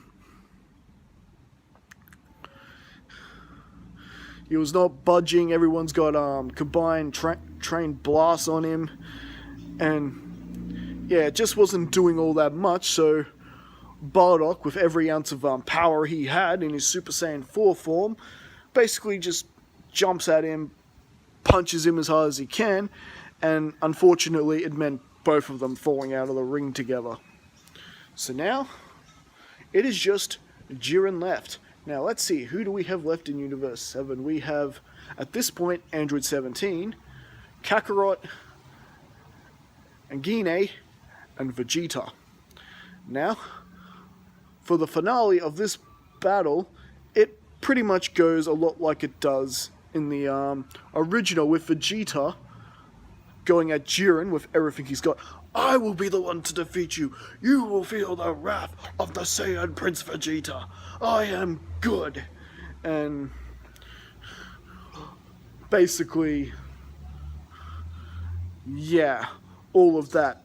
And it pretty much goes for Vegeta like it does in the original. Gine and Kakarot at this point are still feeling a little bit tired after everything else they've been through at this point. And 17 is doing their best to assist. And, well, just like in the original, with everyone being thrown around and worn out, Gine and Kakarot passed out, Vegeta being thrown out the ring, deciding to throw his last bit of energy to Gine. Gine, don't you dare fail. Remember, he was more, his rivalry was more with Gine than with Kakarot in this story. So it made sense for him to give his energy to Gine. And, well, Kakarot, who is able to recover himself somewhat, we do get the last trio battling with him, and 17 being knocked around and pretty much thought to have been eliminated. And we now head into the final stages where both Gine and Kakarot hit Ultra Instinct one more time. This time, Kakarot getting the exact same version that his mother gets, and basically you got the both of them wailing in on Jiren, and essentially you've got both of them going at it pretty much like how Frieza and Goku did in the original, how it was both of them who beat Jiren. In this case, it's actually mother and son who go full on at it with Jiren and beat him. And this time with their Ultra Instinct forms. And, well, they definitely manage to throw Jiren out the ring. And, well, with them, unfortunately, Goku and Gine also fall out the ring in the end, just due to their positioning and just the fact their Ultra Instinct runs out, they're exhausted, in pain, they can't do anything to stop themselves from falling out of the ring. So they do fall, and Android 17 is the victor, much like he is in the original story, and much like to the plan of everyone else, he follows it and restores all the other multiverses. And with that, the Tournament of Power is wrapped up. Everyone is alive and well in their respective universes. And, Universe 7 are finally brought back to their universe where there is a big victory meal and celebration. And, well, Vegeta's looking to both Kakarot and Gine. Don't you hold back on me, you two. I want to see that Ultra Instinct. And, well, they can't do it anymore. At least not yet, anyway. And, well, I think that is where we will conclude this story. So what did you guys think? Did you enjoy this? You know? What did you think of this finale? I tried to add as much as of the main bits that happened in the Tournament of Power as I could remember. Try and make it a bit more exciting, hence why this video is like a double episode. And yeah, as always, don't forget to leave your thoughts in the comments. Don't forget to like and subscribe. I might do an extra video covering the Dragon Ball Super Broly movie, but that's going to be its own sort of separate video. So, anyways, as always, let me know what you think, and don't forget to like and subscribe to the channel if you haven't already, and I'll see you guys again next time. Alright, catch you later. Have a good one.